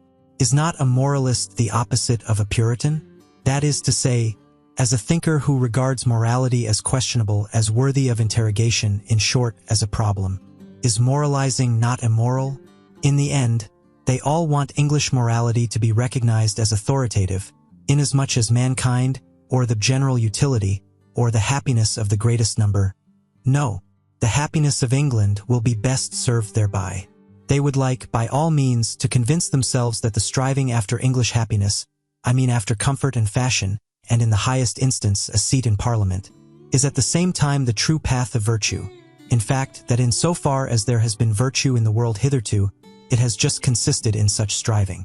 Not one of those ponderous, conscience-stricken herding animals, who undertake to advocate the cause of egoism as conducive to the general welfare, wants to have any knowledge or inkling of the facts that the general welfare is no ideal, no goal, no notion that can be at all grasped, but is only a nostrum, that what is fair to one may not at all be fair to another, that the requirement of one morality for all is really a detriment to higher men.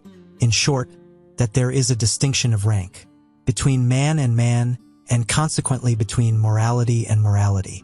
They are an unassuming and fundamentally mediocre species of men, these utilitarian Englishmen, and, as already remarked, insofar as they are tedious, one cannot think highly enough of their utility. One ought even to encourage them, as has been partially attempted in the following rhymes. Hail, ye worthies, barrow-wheeling, longer, better, eye revealing, stiffer eye in head and knee, unenraptured, never jesting, mediocre, everlasting, sans genie et sans esprit. 229. In these later ages, which may be proud of their humanity, there still remains so much fear, so much superstition of the fear, of the cruel wild beast, the mastering of which constitutes the very pride of these humaner ages, that even obvious truths, as if by the agreement of centuries, have long remained unuttered, because they have the appearance of helping the finally slain wild beast back to life again. I perhaps risk something when I allow such a truth to escape. Let others capture it again and give it so much milk of pious sentiment. Footnote. An expression from Schiller's William Tell, Act 4, Scene 3. To drink, that it will lie down quiet and forgotten in its old corner. One ought to learn anew about cruelty and open one's eyes. One ought at last to learn impatience in order that such modest gross errors as, for instance, have been fostered by ancient and modern philosophers with regard to tragedy, may no longer wander about virtuously and boldly. Almost everything that we call higher culture is based upon the spiritualizing and intensifying of cruelty. This is my thesis. The wild beast has not been slain at all. It lives, it flourishes, it has only been transfigured. That which constitutes the painful delight of tragedy is cruelty. That which operates agreeably in so-called tragic sympathy, and at the basis even of everything sublime, up to the highest and most delicate thrills of metaphysics, obtains its sweetness solely from the intermingled ingredient of cruelty. What the Roman enjoys in the arena, the Christian in the ecstasies of the cross, the Spaniard at the sight of the faggot and stake, or of the bullfight, the present-day Japanese who presses his way to the tragedy, the workman of the Parisian suburbs who has a homesickness for bloody revolutions, the Wagnerian who, with unhinged will, undergoes the performance of Tristan and Isolde.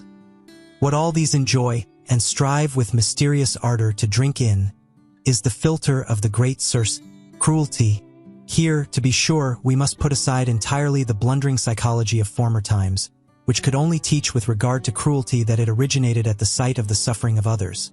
There is an abundant, superabundant enjoyment even in one's own suffering, in causing one's own suffering, and wherever man has allowed himself to be persuaded to self-denial in the religious sense, or to self-mutilation, as among the Phoenicians and ascetics, or in general, to desensualization, decarnalization, and contrition, to puritanical repentance spasms, to vivisection of conscience, and to Pascal-like sacrificia del intelletto.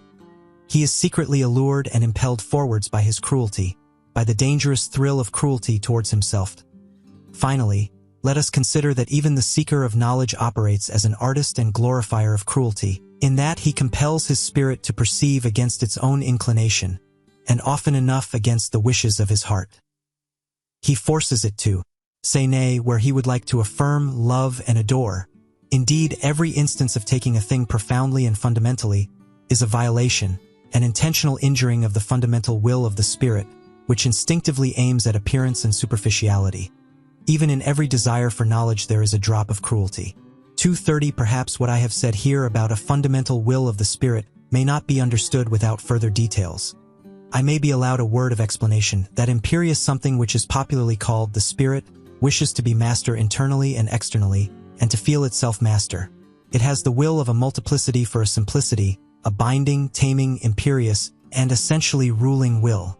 Its requirements and capacities here are the same as those assigned by physiologists to everything that lives, grows, and multiplies.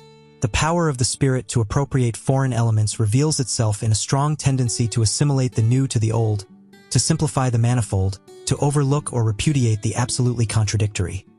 Just as it arbitrarily re-underlines, makes prominent, and falsifies for itself certain traits and lines in the foreign elements, in every portion of the outside world, its object thereby is the incorporation of new experiences, the assortment of new things in the old arrangements, in short, growth, or more properly, the feeling of growth, the feeling of increased power, is its object. This same will has at its service an apparently opposed impulse of the spirit, a suddenly adopted preference of ignorance, of arbitrary shutting out, a closing of windows, an inner denial of this or that, a prohibition to approach, a sort of defensive attitude against much that is knowable, a contentment with obscurity, with the shutting in horizon, an acceptance and approval of ignorance, as that which is all necessary according to the degree of its appropriating power, its digestive power, to speak figuratively, and in fact, the spirit resembles a stomach more than anything else. Here also belong an occasional propensity of the spirit to let itself be deceived, perhaps with a waggish suspicion that it is not so and so, but is only allowed to pass as such, a delight in uncertainty and ambiguity, an exulting enjoyment of arbitrary, out-of-the-way narrowness and mystery, of the too near, of the foreground, of the magnified, the diminished, the misshapen, the beautified, an enjoyment of the arbitrariness of all these manifestations of power. Finally, in this connection, there is the not unscrupulous readiness of the spirit to deceive other spirits and dissemble before them, the constant pressing and straining of a creating, shaping, changeable power. The spirit enjoys therein its craftiness and its variety of disguises.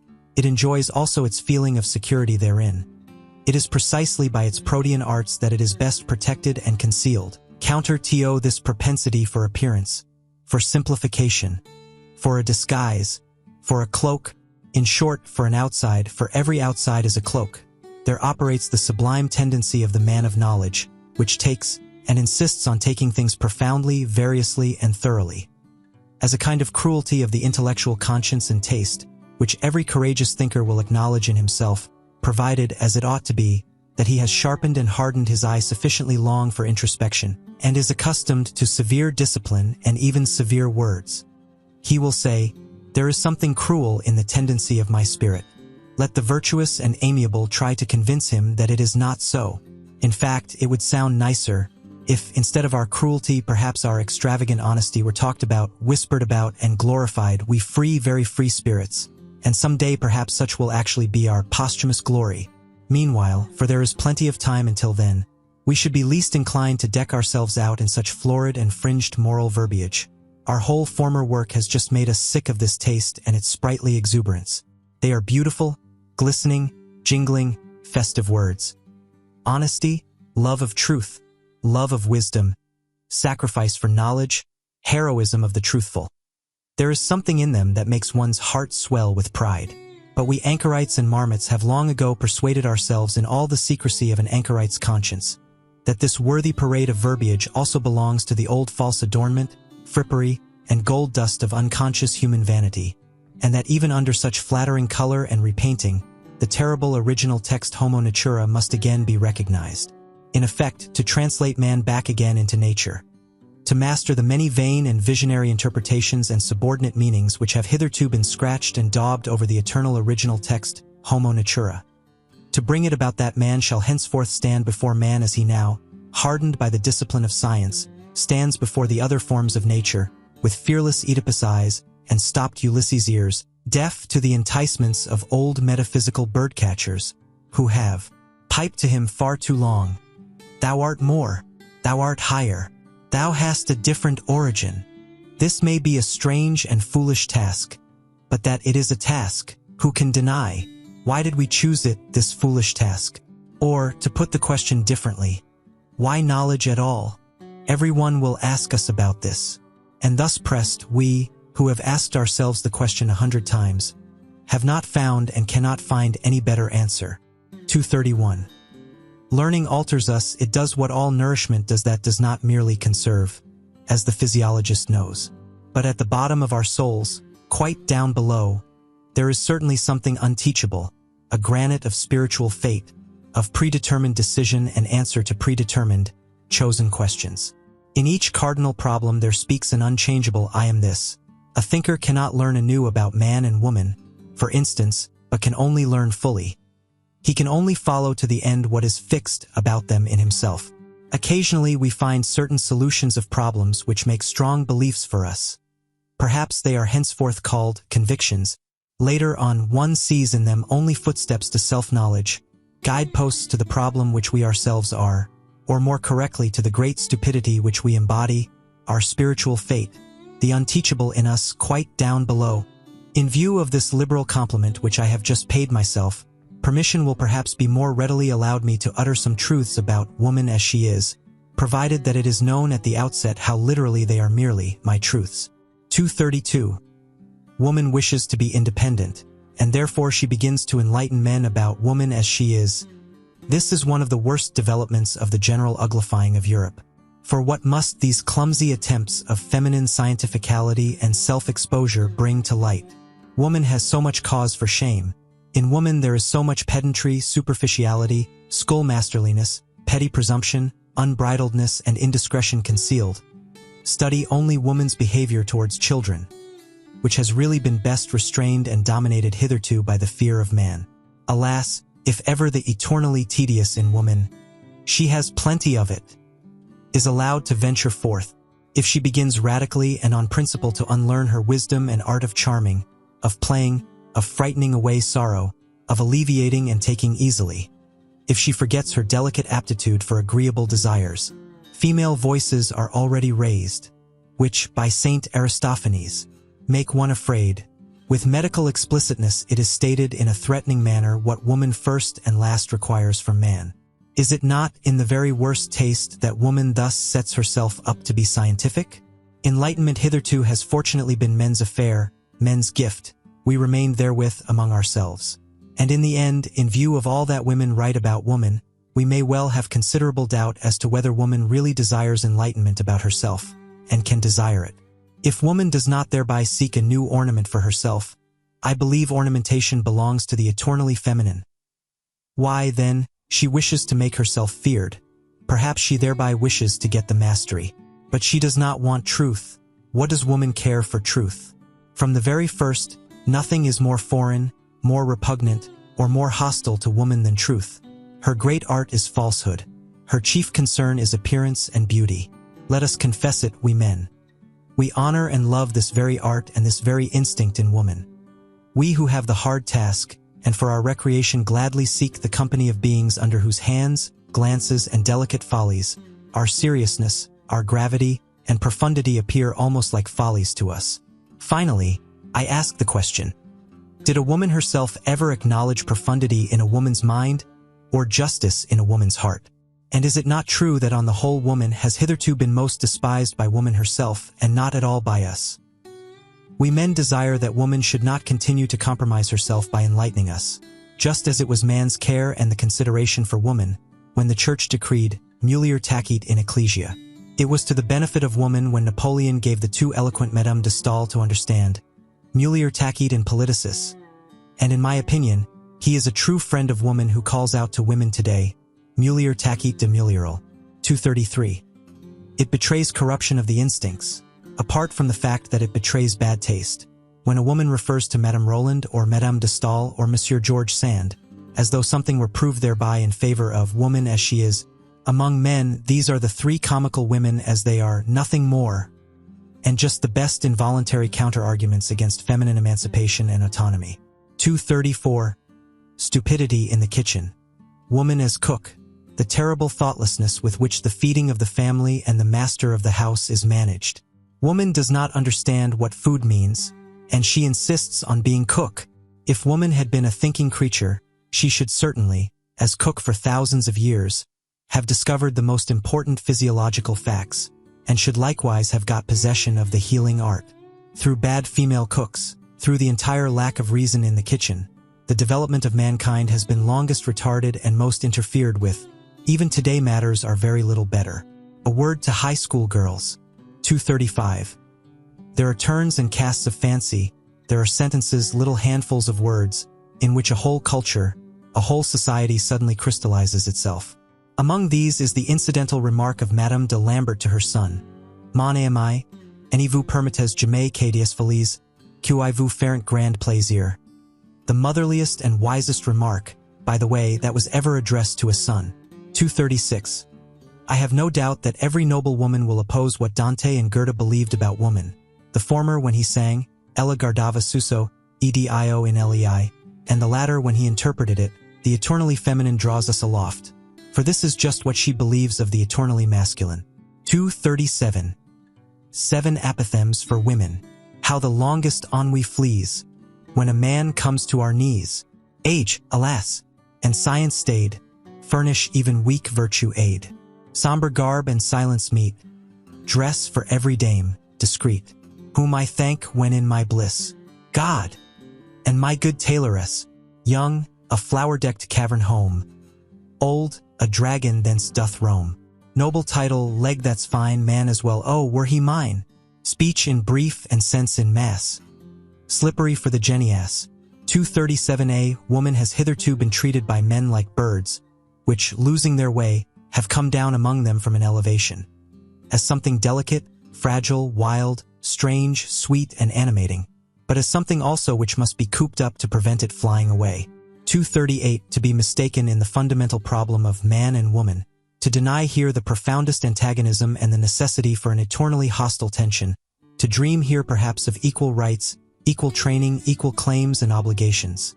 That is a typical sign of shallow-mindedness, and a thinker who has proved himself shallow at this dangerous spot, shallow in instinct, may generally be regarded as suspicious, nay more, as betrayed, as discovered. He will probably prove too short for all fundamental questions of life, future as well as present, and will be unable to descend into any of the depths. On the other hand, a man who has depth of spirit as well as of desires, and has also the depth of benevolence which is capable of severity and harshness, and easily confounded with them, can only think of woman as Orientals do. He must conceive of her as a possession, as confinable property, as a being predestined for service and accomplishing her mission therein.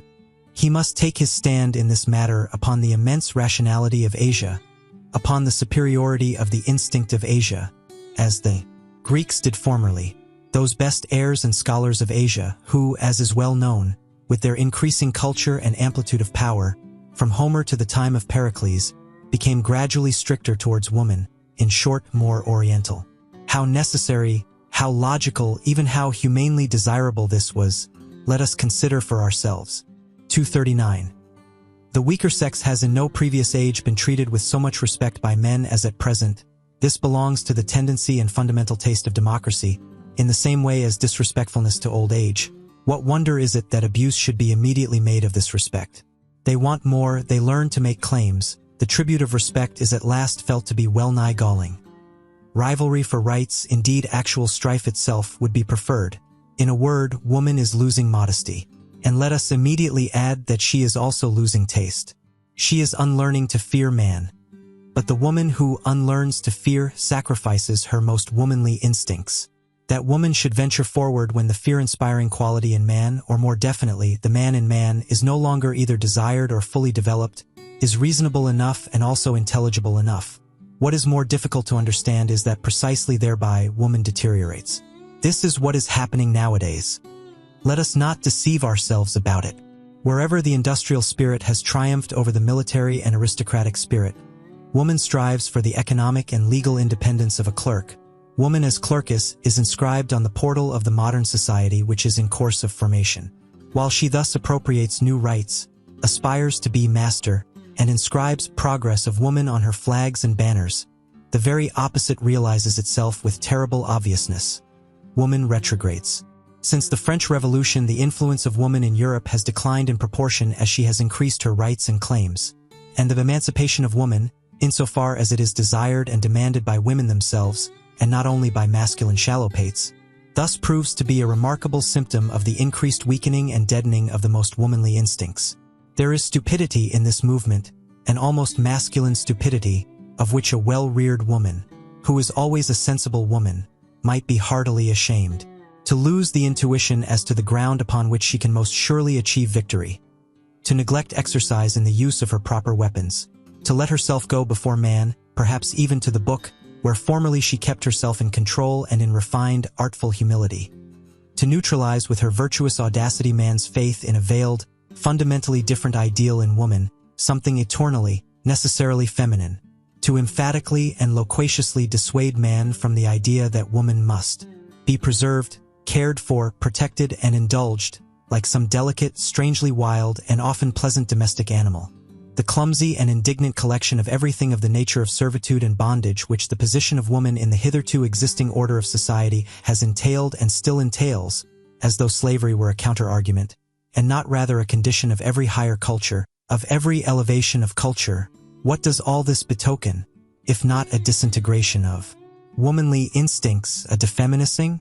Certainly, there are enough of idiotic friends and corrupters of woman among the learned asses of the masculine sex, who advise woman to defeminize herself in this manner, and to imitate all the stupidities from which man in European manliness suffers, who would like to lower woman to general culture, indeed even to newspaper reading and meddling with politics.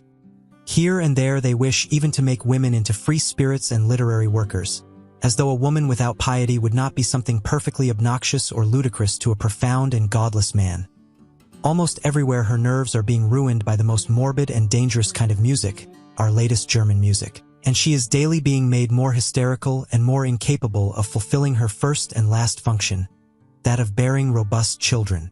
They wish to cultivate her in general still more and intend, as they say, to make the weaker sex strong by culture, as if history did not teach in the most emphatic manner that the cultivating of mankind and his weakening, that is to say, the weakening, dissipating, and languishing of his force of will, have always kept pace with one another, and that the most powerful and influential women in the world, and lastly, the mother of Napoleon, had just to thank their force of will, and not their schoolmasters, for their power and ascendancy over men. That which inspires respect in woman, and often enough fear also, is her nature, which is more natural than that of man, her genuine, carnivora-like, cunning flexibility, her tiger claws beneath the glove, her naivete and egoism, her untrainableness and innate wildness, the incomprehensibleness, extent, and deviation of her desires and virtues. That which, in spite of fear, excites one's sympathy for the dangerous and beautiful cat, woman, is that she seems more afflicted, more vulnerable, more necessitous of love, and more condemned to disillusionment than any other creature. Fear and sympathy it is with these feelings that man has hitherto stood in the presence of woman, always with one foot already in tragedy, which rends while it delights. What? And all that is now to be at an end? And the disenchantment of woman is in progress? The tediousness of woman is slowly evolving? O Europe, Europe, we know the horned animal which was always most attractive to thee, from which danger is ever again threatening thee. Thy old fable might once more become history. An immense stupidity might once again overmaster thee and carry thee away, and no God concealed beneath it, no, only an idea, a modern idea. Chapter 8. Peoples and Countries. 240. I heard, once again for the first time, Richard Wagner's overture to the Mastersinger.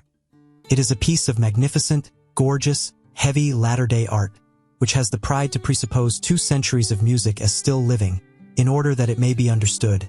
It is an honor to Germans that such a pride did not miscalculate. What flavors and forces, what seasons and climes do we not find mingled in it? It impresses us at one time as ancient, at another time as foreign, bitter, and too modern. It is as arbitrary as it is pompously traditional. It is not infrequently roguish, still oftener rough and coarse. It has fire and courage, and at the same time the loose, dun-colored skin of fruits which ripen too late. It flows broad and full, and suddenly there is a moment of inexplicable hesitation, like a gap that opens between cause and effect, an oppression that makes us dream, almost a nightmare. But already it broadens and widens anew, the old stream of delight, the most manifold delight, of old and new happiness, including especially the joy of the artist in himself, which he refuses to conceal, his astonished, happy cognizance of his mastery of the expedients here employed, the newly acquired, imperfectly tested expedients of art which he apparently betrays to us. All in all, however, no beauty, no south, nothing of the delicate southern clearness of the sky, nothing of grace, no dance, hardly a will to logic. A certain clumsiness even, which is also emphasized, as though the artist wished to say to us, it is part of my intention. A cumbersome drapery, something arbitrarily barbaric and ceremonious, a flurring of learned and venerable conceits and witticisms, something German in the best and worst sense of the word, something in the German style, manifold, formless, and inexhaustible. A certain German potency and superplenitude of soul, which is not afraid to hide itself under the affirmative of decadence, which, perhaps, feels itself most at ease there. A real, genuine token of the German soul, which is at the same time young and aged, too ripe and yet still too rich in futurity. This kind of music expresses best what I think of the Germans. They belong to the day before yesterday and the day after tomorrow. They have as yet no today. 241. We good Europeans, we also have hours when we allow ourselves a warm-hearted patriotism, a plunge and relapse into old loves and narrow views. I have just given an example of it, hours of national excitement, of patriotic anguish, and all other sorts of old-fashioned floods of sentiment. Duller spirits may perhaps only get done with what confines its operations in us to hours and plays itself out in hours, in a considerable time. Some in half a year, others in half a lifetime, according to the speed and strength with which they digest and change their material. Indeed, I could think of sluggish, hesitating races, which even in our rapidly moving Europe, would require half a century ere they could surmount such atavistic attacks of patriotism and soil attachment, and return once more to reason, that is to say, to good Europeanism. And while digressing on this possibility, I happened to become an ear witness of a conversation between 2 old patriots. They were evidently both hard of hearing and consequently spoke all the louder. He has as much and knows as much philosophy as a peasant or a course student, said the one. He is still innocent. But what does that matter nowadays? It is the age of the masses. They lie on their belly before everything that is massive. And so also in politicis, a statesman who rears up for them a new Tower of Babel, some monstrosity of empire and power, they call great. What does it matter that we more prudent and conservative ones do not meanwhile give up the old belief that it is only the great thought that gives greatness to an action or affair? Supposing a statesman were to bring his people into the position of being obliged henceforth to practice high politics, for which they were by nature badly endowed and prepared, so that they would have to sacrifice their old and reliable virtues, out of love to a new and doubtful mediocrity. Supposing a statesman were to condemn his people generally to practice politics, when they have hitherto had something better to do and think about, and when in the depths of their souls they have been unable to free themselves from a prudent loathing of the restlessness, emptiness, and noisy wranglings of the essentially politics-practicing nations. Supposing such a statesman were to stimulate the slumbering passions and avidities of his people, were to make a stigma out of their former diffidence and delight in aloofness, an offense out of their exoticism and hidden permanency, were to depreciate their most radical proclivities, subvert their consciences, make their minds narrow, and their tastes national. What? A statesman who should do all this, which his people would have to do penance for throughout their whole future. If they had a future, such a statesman would be great, would he? Undoubtedly, replied the other old patriot vehemently, otherwise he could not have done it. It was mad perhaps to wish such a thing, but perhaps everything great has been just as mad at its commencement. Misuse of words, cried his interlocutor, contradictorily, strong and mad, not great. The old men had obviously become heated as they thus shouted their truths in each other's faces, but I, in my happiness and apartness, considered how soon a stronger one may become master of the strong, and also that there is a compensation for the intellectual superficializing of a nation, namely, in the deepening of another. 242. Whether we call it civilization, or humanizing, or progress, which now distinguishes the European, whether we call it simply, without praise or blame, by the political formula the democratic movement in Europe, behind all the moral and political foregrounds pointed to by such formulas, an immense physiological process goes on, which is ever extending the process of the assimilation of Europeans, their increasing detachment from the conditions under which, climatically and hereditarily, united races originate, their increasing independence of every definite milieu, that for centuries would fain inscribe itself with equal demands on soul and body. That is to say, the slow emergence of an essentially supranational and nomadic species of man, who possesses, physiologically speaking, a maximum of the art and power of adaptation as his typical distinction. This process of the evolving European, which can be retarded in its tempo by great relapses, but will perhaps just gain and grow thereby in vehemence and depth, the still raging storm and stress of national sentiment pertains to it, and also the anarchism which is appearing at present. This process will probably arrive at results on which its naive propagators and panegyrists, the apostles of modern ideas, would least care to reckon. The same new conditions under which on an average a leveling and mediocrizing of man will take place. A useful, industrious, variously serviceable and clever gregarious man, are in the highest degree suitable to give rise to exceptional men of the most dangerous and attractive qualities.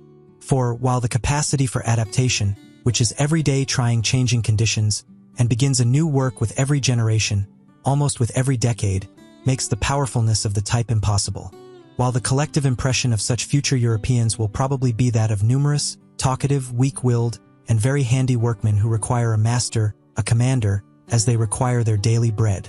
While, therefore, the democratizing of Europe will tend to the production of a type prepared for slavery in the most subtle sense of the term.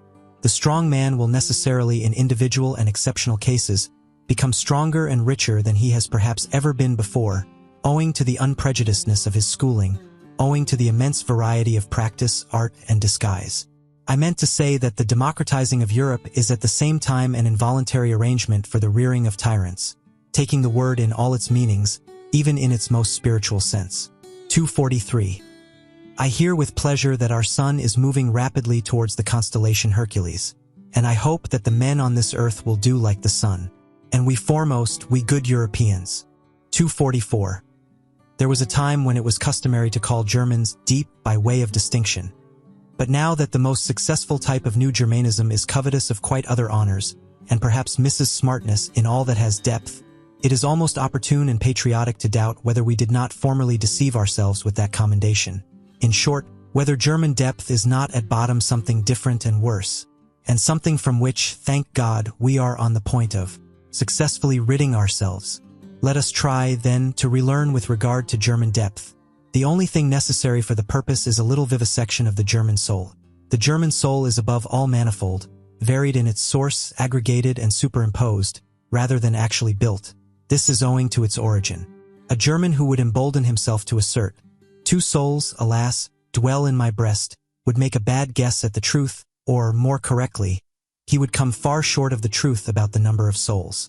As a people made up of the most extraordinary mixing and mingling of races, perhaps even with a preponderance of the precarious element as the people of the center in every sense of the term, the Germans are more intangible, more ample, more contradictory, more unknown, more incalculable, more surprising, and even more terrifying than other peoples are to themselves. They escape definition, and are thereby alone the despair of the French. It is characteristic of the Germans that the question, "What is German?" never dies out among them. Kotzebue certainly knew his Germans well enough. We are known, they cried jubilantly to him, but Sand also thought he knew them. Jean-Paul knew what he was doing when he declared himself incensed at Fichte's lying but patriotic flatteries and exaggerations.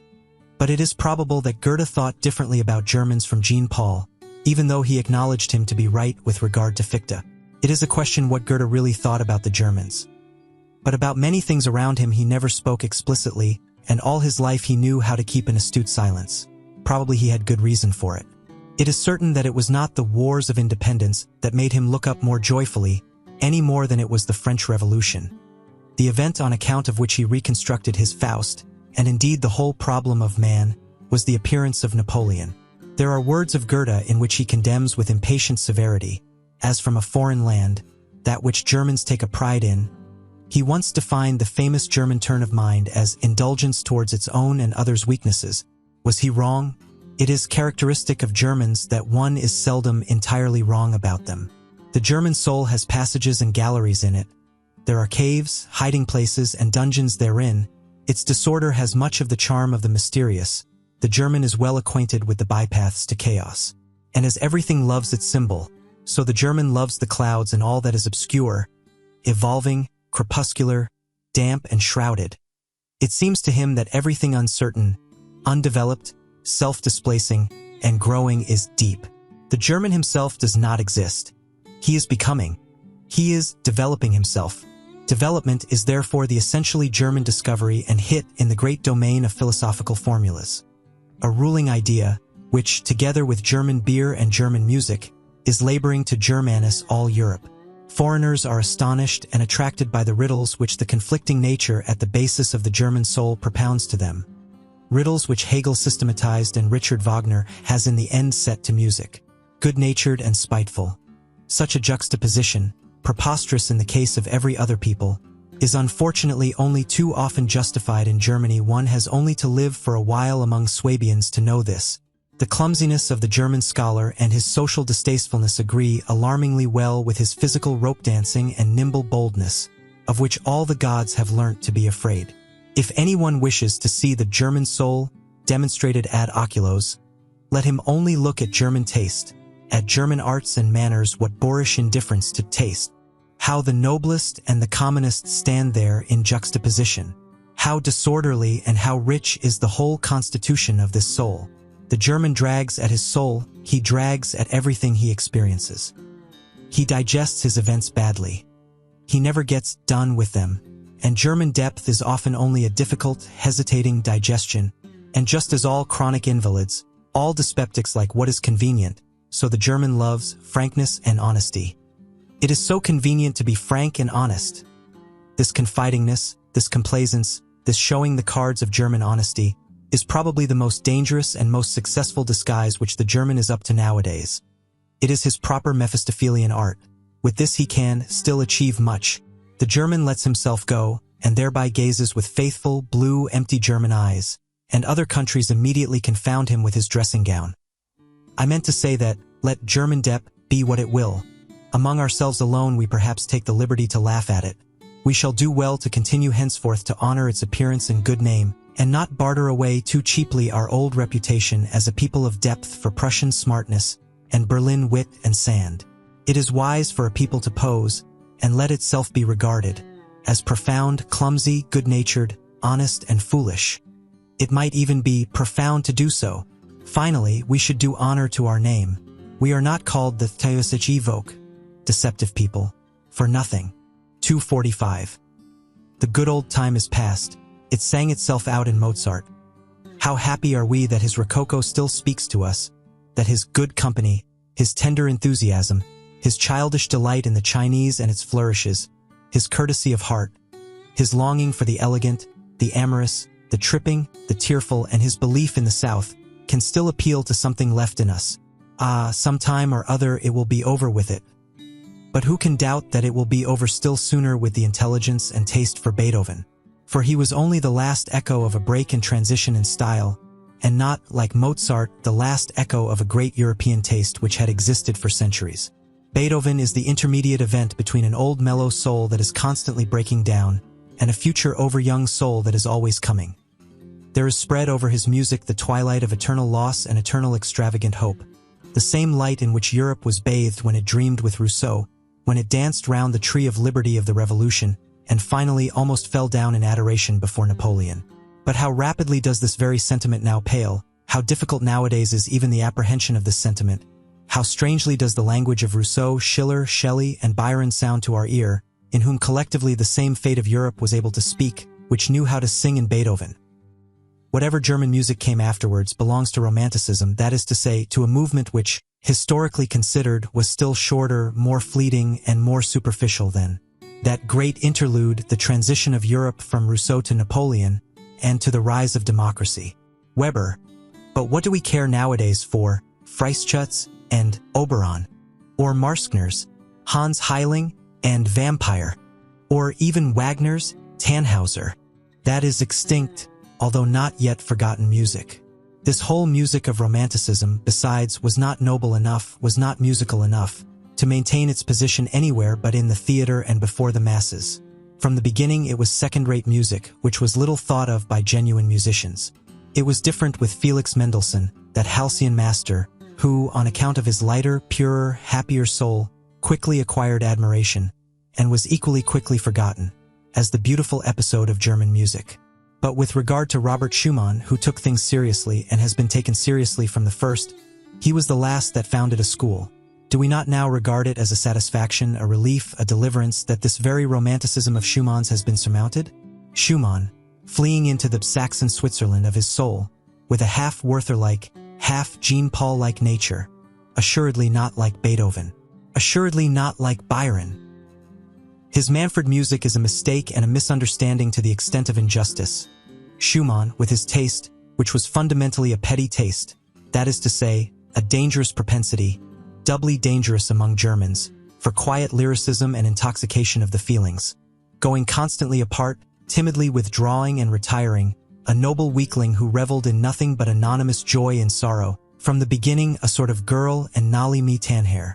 This Schumann was already merely a German event in music and no longer a European event as Beethoven had been, as in a still greater degree Mozart had been. With Schumann German music was threatened with its greatest danger, that of losing the voice for the soul of Europe and sinking into a merely national affair. 246. What a torture are books written in German to a reader who has a third ear.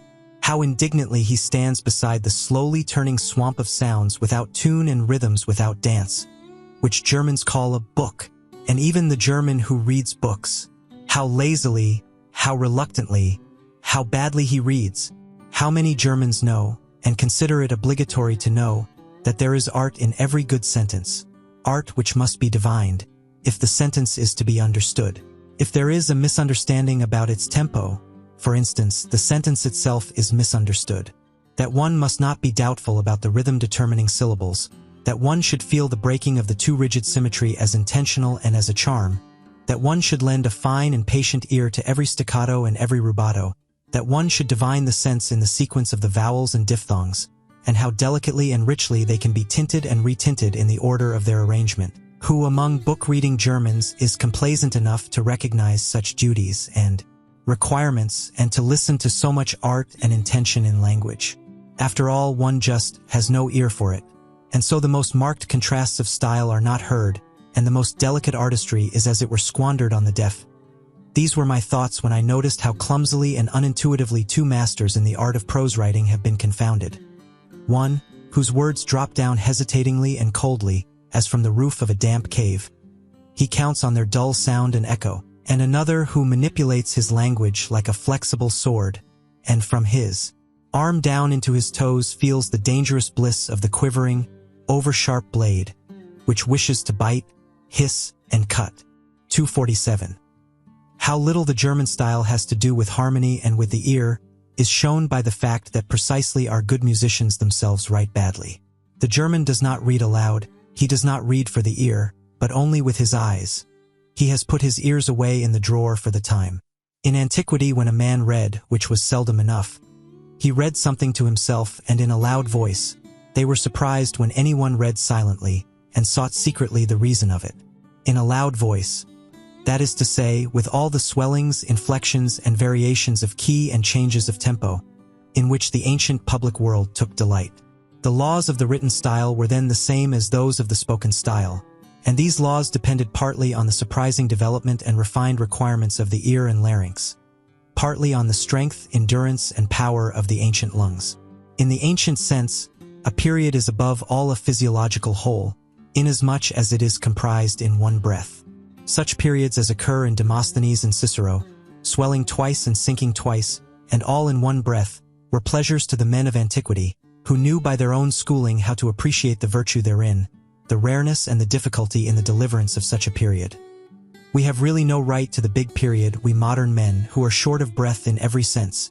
Those ancients, indeed, were all of them dilettanti in speaking, consequently connoisseurs, consequently critics. They thus brought their orators to the highest pitch, in the same manner as in the last century, when all Italian ladies and gentlemen knew how to sing, the virtuosoship of song, and with it also the art of melody, reached its elevation. In Germany, however, until quite recently when a kind of platform eloquence began shyly and awkwardly enough to flutter its young wings, there was properly speaking only one kind of public and approximately artistical discourse, that delivered from the pulpit. The preacher was the only one in Germany who knew the weight of a syllable or a word, in what manner a sentence strikes, springs, rushes, flows, and comes to a close. He alone had a conscience in his ears, often enough a bad conscience. For reasons are not lacking why proficiency in oratory should be especially seldom attained by a German, or almost always too late. The masterpiece of German prose is therefore with good reason the masterpiece of its greatest preacher. The Bible has hitherto been the best German book. Compared with Luther's Bible, almost everything else is merely literature. Something which has not grown in Germany, and therefore has not taken and does not take root in German hearts, as the Bible has done. 248. There are two kinds of geniuses, one which above all engenders and seeks to engender, and another which willingly lets itself be fructified and brings forth. And similarly, among the gifted nations, there are those on whom the woman's problem of pregnancy has devolved, and the secret task of forming, maturing, and perfecting. The Greeks, for instance, were a nation of this kind, and so are the French, and others which have to fructify and become the cause of new modes of life, like the Jews, the Romans, and in all modesty be it asked, like the Germans, nations tortured and enraptured by unknown fevers and irresistibly forced out of themselves, amorous and longing for foreign races, for such as let themselves be fructified, and withal imperious, like everything conscious of being full of generative force, and consequently empowered by the grace of God. These two kinds of geniuses seek each other like man and woman, but they also misunderstand each other like man and woman. 249. Every nation has its own Tartuffery, and calls that its virtue. One does not know, cannot know the best that is in one. 250. What Europe owes to the Jews. Many things, good and bad, and above all one thing of the nature both of the best and the worst. The grand style and morality, the fearfulness and majesty of infinite demands, of infinite significations, the whole romanticism and sublimity of moral questionableness, and consequently just the most attractive, ensnaring, and exquisite element in those iridescences and allurements to life, in the aftersheen of which the sky of our European culture, its evening sky, now glows, perhaps glows out. For this, we artists among the spectators and philosophers are grateful to the Jews. 251. It must be taken into the bargain if various clouds and disturbances, in short, slight attacks of stupidity, pass over the spirit of a people that suffers and wants to suffer from national nervous fever and political ambition. For instance, among present-day Germans there is alternately the anti-French folly, the anti-Semitic folly, the anti-Polish folly, the Christian romantic folly, the Wagnerian folly, the Teutonic folly, the Prussian folly. Just look at those poor historians, the Sibyls, and Treitschkas, and their closely bandaged heads, and whatever else these little obscurations of the German spirit and conscience may be called. May it be forgiven me that I, too, when on a short daring sojourn on very infected ground, did not remain wholly exempt from the disease, but like everyone else, began to entertain thoughts about matters which did not concern me.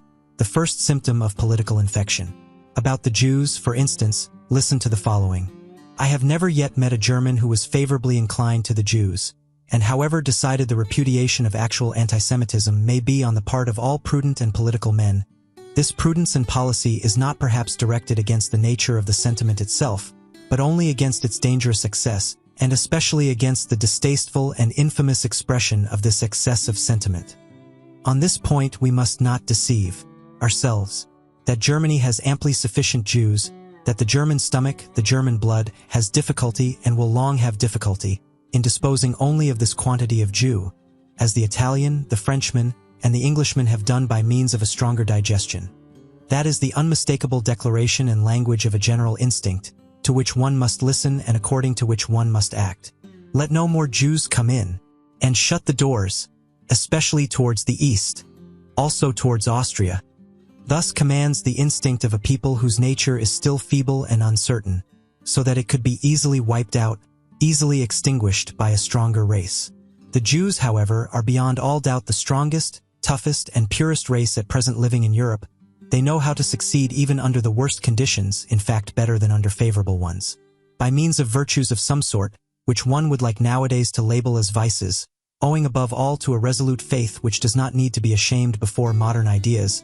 They alter only when they do alter, in the same way that the Russian Empire makes its conquest as an empire that has plenty of time and is not of yesterday, namely, according to the principle, as slowly as possible. A thinker who has the future of Europe at heart will, in all his perspectives concerning the future, calculate upon the Jews, as he will calculate upon the Russians, as above all the surest and likeliest factors in the great play and battle of forces.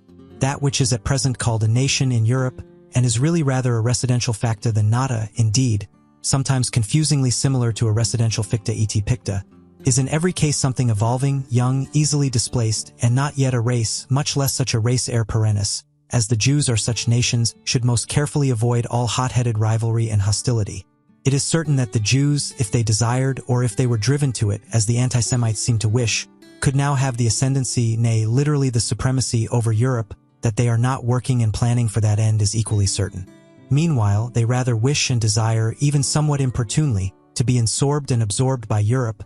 They long to be finally settled, authorized, and respected somewhere, and wish to put an end to the nomadic life, to the wandering Jew. And one should certainly take account of this impulse and tendency, and make advances to it. It possibly betokens a mitigation of the Jewish instincts, for which purpose it would perhaps be useful and fair to banish the anti-Semitic ballers out of the country. One should make advances with all prudence, and with selection, pretty much as the English nobility do. It stands to reason that the more powerful and strongly marked types of New Germanism could enter into relation with the Jews with the least hesitation. For instance, the nobleman officer from the Prussian border. It would be interesting in many ways to see whether the genius for money and patience, and especially some intellect and intellectuality, sadly lacking in the place referred to, could not in addition be annexed and trained to the hereditary art of commanding and obeying, for both of which the country in question has now a classic reputation. But here it is expedient to break off my festal discourse and my sprightly teutonomania, for I have already reached my serious topic, the European problem, as I understand it, the rearing of a new ruling caste for Europe. 252. They are not a philosophical race. The English. Bacon represents an attack on the philosophical spirit generally, Hobbes, Hume, and Locke, an abasement and a depreciation of the idea of a philosopher for more than a century. It was against Hume that Kant uprose and raised himself. It was Locke of whom Schelling rightly said, Je mepris Locke. In the struggle against the English mechanical stultification of the world, Hegel and Schopenhauer, along with Goethe, were of one accord. The two hostile brother geniuses in philosophy, who pushed in different directions towards the opposite poles of German thought, and thereby wronged each other as only brothers will do. What is lacking in England, and has always been lacking, that half-actor and rhetorician knew well enough, the absurd muddlehead Carlyle, who sought to conceal under passionate grimaces what he knew about himself. Namely, what was lacking in Carlyle: real power of intellect, real depth of intellectual perception, in short, philosophy. It is characteristic of such an unphilosophical race to hold on firmly to Christianity. They need its discipline for moralizing and humanizing. The Englishman, more gloomy, sensual, headstrong, and brutal than the German, is for that very reason, as the baser of the two, also the most pious. He has all the more need of Christianity. To finer nostrils, this English Christianity itself has still a characteristic English taint of spleen and alcoholic excess, for which, owing to good reasons, it is used as an antidote, the finer poison to neutralize the coarser. A finer form of poisoning is in fact a step in advance with coarse-mannered people, a step towards spiritualization. The English coarseness and rustic demureness is still most satisfactorily disguised by Christian pantomime, and by praying and psalm-singing, or, more correctly, it is thereby explained and differently expressed. And for the herd of drunkards and rakes who formerly learned moral grunting under the influence of Methodism, and more recently as the Salvation Army, a penitential fit may really be the relatively highest manifestation of humanity to which they can be elevated. So much may reasonably be admitted. That, however, which offends even in the humanest Englishman is his lack of music, to speak figuratively, and also literally. He has neither rhythm nor dance in the movements of his soul and body. Indeed, not even the desire for rhythm and dance, for music. Listen to him speaking. Look at the most beautiful Englishwoman walking. In no country on earth are there more beautiful doves and swans. Finally, listen to them singing. But I ask too much. 253. There are truths which are best recognized by mediocre minds because they are best adapted for them. There are truths which only possess charms and seductive power for mediocre spirits. One is pushed to this probably unpleasant conclusion, now that the influence of respectable but mediocre Englishmen, I may mention Darwin, John Stuart Mill, and Herbert Spencer, begins to gain the ascendancy in the middle-class region of European taste. Indeed, who could doubt that it is a useful thing for such minds to have the ascendancy for a time? It would be an error to consider the highly developed and independently soaring minds as specially qualified for determining and collecting many little common facts, and deducing conclusions from them. As exceptions, they are rather from the first in no very favorable position towards those who are the rules. After all, they have more to do than merely to perceive. In effect, they have to be something new, they have to signify something new, they have to represent new values. The gulf between knowledge and capacity is perhaps greater, and also more mysterious, than one thinks. The capable man in the grand style, the creator, will possibly have to be an ignorant person. While on the other hand, for scientific discoveries like those of Darwin, a certain narrowness, aridity, and industrious carefulness, in short, something English, may not be unfavorable for arriving at them. Finally, let it not be forgotten that the English, with their profound mediocrity, brought about once before a general depression of European intelligence. What is called modern ideas, or the ideas of the 18th century, or French ideas, that, consequently, against which the German mind rose up with profound disgust, is of English origin. There is no doubt about it. The French were only the apes and actors of these ideas, their best soldiers and likewise, alas, their first and profoundest victims. For owing to the diabolical Anglomania of modern ideas, the AME Francais has in the end become so thin and emaciated that at present one recalls its 16th and 17th centuries, its profound, passionate strength, its inventive excellency, almost with disbelief. One must, however, maintain this verdict of historical justice in a determined manner, and defend it against present prejudices and appearances. The European noblesse of sentiment, taste, and manners, taking the word in every high sense, is the work and invention of France. The European ignobleness, the plebeianism of modern ideas, is England's work and invention. 254. Even at present France is still the seat of the most intellectual and refined culture of Europe. It is still the high school of taste. But one must know how to find this France of taste. He who belongs to it keeps himself well concealed. They may be a small number in whom it lives and is embodied, besides perhaps being men who do not stand upon the strongest legs, in part fatalists, hypochondriacs, invalids, in part persons overindulged, over-refined, such as have the ambition to conceal themselves. They have all something in common. They keep their ears closed in presence of the delirious folly and noisy spouting of the democratic bourgeois. In fact, a besotted and brutalized France at present sprawls in the foreground, It recently celebrated a veritable orgy of bad taste, and at the same time of self-admiration, at the funeral of Victor Hugo. There is also something else common to them: a predilection to resist intellectual Germanizing, and a still greater inability to do so. In this France of intellect, which is also a France of pessimism, Schopenhauer has perhaps become more at home and more indigenous than he has ever been in Germany. Not to speak of Heinrich Heine, who has long ago been reincarnated in the more refined and fastidious lyrists of Paris, or of Hegel, who at present, in the form of Taine, the first of living historians, exercises an almost tyrannical influence. As regards Richard Wagner, however, the more French music learns to adapt itself to the actual needs of the AME moderne, the more will it Wagnerite. One can safely predict that beforehand, it is already taking place sufficiently. There are, however, three things which the French can still boast of with pride as their heritage and possession, and as indelible tokens of their ancient intellectual superiority in Europe, in spite of all voluntary or involuntary Germanizing and vulgarizing of taste. Firstly, the capacity for artistic emotion, for devotion to form, for which the expression l'art pour l'art, along with numerous others, has been invented.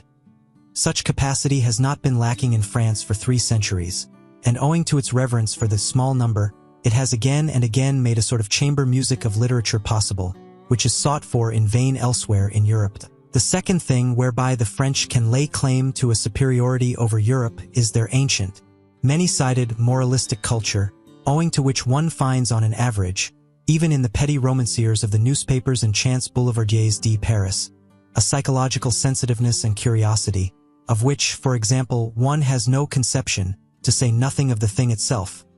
In Germany, the Germans lack a couple of centuries of the moralistic work requisite thereto, which, as we have said, France has not grudged. Those who call the Germans naive on that account give them commendation for a defect. As the opposite of the German inexperience and innocence in voluptate psychologica, which is not too remotely associated with the tediousness of German intercourse, and as the most successful expression of genuine French curiosity and inventive talent in this domain of delicate thrills, Henri Bayle may be noted. That remarkable anticipatory and forerunning man, who, with a Napoleonic tempo, traversed his Europe, in fact, several centuries of the European soul, as a surveyor and discoverer thereof. It has required 2 generations to overtake him one way or other, to divine long afterwards some of the riddles that perplexed and enraptured him. This strange Epicurean and man of interrogation, the last great psychologist of France. There is yet a third claim to superiority. In the French character there is a successful halfway synthesis of the North and South, which makes them comprehend many things, and enjoins upon them other things, which an Englishman can never comprehend. Their temperament, turned alternately to and from the South, in which from time to time the Provençal and Ligurian blood froths over, preserves them from the dreadful northern gray in gray, from sunless conceptual spectrism and from poverty of blood, our German infirmity of taste, for the excessive prevalence of which at the present moment, blood and iron, that is to say, high politics, has with great resolution been prescribed, according to a dangerous healing art, which bids me wait and wait, but not yet hope. There is also still in France a pre-understanding and ready welcome for those rarer and rarely gratified men, who are too comprehensive to find satisfaction in any kind of fatherlandism, and know how to love the South when in the North and the North when in the South, the born Midlanders, the good Europeans. For them Böse has made music, this latest genius, who has seen a new beauty and seduction, who has discovered a piece of the South in music. 255.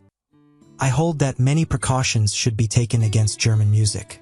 Suppose a person loves the South as I love it, as a great school of recovery for the most spiritual and the most sensuous ills, as a boundless solar profusion and effulgence which o'erspreads a sovereign existence believing in itself.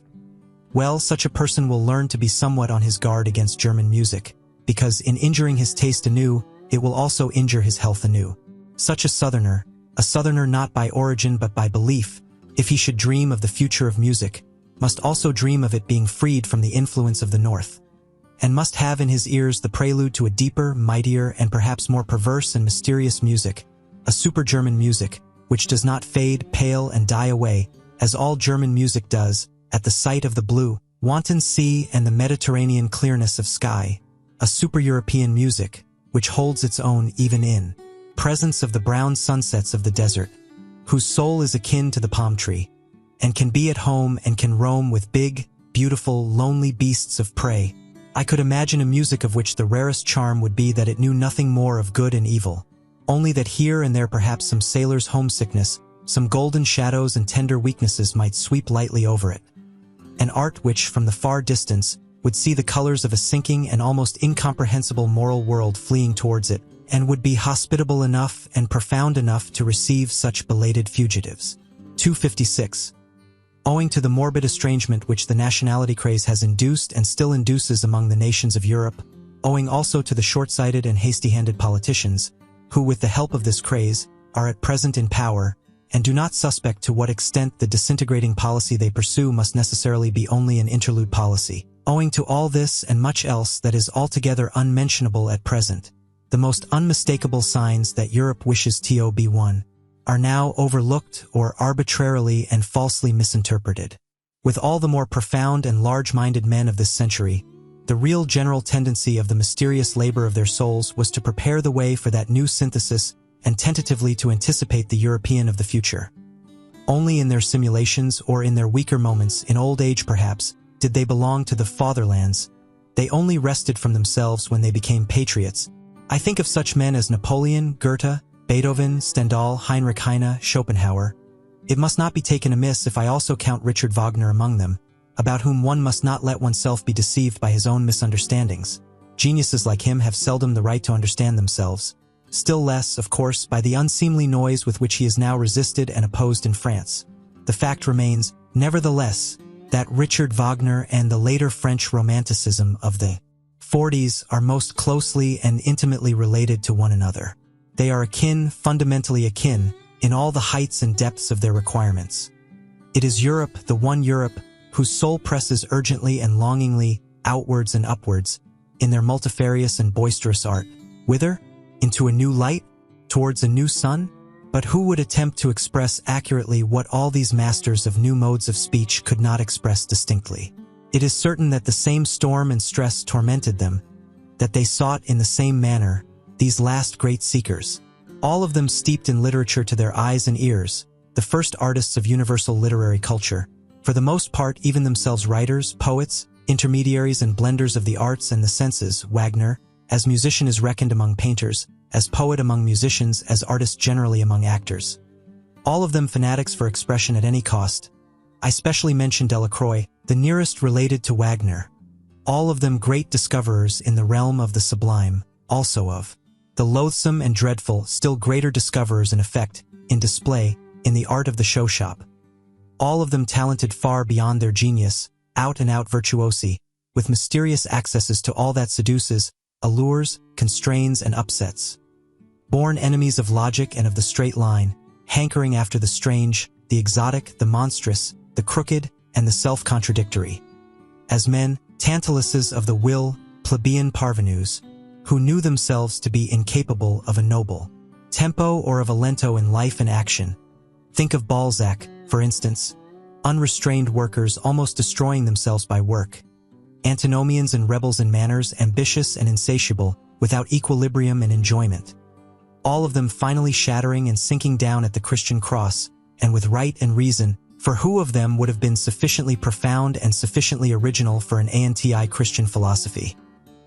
On the whole, a boldly daring, splendidly overbearing, high-flying and aloft-up-dragging class of higher men, who had first to teach their century.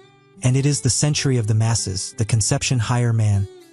Let the German friends of Richard Wagner advise together as to whether there is anything purely German in the Wagnerian art, or whether its distinction does not consist precisely in coming from super-German sources and impulses, in which connection it may not be underrated how indispensable Paris was to the development of his type, which the strength of his instincts made him long to visit at the most decisive time, and how the whole style of his proceedings, of his self-apostolate, could only perfect itself in sight of the French socialistic original.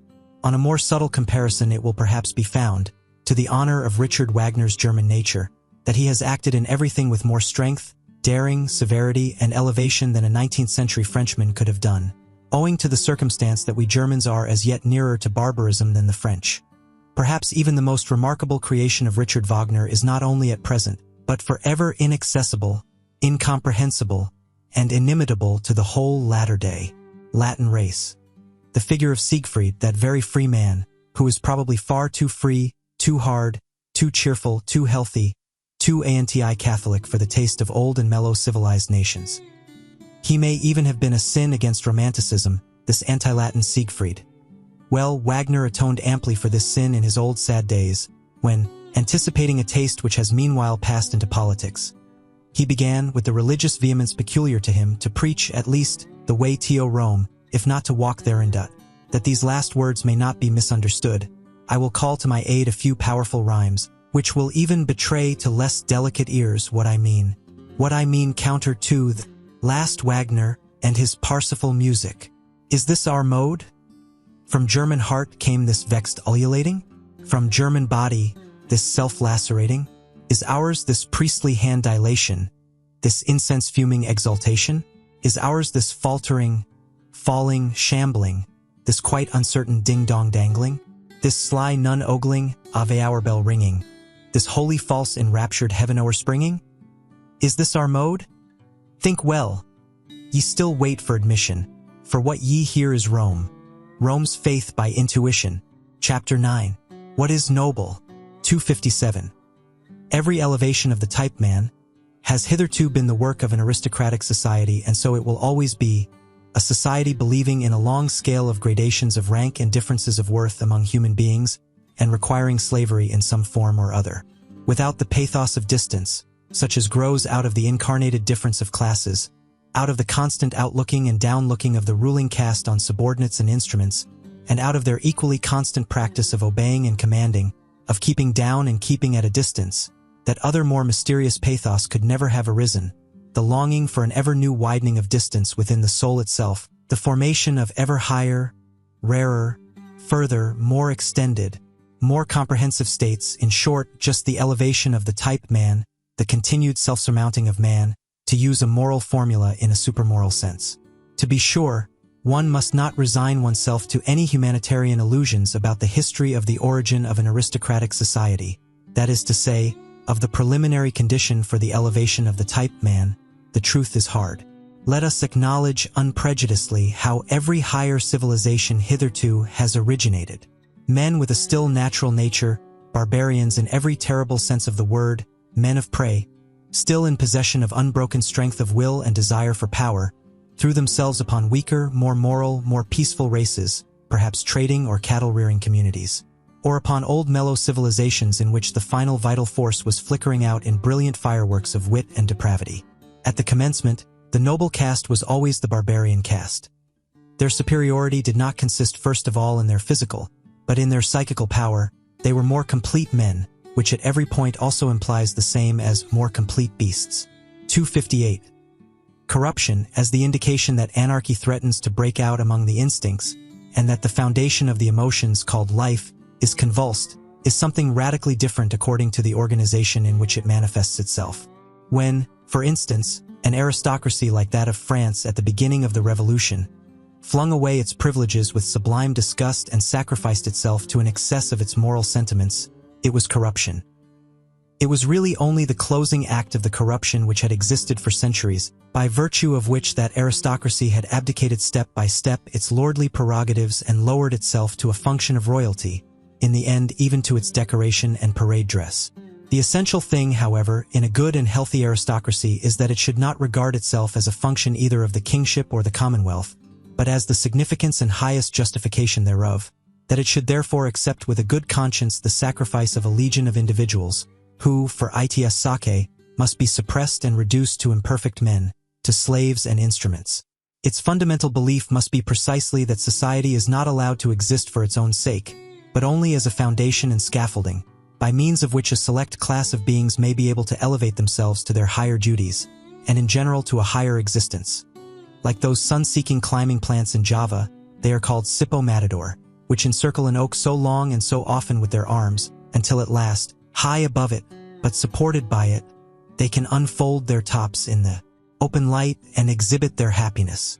259. To refrain mutually from injury, from violence, from exploitation, and put one's will on a par with that of others.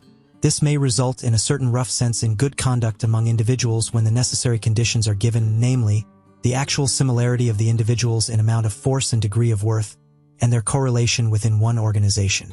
As soon, however, as one wished to take this principle more generally, and if possible even as the fundamental principle of society, it would immediately disclose what it really is, namely, a will to the denial of life, a principle of dissolution and decay. Here one must think profoundly to the very basis and resist all sentimental weakness. Life itself is essentially appropriation, injury, conquest of the strange and weak, suppression, severity, obtrusion of peculiar forms, incorporation, and at the least, putting it mildest, exploitation. But why should one forever use precisely these words on which for ages a disparaging purpose has been stamped? Even the organization within which, as was previously supposed, the individuals treat each other as equal. It takes place in every healthy aristocracy. Must itself, if it be a living and not a dying organization, do all that towards other bodies, which the individuals within it refrain from doing to each other. It will have to be the incarnated will to power. It will endeavor to grow, to gain ground, attract to itself and acquire ascendancy, not owing to any morality or immorality, but because it lives, and because life is precisely will to power. On no point, however, is the ordinary consciousness of Europeans more unwilling to be corrected than on this matter. People now rave everywhere, even under the guise of science, about coming conditions of society in which the exploiting character is to be absent. That sounds to my ears as if they promise to invent a mode of life which should refrain from all organic functions. Exploitation does not belong to a depraved or imperfect and primitive society. It belongs to the nature of the living being as a primary organic function. It is a consequence of the intrinsic will to power, which is precisely the will to life, granting that as a theory this is a novelty. As a reality it is the fundamental fact of all history. Let us be so far honest towards ourselves. 260. In a tour through the many finer and coarser moralities which have hitherto prevailed or still prevail on the earth, I found certain traits recurring regularly together and connected with one another, until finally two primary types revealed themselves to me, and a radical distinction was brought to light. There is master morality and slave morality.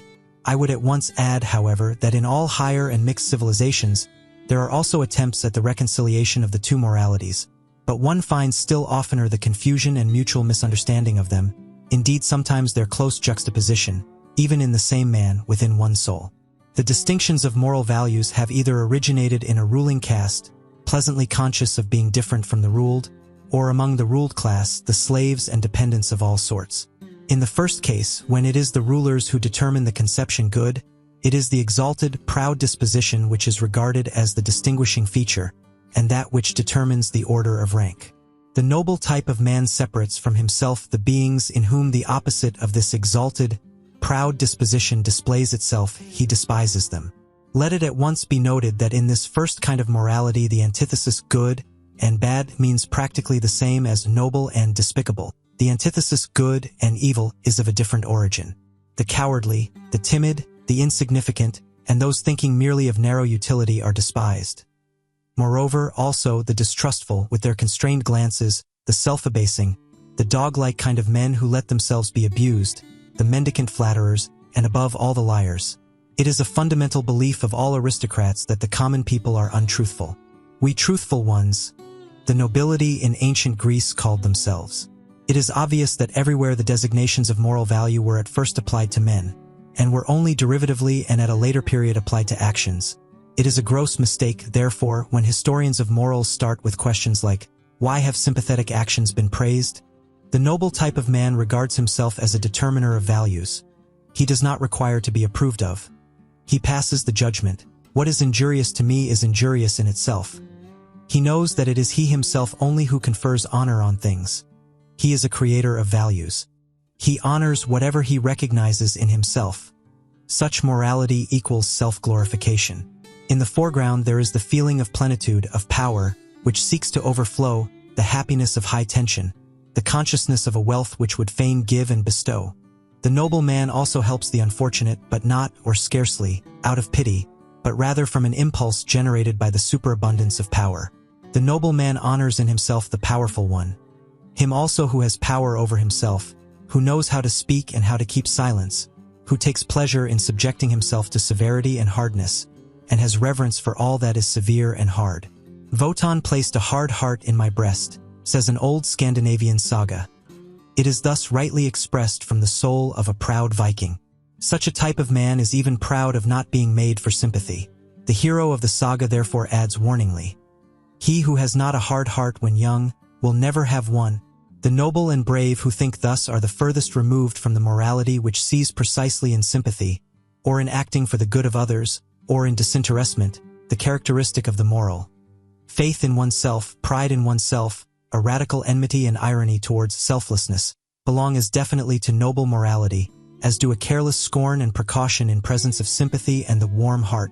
It is the powerful who know how to honor, it is their art, their domain for invention. The profound reverence for age and for tradition, all law rests on this double reverence. The belief and prejudice in favor of ancestors and unfavorable to newcomers is typical in the morality of the powerful. And if, reversely, men of modern ideas believe almost instinctively in progress and the future, and are more and more lacking in respect for old age, the ignoble origin of these ideas has complacently betrayed itself thereby. A morality of the ruling class, however, is more especially foreign and irritating to present-day taste in the sternness of its principle that one has duties only to one's equals, that one may act towards beings of a lower rank, towards all that is foreign, just as seems good to one, or as the heart desires, and in any case beyond good and evil. It is here that sympathy and similar sentiments can have a place. The ability and obligation to exercise prolonged gratitude and prolonged revenge, both only within the circle of equals, artfulness in retaliation, raffinement of the idea in friendship, a certain necessity to have enemies, as outlets for the emotions of envy, quarrelsomeness, arrogance. In fact, in order to be a good friend, all these are typical characteristics of the noble morality, which, as has been pointed out, is not the morality of modern ideas, and is therefore at present difficult to realize and also to unearth and disclose. It is otherwise with the second type of morality, slave morality. Supposing that the abused, the oppressed, the suffering, the unemancipated, the weary, and those uncertain of themselves should moralize, what will be the common element in their moral estimates? Probably a pessimistic suspicion with regard to the entire situation of man will find expression, perhaps a condemnation of man, together with his situation.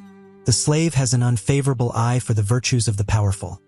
He has a skepticism and distrust, a refinement of distrust of everything good that is there honored. He would fain persuade himself that the very happiness there is not genuine. On the other hand, those qualities which serve to alleviate the existence of sufferers are brought into prominence and flooded with light. It is here that sympathy, the kind, helping hand, the warm heart, patience, diligence, humility, and friendliness attain to honor. For here these are the most useful qualities, and almost the only means of supporting the burden of existence. Slave morality is essentially the morality of utility. Here is the seat of the origin of the famous antithesis, good and evil. Power and dangerousness are assumed to reside in the evil, a certain dreadfulness, subtlety, and strength, which do not admit of being despised. According to slave morality, therefore, the evil man arouses fear. According to master morality, it is precisely the good man who arouses fear and seeks to arouse it, while the bad man is regarded as the despicable being. The contrast attains its maximum when, in accordance with the logical consequences of slave morality, a shade of depreciation, it may be slight and well-intentioned, at last attaches itself to the good man of this morality, because, according to the servile mode of thought, the good man must in any case be the safe man. He is good-natured, easily deceived, perhaps a little stupid, un bonum.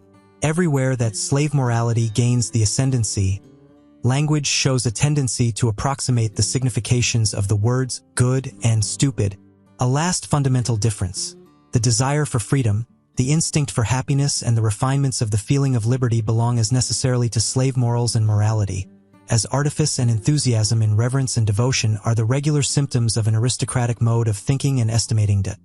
Hence we can understand without further detail why love as a passion, it is our European specialty, must absolutely be of noble origin. As is well known, its invention is due to the Provençal poet cavaliers, those brilliant, ingenious men of the Guy Sabre, to whom Europe owes so much, and almost owes itself. 261. Vanity is one of the things which are perhaps most difficult for a noble man to understand.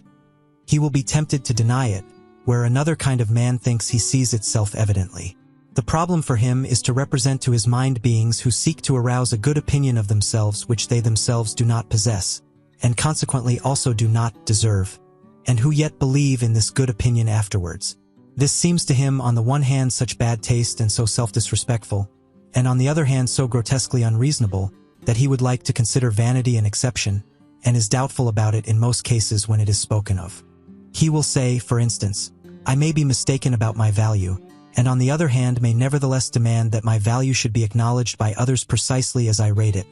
That, however, is not vanity but self-conceit, or, in most cases, that which is called humility and also modesty.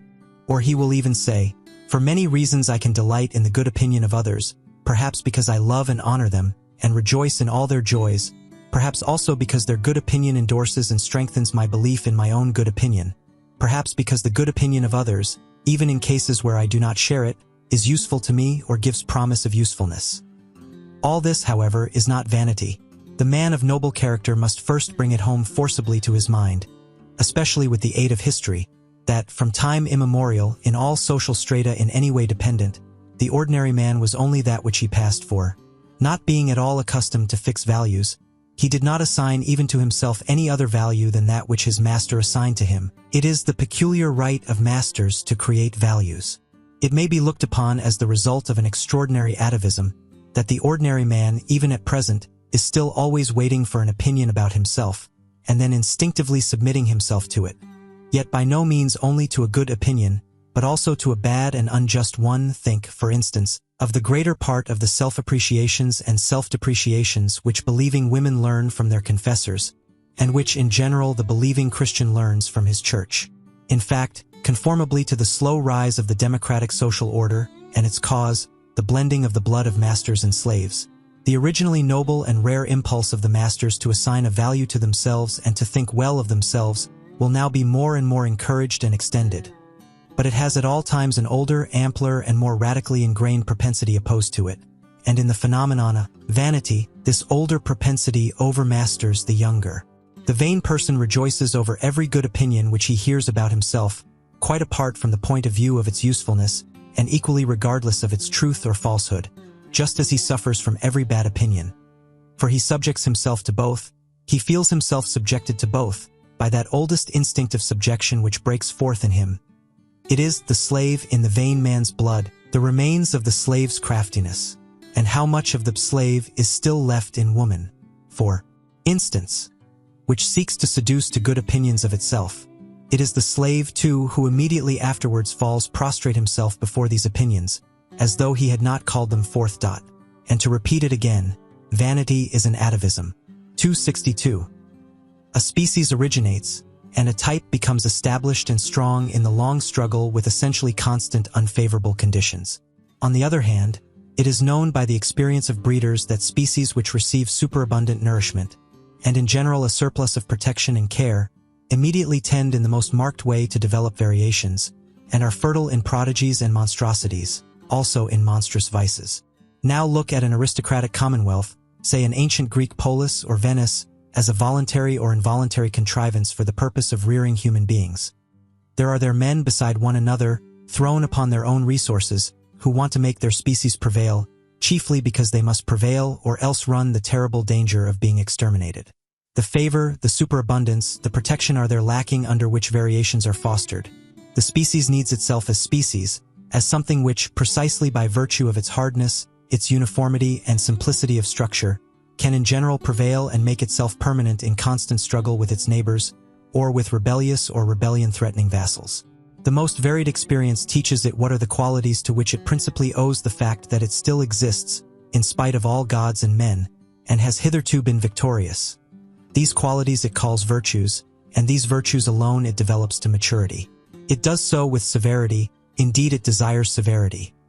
Every aristocratic morality is intolerant in the education of youth, in the control of women, in the marriage customs, in the relations of old and young, in the penal laws, which have an eye only for the degenerating. It counts intolerance itself among the virtues, under the name of justice, a type with few, but very marked features, a species of severe, warlike, wisely silent, reserved, and reticent men, and as such, with the most delicate sensibility for the charm and nuances of society, is thus established, unaffected by the vicissitudes of generations.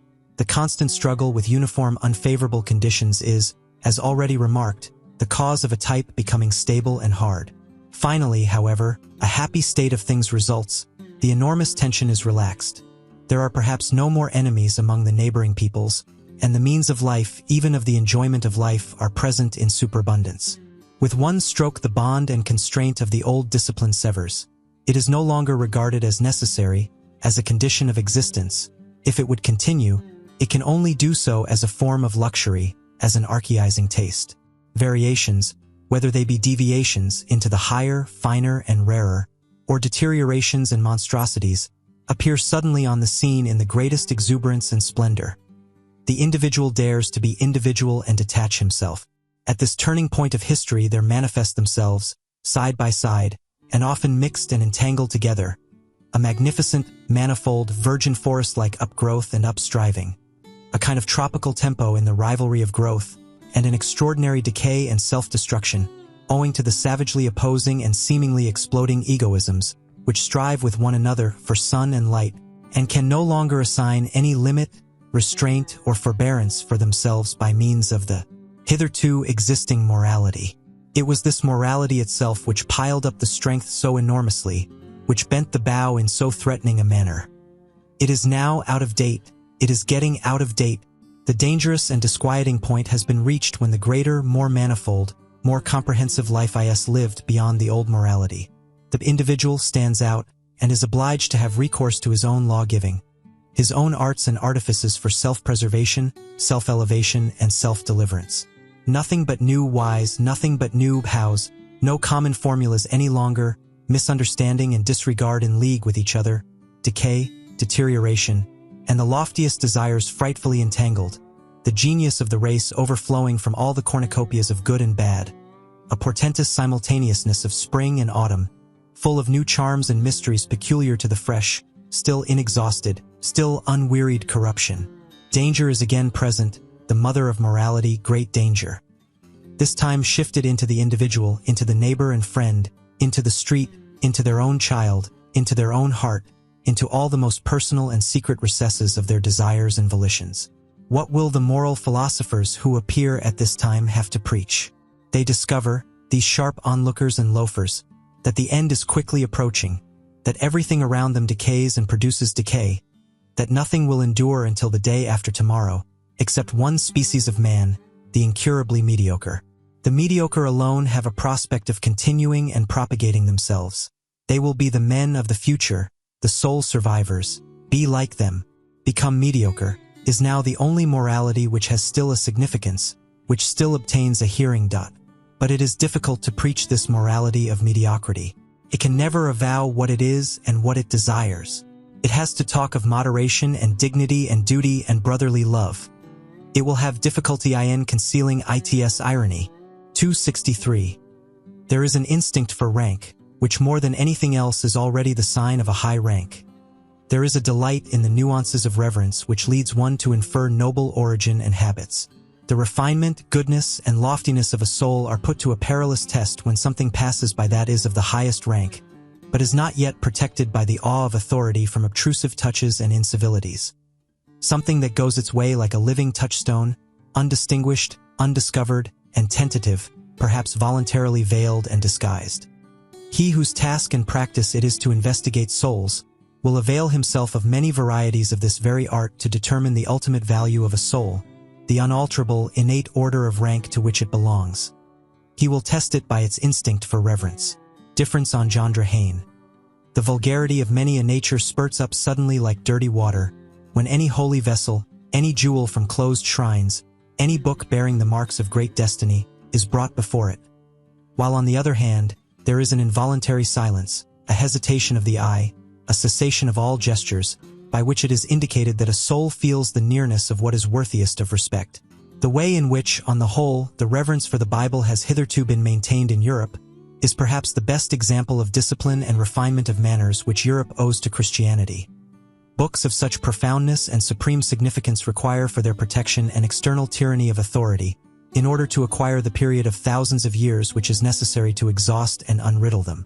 Much has been achieved when the sentiment has been at last instilled into the masses, the shallow pates and the boobies of every kind, that they are not allowed to touch everything, that there are holy experiences before which they must take off their shoes and keep away the unclean hand, It is almost their highest advance towards humanity. On the contrary, in the so-called cultured classes, the believers in modern ideas, nothing is perhaps so repulsive as their lack of shame, the easy insolence of eye and hand with which they touch, taste, and finger everything. And it is possible that even yet there is more relative nobility of taste, and more tact for reverence among the people, among the lower classes of the people, especially among peasants, than among the newspaper-reading demimonde of intellect, the cultured class. 264. It cannot be effaced from a man's soul what his ancestors have preferably and most constantly done. Whether they were perhaps diligent economizers attached to a desk and a cash box, modest and citizen-like in their desires, modest also in their virtues, or whether they were accustomed to commanding from morning till night, fond of rude pleasures and probably of still ruder duties and responsibilities, or whether, finally, at one time or another, they have sacrificed old privileges of birth and possession in order to live wholly for their faith, for their God. As men of an inexorable and sensitive conscience, which blushes at every compromise, it is quite impossible for a man not to have the qualities and predilections of his parents and ancestors in his constitution, whatever appearances may suggest to the contrary. This is the problem of race. Granted that one knows something of the parents, it is admissible to draw a conclusion about the child. Any kind of offensive incontinence, any kind of sordid envy, or of clumsy self-vaunting, the three things which together have constituted the genuine plebeian type in all times, such must pass over to the child as surely as bad blood, and with the help of the best education and culture one will only succeed in deceiving with regard to such heredity. And what else does education and culture try to do nowadays?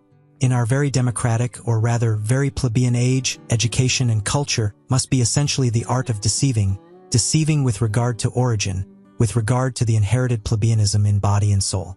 An educator who nowadays preached truthfulness above everything else, and called out constantly to his pupils, "Be true, be natural, show yourselves as you are." Even such a virtuous and sincere ass would learn in a short time to have recourse to the furca of Horace, Naturam expellere. With what results? Plebeianism usque recurrit. Footnote: Horace's Epistles IX 24. 265. At the risk of displeasing innocent ears, I submit that egoism belongs to the essence of a noble soul. I mean the unalterable belief that to a being such as we, other beings must naturally be in subjection and have to sacrifice themselves. The noble soul accepts the fact of his egoism without question, and also without consciousness of harshness, constraint, or arbitrariness therein, but rather as something that may have its basis in the primary law of things. If he sought a designation for it, he would say, it is justice itself. He acknowledges under certain circumstances which made him hesitate at first that there are other equally privileged ones. As soon as he has settled this question of rank, he moves among those equals and equally privileged ones with the same assurance, as regards modesty and delicate respect, which he enjoys in intercourse with himself, in accordance with an innate heavenly mechanism which all the stars understand. It is an additional instance of his egoism, this artfulness and self-limitation in intercourse with his equals. Every star is a similar egoist. He honors himself in them, and in the rights which he concedes to them, he has no doubt that the exchange of honors and rights, as the essence of all intercourse, belongs also to the natural condition of things. The noble soul gives as he takes, prompted by the passionate and sensitive instinct of requital, which is at the root of his nature. The notion of favor has, inter pares, neither significance nor good repute. There may be a sublime way of letting gifts as it were light upon one from above, and of drinking them thirstily like dewdrops, but for those arts and displays the noble soul has no aptitude. His egoism hinders him here. In general, he looks aloft unwillingly. He looks either forward, horizontally and deliberately, or downwards. He knows that he is on a height. 266. One can only truly esteem him who does not look out for himself. Goethe to Rathschlosser. 267. The Chinese have a proverb which mothers even teach their children. Siao sin. Make thy heart small. This is the essentially fundamental tendency in latter-day civilizations. I have no doubt that an ancient Greek also would first of all remark the self-dwarfing in us Europeans of today. In this respect alone we should immediately be distasteful to him. 268. What, after all, is ignobleness? Words are vocal symbols for ideas. Ideas, however, are more or less definite mental symbols for frequently returning and concurring sensations, for groups of sensations. It is not sufficient to use the same words in order to understand one another. We must also employ the same words for the same kind of internal experiences. We must in the end have experiences in common. On this account, the people of one nation understand one another better than those belonging to different nations, even when they use the same language, or rather, when people have lived long together under similar conditions of climate, soil, danger, requirement, toil, there originates therefrom an entity that understands itself, namely a nation. In all souls, a like number of frequently recurring experiences have gained the upper hand over those occurring more rarely. About these matters, people understand one another rapidly and always more rapidly. The history of language is the history of a process of abbreviation. On the basis of this quick comprehension, people always unite closer and closer. The greater the danger, the greater is the need of agreeing quickly and readily about what is necessary. Not to misunderstand one another in danger, that is what cannot at all be dispensed with in intercourse. Also, in all loves and friendships, one has the experience that nothing of the kind continues when the discovery has been made that, in using the same words, one of the two parties has feelings, thoughts, intuitions, wishes, or fears different from those of the other. The fear of the eternal misunderstanding. That is the good genius which so often keeps persons of different sexes from too hasty attachments, to which sense and heart prompt them, and not some Schopenhauerian genius of the species. Whichever groups of sensations within a soul awaken most readily, begin to speak and give the word of command. These decide as to the general order of rank of its values, and determine ultimately its list of desirable things. A man's estimates of value betray something of the structure of his soul, and wherein it sees its conditions of life, its intrinsic needs.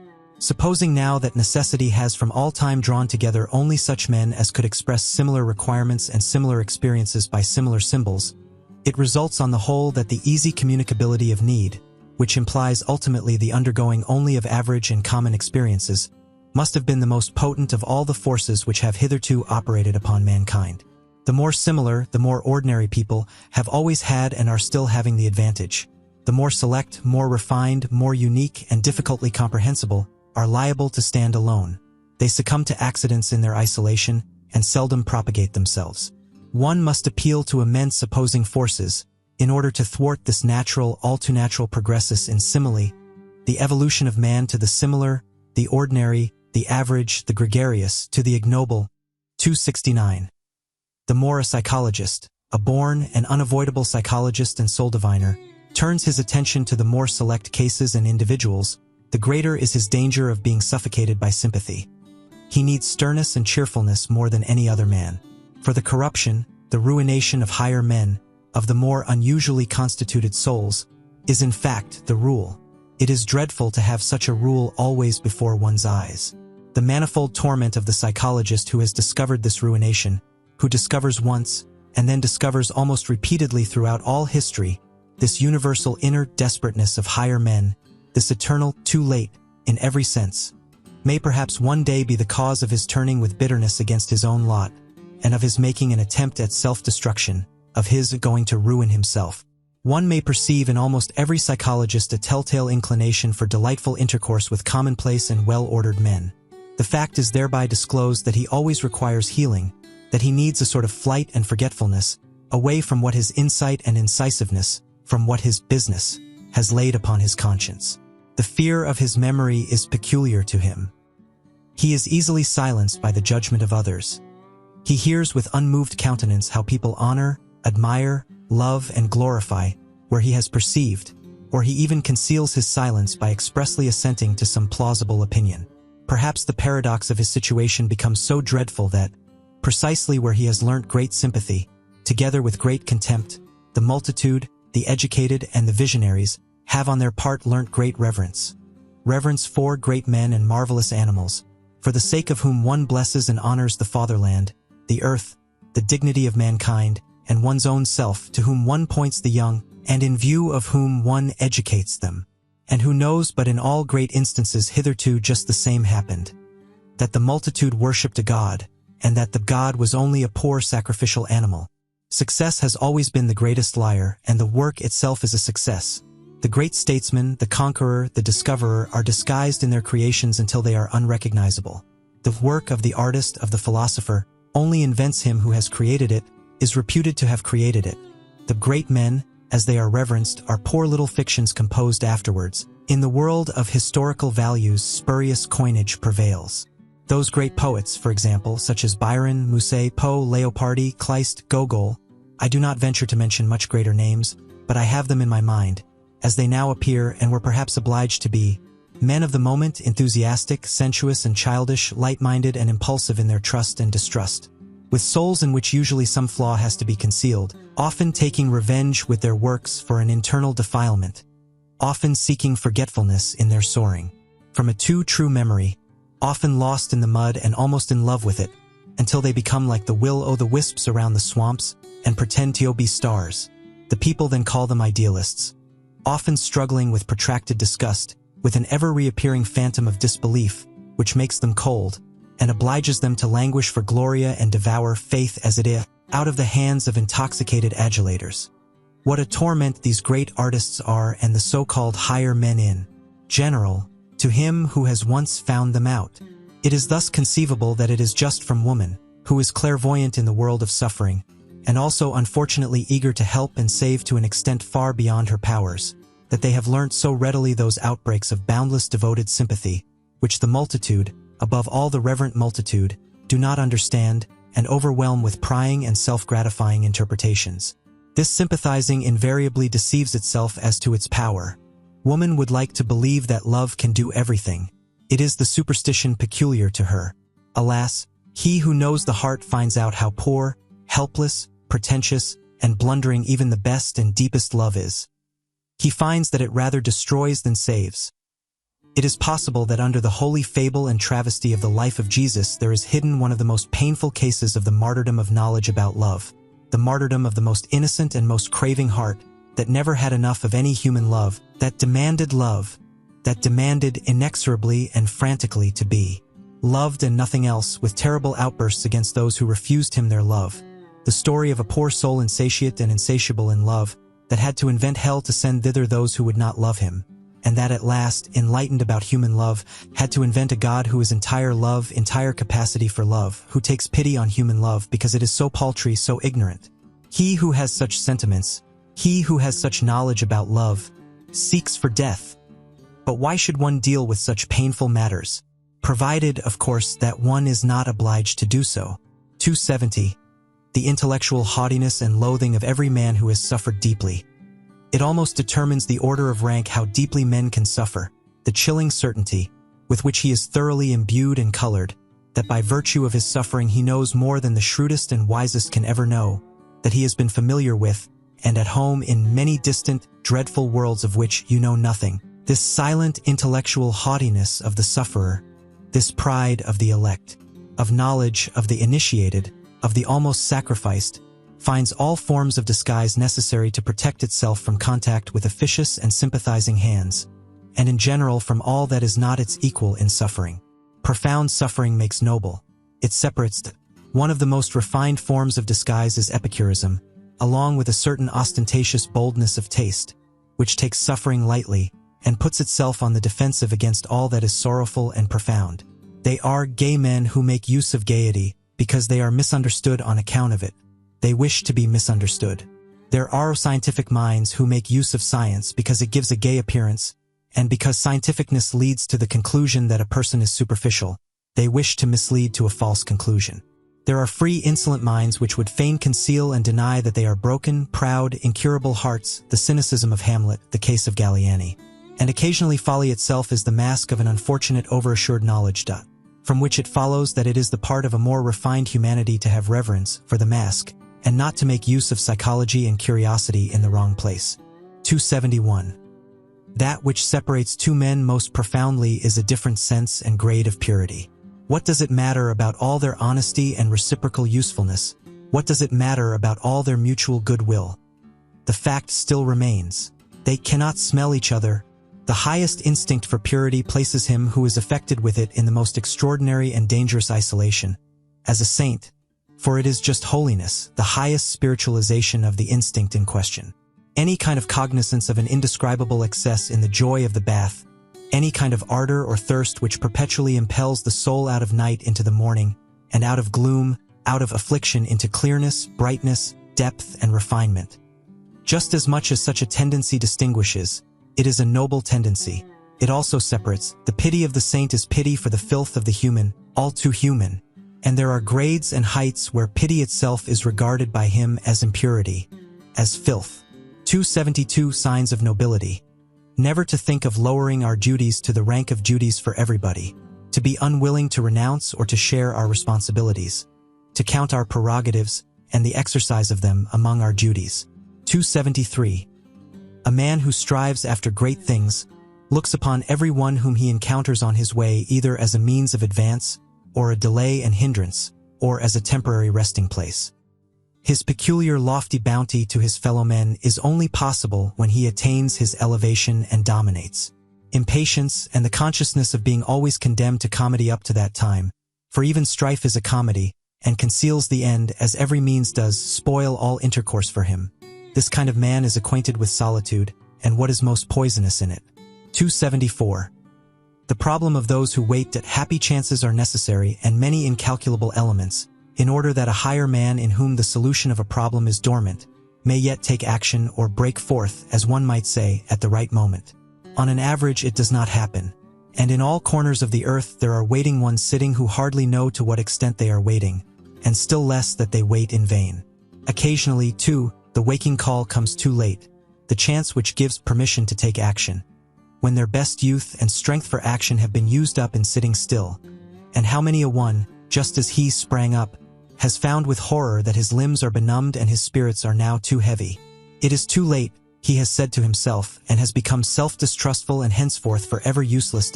In the domain of genius, may not the Raphael without hands, taking the expression in its widest sense, perhaps not be the exception, but the rule? Perhaps genius is by no means so rare, but rather the 500 hands which it requires in order to tyrannize over the Greek inserted here, the right time, in order to take chance by the forelock. 275. He who does not wish to see the height of a man, looks all the more sharply at what is low in him, and in the foreground, and thereby betrays himself.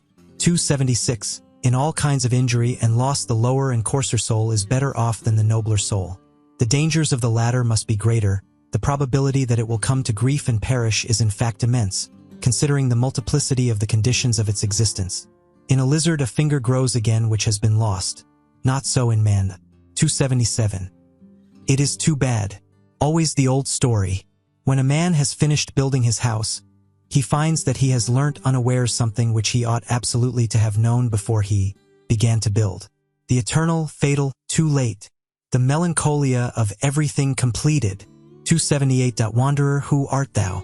I see thee follow thy path without scorn, without love, with unfathomable eyes, wet and sad as a plummet which has returned to the light insatiate out of every depth. What did it seek down there? With a bosom that never sighs, with lips that conceal their loathing, with a hand which only slowly grasps. Who art thou? What hast thou done? Rest thee here. This place has hospitality for every one. Refresh thyself, and whoever thou art, what is it that now pleases thee? What will serve to refresh thee? Only name it. Whatever I have I offer thee. To refresh me? To refresh me? O thou prying one, what sayest thou? But give me, I pray thee, what? What? Speak out. Another mask. A second mask. 279. Men of profound sadness betray themselves when they are happy. They have a mode of seizing upon happiness as though they would choke and strangle it, out of jealousy. Ah, they know only too well that it will flee from them. 280. Bad, bad. What? Does he not go back? Yes. But you misunderstand him when you complain about it. He goes back like everyone who is about to make a great spring. 281. Will people believe it of me? But I insist that they believe it of me.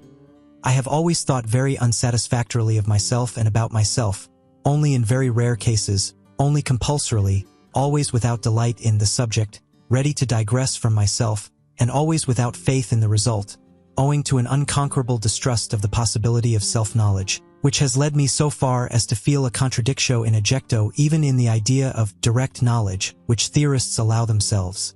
This matter of fact is almost the most certain thing I know about myself. There must be a sort of repugnance in me to believe anything definite about myself. Is there perhaps some enigma therein? Probably, but fortunately nothing for my own teeth. Perhaps it betrays the species to which I belong. But not to myself, as is sufficiently agreeable to me. 282. But what has happened to you? I do not know, he said, hesitatingly. Perhaps the harpies have flown over my table. It sometimes happens nowadays that a gentle, sober, retiring man becomes suddenly mad, breaks the plates, upsets the table, shrieks, raves and shocks everybody, and finally withdraws, ashamed and raging at himself. Whither? For what purpose? To famish apart? To suffocate with his memories? To him who has the desires of a lofty and dainty soul, and only seldom finds his table laid and his food prepared, the danger will always be great. Nowadays, however, it is extraordinarily so. Thrown into the midst of a noisy and plebeian age, with which he does not like to eat out of the same dish, he may readily perish of hunger and thirst, or should he nevertheless finally fall to of sudden nausea. We have probably all sat at tables to which we did not belong, and precisely the most spiritual of us, who are most difficult to nourish, know the dangerous dyspepsia which originates from a sudden insight and disillusionment about our food and our messmates. The after-dinner nausea. 283. If one wishes to praise at all, it is a delicate and at the same time a noble self-control, to praise only where one does not agree. Otherwise, in fact, one would praise oneself, which is contrary to good taste. A self-control, to be sure, which offers excellent opportunity and provocation to constant misunderstanding. To be able to allow oneself this veritable luxury of taste and morality, one must not live among intellectual imbeciles, but rather among men whose misunderstandings and mistakes amuse by their refinement, or one will have to pay dearly for it. He praises me, therefore he acknowledges me to be right. This asinine method of inference spoils half of the life of us recluses, for it brings the asses into our neighborhood and friendship. 284. To live in a vast and proud tranquility, always beyond, to have or not to have one's emotions, one's for and against according to choice, to lower oneself to them for hours, to seat oneself on them as upon horses, and often as upon asses. For one must know how to make use of their stupidity as well as of their fire, to conserve one's 300 foregrounds, also one's black spectacles. For there are circumstances when nobody must look into our eyes, still less into our motives, and to choose for company that roguish and cheerful vice, politeness, and to remain master of one's 4 virtues, courage, insight, sympathy, and solitude. For solitude is a virtue with us, as a sublime bent and bias to purity, which divines that in the contact of man and man, in society, it must be unavoidably impure. All society makes one somehow, somewhere, or sometime commonplace. 285. The greatest events and thoughts, the greatest thoughts, however, are the greatest events, are longest in being comprehended. The generations which are contemporary with them do not experience such events, they live past them. Something happens there as in the realm of stars. The light of the furthest stars is longest in reaching man, and before it has arrived man denies that there are stars there. How many centuries does a mind require to be understood? That is also a standard. One also makes a gradation of rank and an etiquette therewith, such as is necessary for mind and for star. 286. Here is the prospect free, the mind exalted. Footnote: Goethe's Faust, Part 2, Act V.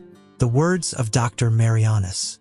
But there is a reverse kind of man who is also upon a height, and has also a free prospect, but looks downwards. 287. What is noble? What does the word noble still mean for us nowadays? How does the noble man betray himself? How is he recognized under this heavy overcast sky of the commencing plebeianism, by which everything is rendered opaque and leaden? It is not his actions which establish his claim. Actions are always ambiguous, always inscrutable. Neither is it his works. One finds nowadays among artists and scholars plenty of those who betray by their works that a profound longing for nobleness impels them. But this very need of nobleness is radically different from the needs of the noble soul itself, and is in fact the eloquent and dangerous sign of the lack thereof. It is not the works, but the belief which is here decisive and determines the order of rank. To employ once more an old religious formula with a new and deeper meaning, it is some fundamental certainty which a noble soul has about itself, something which is not to be sought, is not to be found, and perhaps, also, is not to be lost. The noble soul has reverence for itself. 288. There are men who are unavoidably intellectual. Let them turn and twist themselves as they will, and hold their hands before their treacherous eyes, as though the hand were not a betrayer. It always comes out at last that they have something which they hide, namely intellect. One of the subtlest means of deceiving, at least as long as possible, and of successfully representing oneself to be stupider than one really is, which in everyday life is often as desirable as an umbrella, is called enthusiasm, including what belongs to it, for instance, virtue. For as Galliani said, who was obliged to know it? Virtu est ienticho usisme. 289. In the writings of a recluse one always hears something of the echo of the wilderness, something of the murmuring tones and timid vigilance of solitude. In his strongest words, even in his cry itself, there sounds a new and more dangerous kind of silence, of concealment. He who has sat day and night, from year's end to year's end, alone with his soul in familiar discord and discourse. He who has become a cave-bear, or a treasure-seeker, or a treasure guardian and dragon in his cave. It may be a labyrinth, but can also be a gold mine. His ideas themselves eventually acquire a twilight color of their own, and an odor, as much of the depth as of the mold, something uncommunicative and repulsive, which blows chilly upon every passerby. The recluse does not believe that a philosopher, supposing that a philosopher has always in the first place been a recluse, ever expressed his actual and ultimate opinions in books. Are not books written precisely to hide what is in us? Indeed, he will doubt whether a philosopher can have ultimate and actual opinions at all, whether behind every cave in him there is not, and must necessarily be, a still deeper cave, an ampler, stranger, richer world beyond the surface, an abyss behind every bottom, beneath every foundation. Every philosophy is a foreground philosophy. This is a recluse's verdict. There is something arbitrary in the fact that the philosopher came to a stand here, took a retrospect and looked around, that he here laid his spade aside and did not dig any deeper. There is also something suspicious in it. Every philosophy also conceals a philosophy. Every opinion is also a lurking place. Every word is also a mask. 290. Every deep thinker is more afraid of being understood than of being misunderstood. The latter perhaps wounds his vanity, but the former wounds his heart, his sympathy, which always says, "Ah, why would you also have as hard a time of it as I have?" 291. Man, a complex, mendacious, artful, and inscrutable animal, uncanny to the other animals by his artifice and sagacity, rather than by his strength, has invented the good conscience in order finally to enjoy his soul as something simple, and the whole of morality is a long, audacious falsification, by virtue of which generally enjoyment at the sight of the soul becomes possible. From this point of view, there is perhaps much more in the conception of art than is generally believed. 292. A philosopher. That is a man who constantly experiences, sees, hears, suspects, hopes, and dreams extraordinary things, who is struck by his own thoughts as if they came from the outside, from above and below, as a species of events and lightning flashes peculiar to him, who is perhaps himself a storm pregnant with new lightnings, a portentous man, around whom there is always rumbling and mumbling and gaping and something uncanny going on. A philosopher, alas, a being who often runs away from himself, is often afraid of himself, but whose curiosity always makes him come to himself again. 293.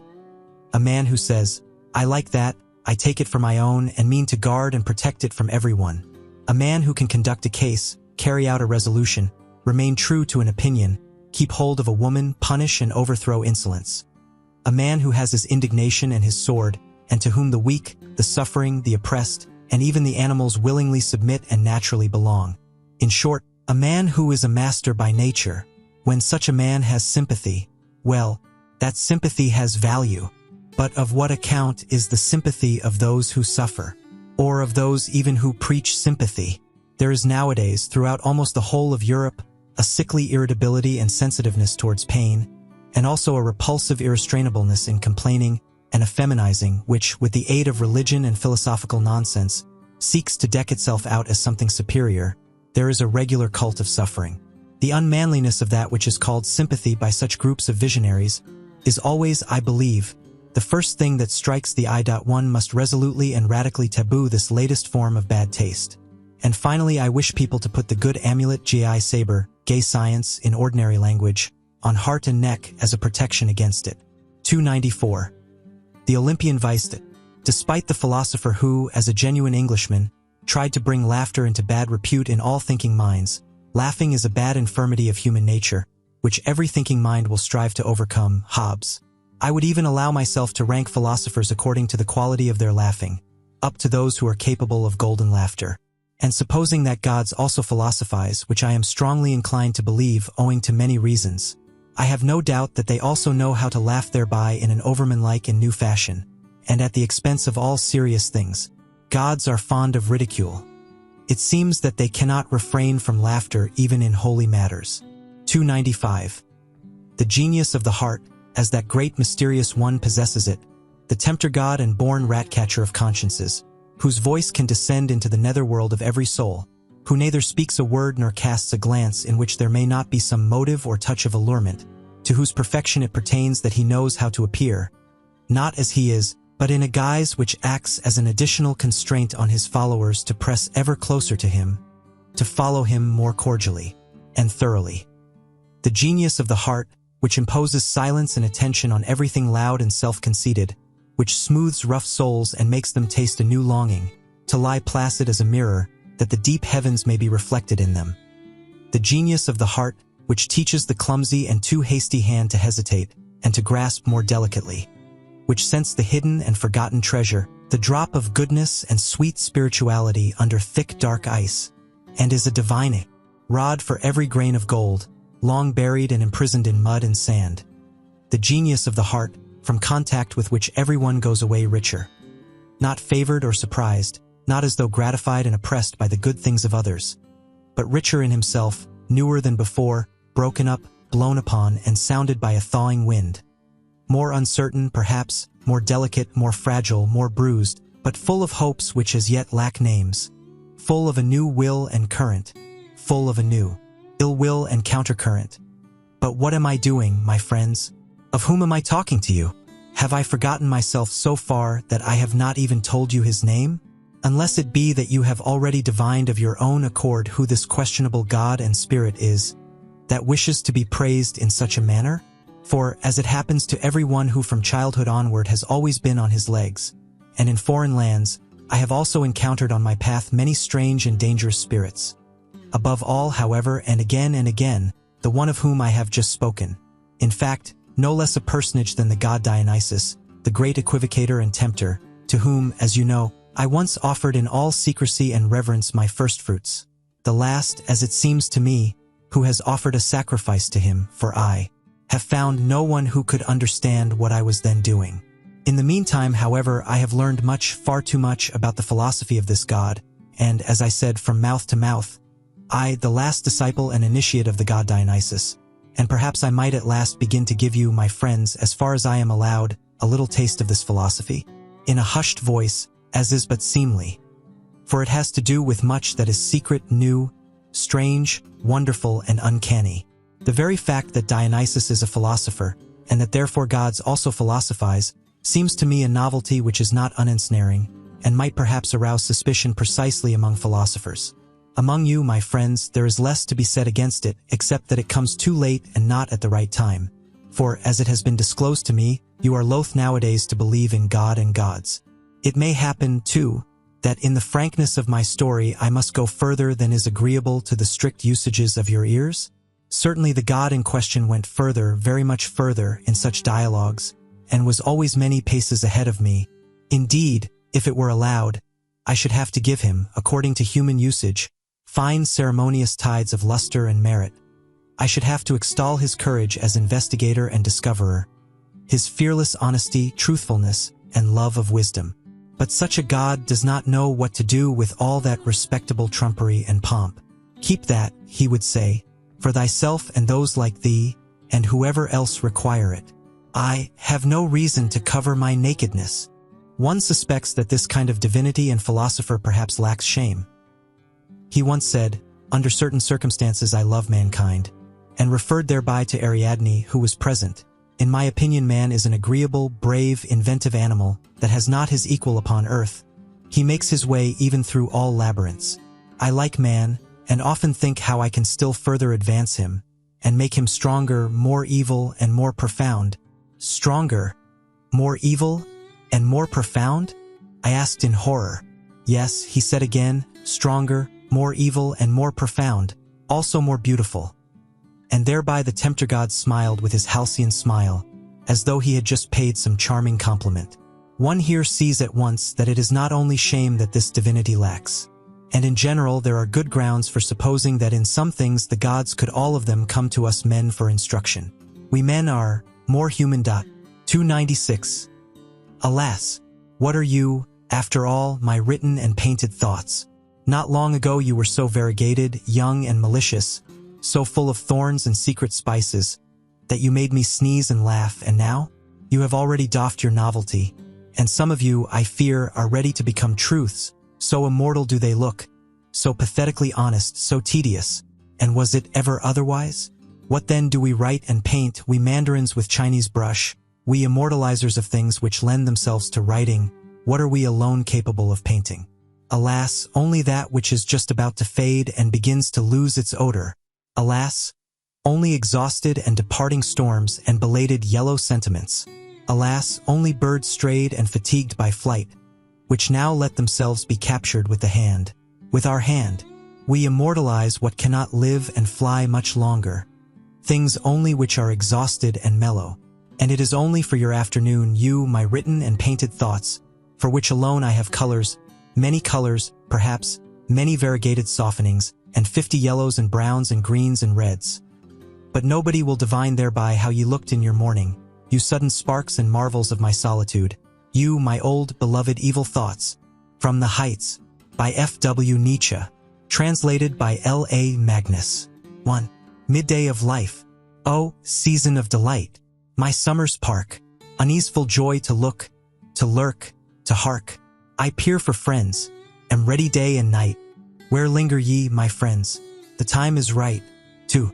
Is not the glaciers gray today for you, rose garlanded? The brooklet seeks you, wind, cloud with longing thread, and thrust themselves yet higher to the blue, to spy for you from farthest eagle's view. 3. My table was spread out for you on high, who dwelleth so, star near, so near the grisly pit below. My realm, what realm hath wider boundary? My honey, who hath sipped its fragrancy? For, friends, ye are there, woe me, yet I am not. He whom ye seek, ye stare and stop. Better your wrath could speak. I am not I, hand, gait, face, changed, and what? I am, to you my friends, now am I not? 5. Am I an other? Strange am I to me, yet from me sprung? A wrestler by himself too oft self-wrung, hindering too oft my own self's potency, wounded and hampered by self-victory? 6. I sought where so the wind blows keenest. There, I learned to dwell, where no man dwells, on lonesome ice-lorn fell, and unlearned man and God and curse and prayer became a ghost haunting the glaciers bare? 7. Ye, my old friends, look, ye turn pale, filled o'er with love and fear. Go, yet not in wrath. Ye could ne'er live here. Here in the farthest realm of ice and score, a huntsman must one be, like chamois sore. An evil huntsman was I, see how taught. My bow was bent, strongest was he by whom such bolt were sent. Woe now, that arrow is with peril fraught, perilous as none. Have yon safe home ye sought? 9. Ye go, thou didst endure enough, O heart. Strong was thy hope, unto new friends thy portals widely ope. Let old ones be, bid memory depart. Wast thou young then, now better young thou art. 10. What linked us once together, one hope's tie, who now doth con? Those lines, now fading, love once wrote thereon, is like a parchment which the hand is shy to touch, like crackling leaves all seared, all dry. 11. Oh, friends no more, they are what name for those? Friends phantom flight, knocking at my heart's window pane at night, gazing on me, that speaks we were and goes. Oh, withered words, once fragrant as the rose. 12. Pinings of youth that might not understand, for which I pined, which I deemed changed with me, kin of my kind, but they grew old, and thus were doomed and banned. None but new kith are native of my land. 13. Midday of life, my second youth's delight, my summer's park, unrestful joy to long, to lurk, to hark. I peer for friends, am ready day and night for my new friends. Come, come, the time is right. 14. This song is done. The sweet sad cry of rue sang out its end. A wizard wrought it, he the timely friend, the midday friend. No, do not ask me who. At midday 'twas when one became as two. 15. We keep our feast of feasts, sure of our bourne, our aims self-same. The guest of guests, friend Zarathustra, came. The world now laughs. The grisly veil was torn, and light and dark were one that wedding morn. Thank you for being a part of the audiobook Odyssey. We're on a mission to make education accessible for everyone by providing free audiobooks.